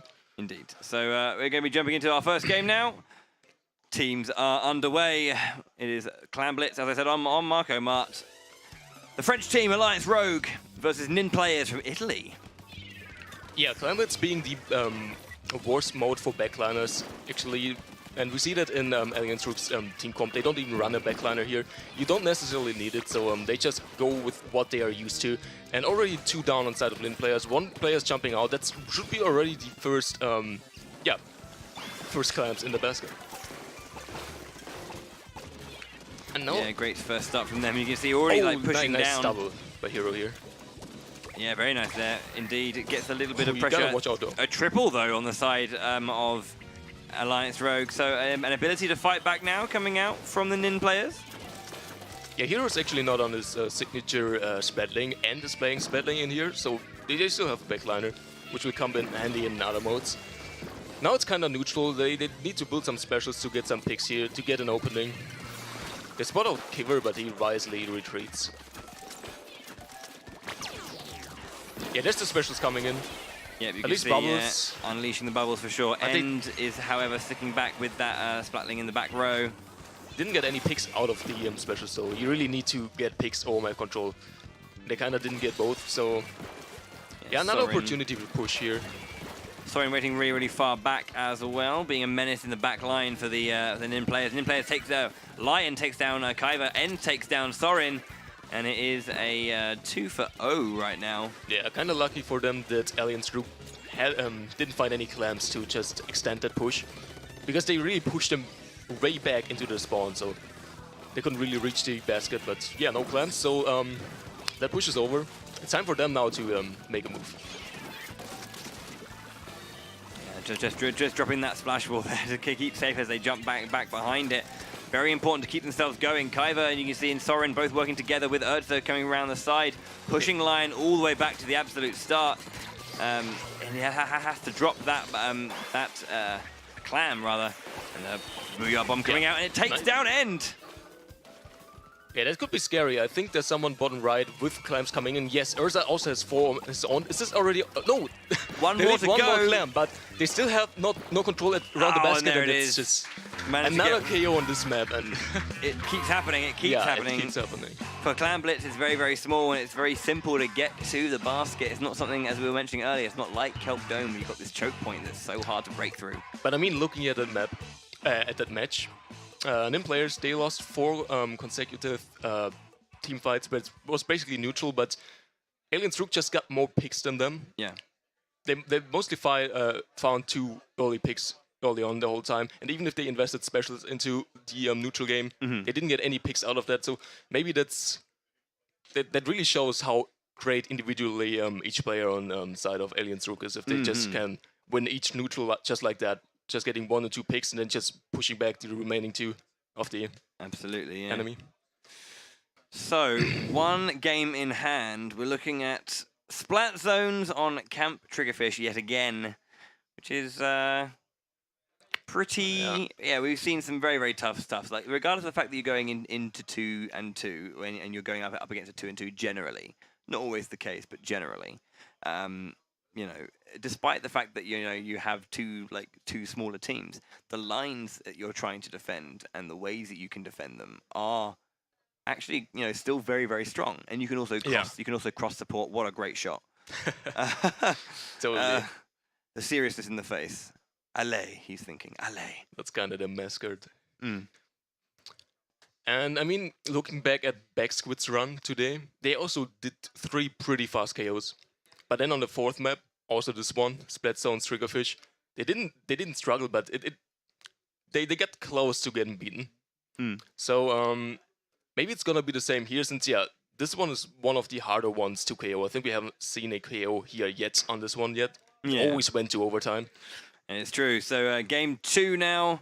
Alliance Rogue 1 game away from that semi-final finish. And looking at the team comps, both sides opt for the Exploiter. This weapon is just so amazingly good at holding their own zone. It can contest from a safe distance. It doesn't even have to show itself to contest the zone and to cap it. So it's really hard to push it as well, since it also has baller. Like when you push it, it probably has ball already, since it can just hold you back from such a distance. It's really a nightmare to play against, but they got through here. They got enough splats, and they managed to push through. As you can see, Kyber and Urza on the far side looking after each other. Sorin doing a good job with it with Gray on this Benny side. here. Going over the top. Trying to maybe grab a splat or two if he can, but Gray takes him down. Mid-air, yeah. That's pretty good stuff there from Gray. Ooh, wow. The AoE on the Rapid Blaster, well, the blaster as a whole, but on the Rapid Blaster is kind of crazy. 2 good shots, and it's and that's a splat in your favor. Yeah, now they got full control on the far left side. Also, yeah. I mean, yeah, Vin players, they're still kind of contesting their own zone, but they really need to get quickly back on the right side as well, because otherwise, yeah, they will never get the cap. You can cap one zone, but you won't get a penalty on, you know? And that's what they are looking for right now. Otherwise, they will just get such a lead, which is impossible to come back to. Yeah, you can see they're just still slowly pulling away, as finally there's a little bit of interest on the side of Nin players, as they're looking to just confirm and get that second splat if they can, penalty. but Alliance Rogue is holding fast. They probably should have gone for the zone instead of the last remaining player on the right side. That kind of cost, like, they had the picks to get the penalty, now they do, so this gives more security, since there's still 3 minutes to make things happen. They have some points on the board, but an immediate turnaround. Wow, that was quick. Didn't even see that one coming, but there you go. Power. I have an Inkjet ready. Also, yeah, Stingray's pop. Stingray 1v1. Wow. He got Benny, but not the opposing Stingray. Yeah. And just move, keep himself moving as best they can, but Alliance Rogue lose too, as Nin players are looking to push back, but the control goes over to the side of Alliance Rogue for a little bit. It's 2v2, 3 and 4 now, respawning for Alliance Rogue. Oh, nice shot by End there.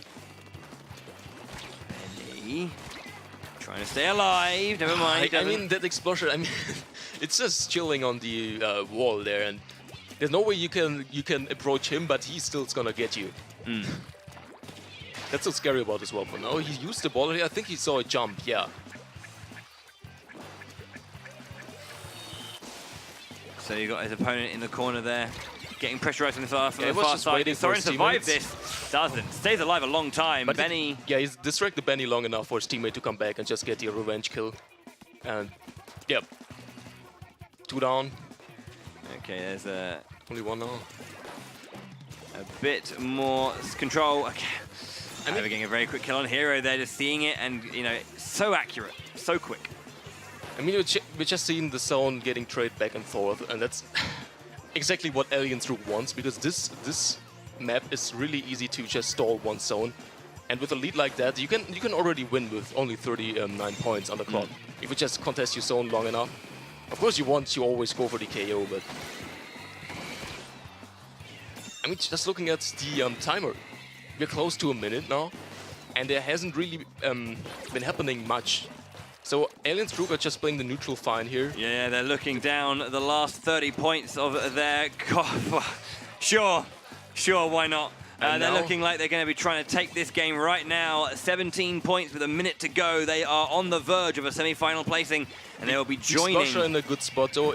He can contest the zone. He also has the baller to potentially push back Kiver and Urza on the bottom right, which he does right now. Yeah, we can see... Can they get Kiver? No, they don't even get him. Wow, yeah, that should be so GG. far, and there it is, Alliance Rogue, proving that they are the best in that group. 2 very strong games once again. and a KO on Camp Triggerfish. You asked for one, you got one, right? But there we go. Very, very strong stuff from Alliance Rogue. Well played by them. They will be in that top 4. And our top 4 is now set. But we're not done yet in the group stage. We've got one more game to play to make our way, to kind of put the finishing touches on today's group stage. It's been a long, I say long, it's been a marathon. No, it's been a long day. We're coming up to the end of it though. We are almost there. We've got one final game to play just to kind of lock in our final spaces. And we said it a lot already. We're hoping for game 3 at some point, and now it's time. Come on, totally. So Alliance Rogue, they have confirmed their placing, 2-0 for them, and they'll make their way through to the grand finals. It's time for our final game to see who's going to be taking home a 5th place and who will be taking home a 9th place finish as well. Despite all, there are some teams who haven't been able to win a game today. They managed to qualify at this point, and that's already a huge testament to their quality in their region as well. So to kind of get that final game going, I'll throw it back to Tech Girl, who will introduce our final 2 teams for the day. As you mentioned, we have our 4 semi-finalists. You can see I'm getting a bit excited about the last game. We have our 4 semi-finalists. We know who the teams are, and we'll chat a little bit about that. But in the spirit of making sure that every team here still gets to play, of course, our 12 European teams, we still have one more match. This one's just for pride. This is an opportunity to represent your country, to play the best possible Splatoon you possibly can. Our final game in Group D, it is overtime, taking on NIN players. So let's get the show on the road. Introducing your first team, it is overtime from Belgium.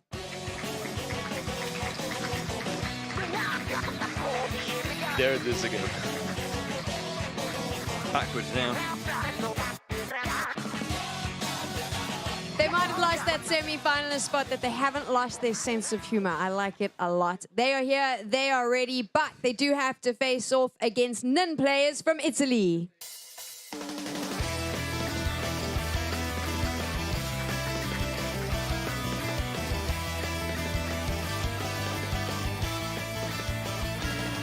While the spots in the semi-finals might not be up for grabs, could these 2 teams finally get us to a 3rd map in these group stages? What do you think, James? I'm going to say yes. Yeah, same, to be honest. Okay, so looking at our map, I want to see it for sure. I mean, it's always nice to see these matches go the distance. Rainmaker, Wallow Warehouse, Clan Blitz, Piranha Pit. See how it's been going. If we get that game 3, we get Splat Zones on Arowana Mall. Arowana, yeah, a fan favorite basically. I haven't seen that one yet. Yeah, but it should be good fun to see that for sure if it does indeed happen.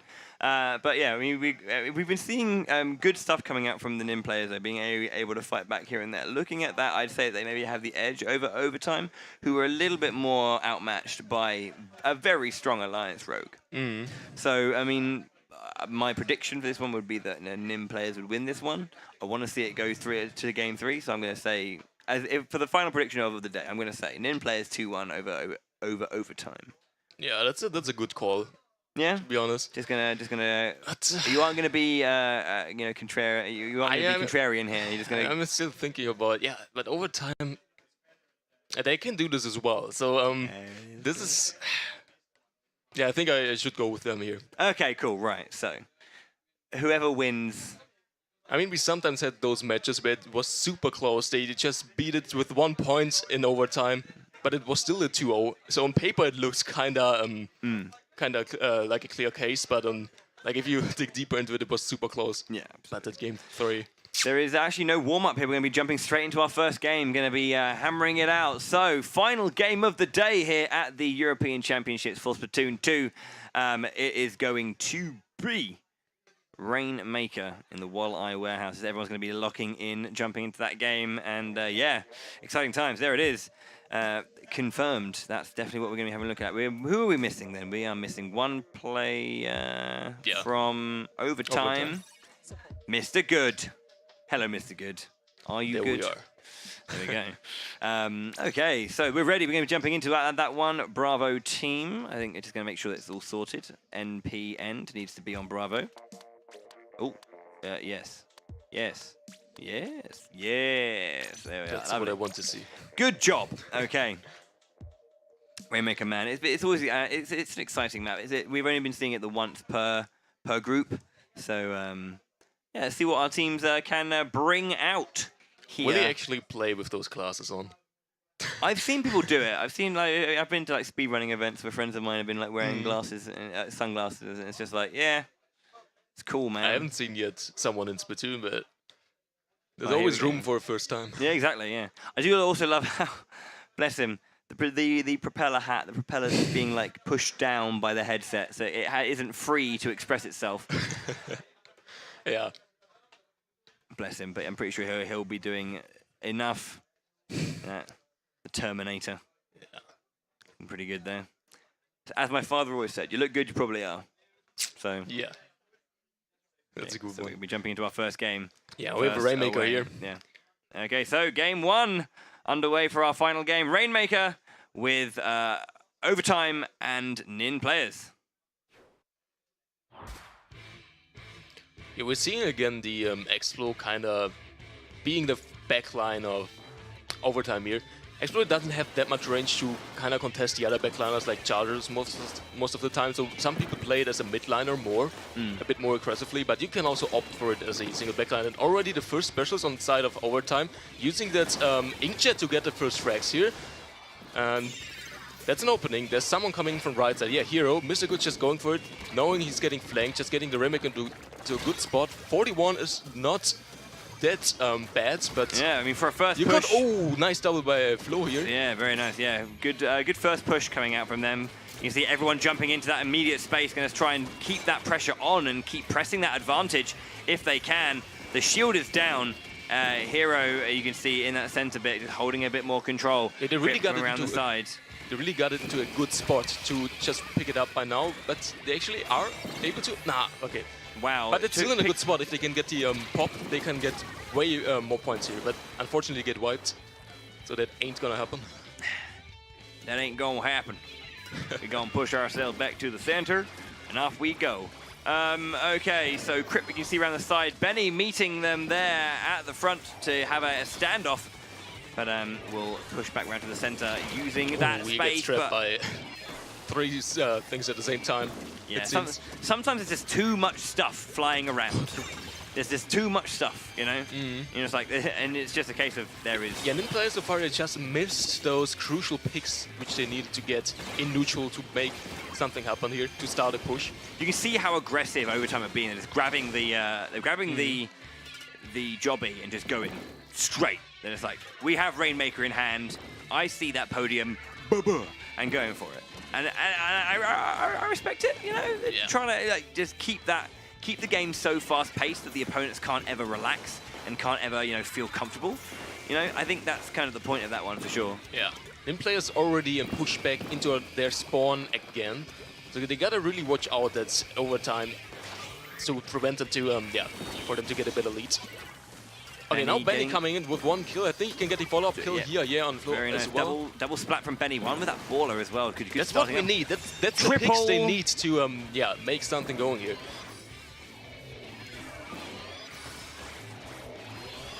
See all of I our mean, players yeah. right now, yeah. Now They're going- overtime is kind of a push back into the spawn. Crypt trying to get out. Yeah, she gets the first pick here.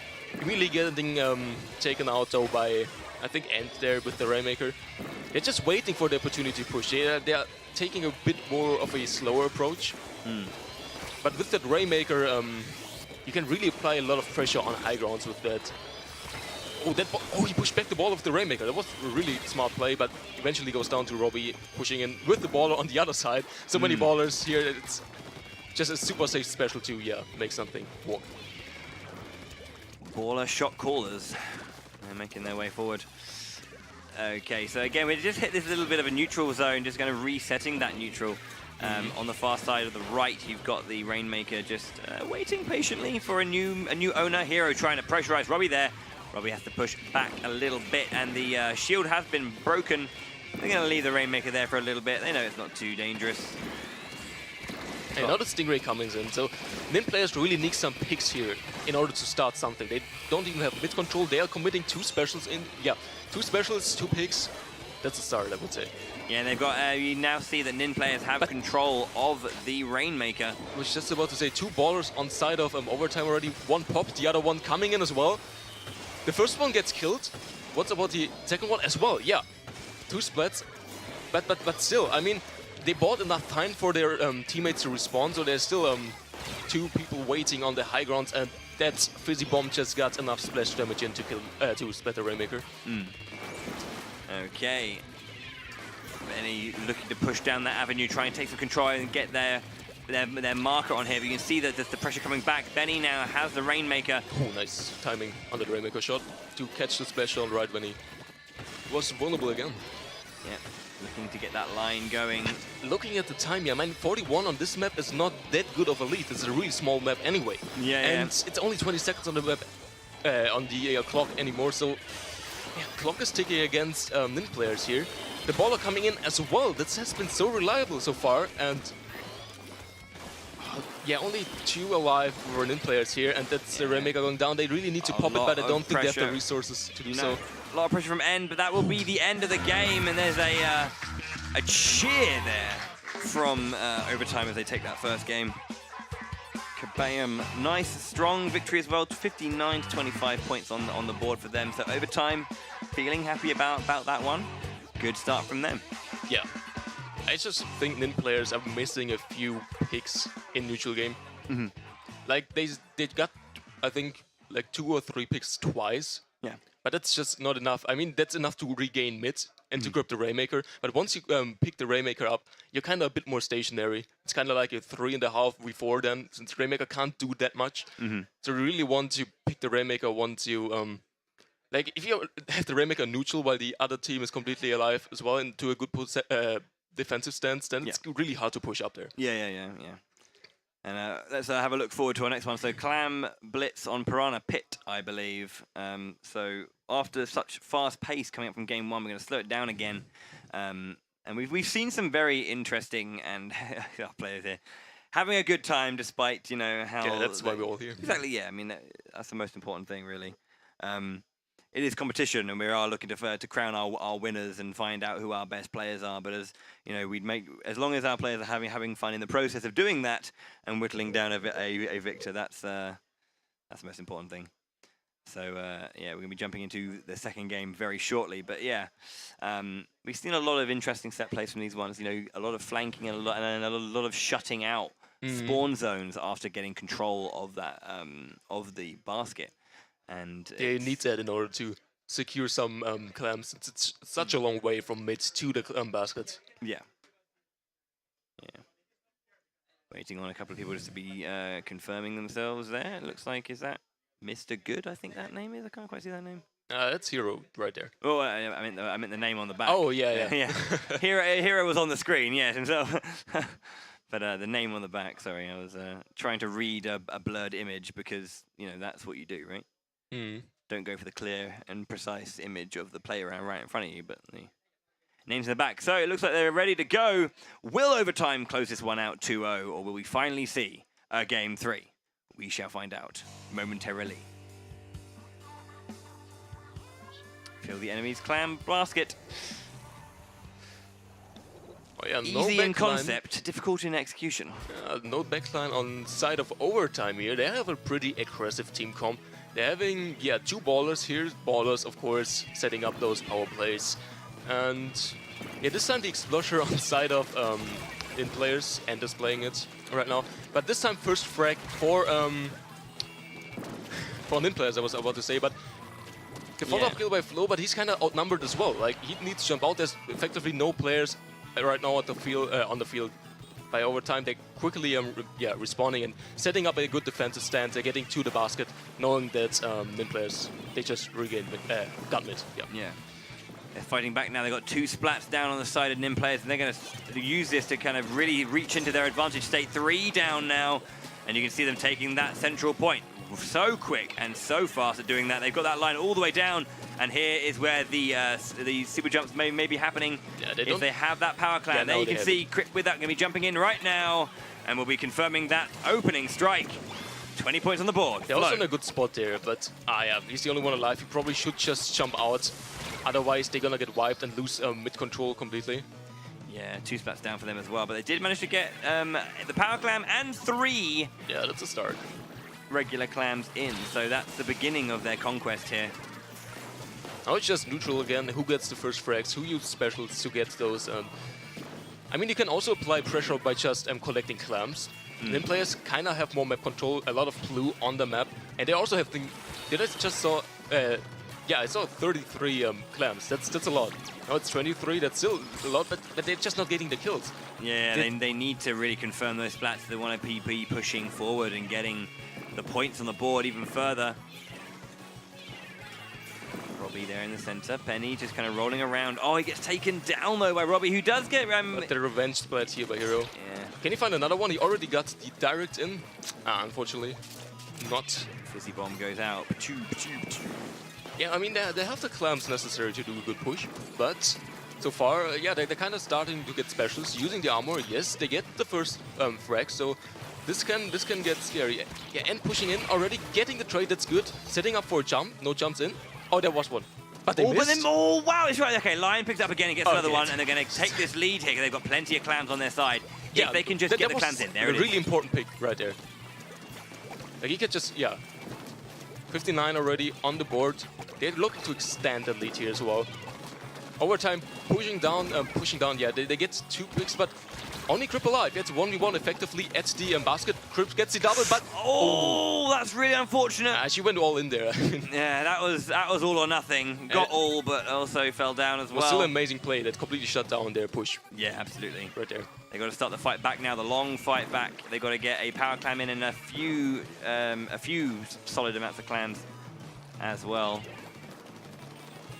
I mean, for Italy, I mean, that's not the best lead, but you should just play the neutral right now. Just contesting the map control, trying to shut down the counter push. You see the ball already coming in. They probably could have, yeah, super jump coming in as well. Oh, they got 2 of them. Yeah, they're getting close to the lead, but they don't have any clams left, and they don't have that much map control around the basket, so I don't think they can get the lead quite yet. Yeah, not yet. No, this is going to end up that one. But nice use of the double power clam to really hammer home some points. And now only 4 points of difference. They're going to need to get 2 clams in after the power clam, because the power clams are only going to remove those bonus points. A lot of map control again for Italy here. They're also sitting on 30 clams right now, using the armor. Now, if they get a few frags, that could be actually a pretty devastating push. Yeah, you can see the Italians jumping in now with a baller. Is there going to be a jump up? But there's a nice... Oh, the Belgians turning it around.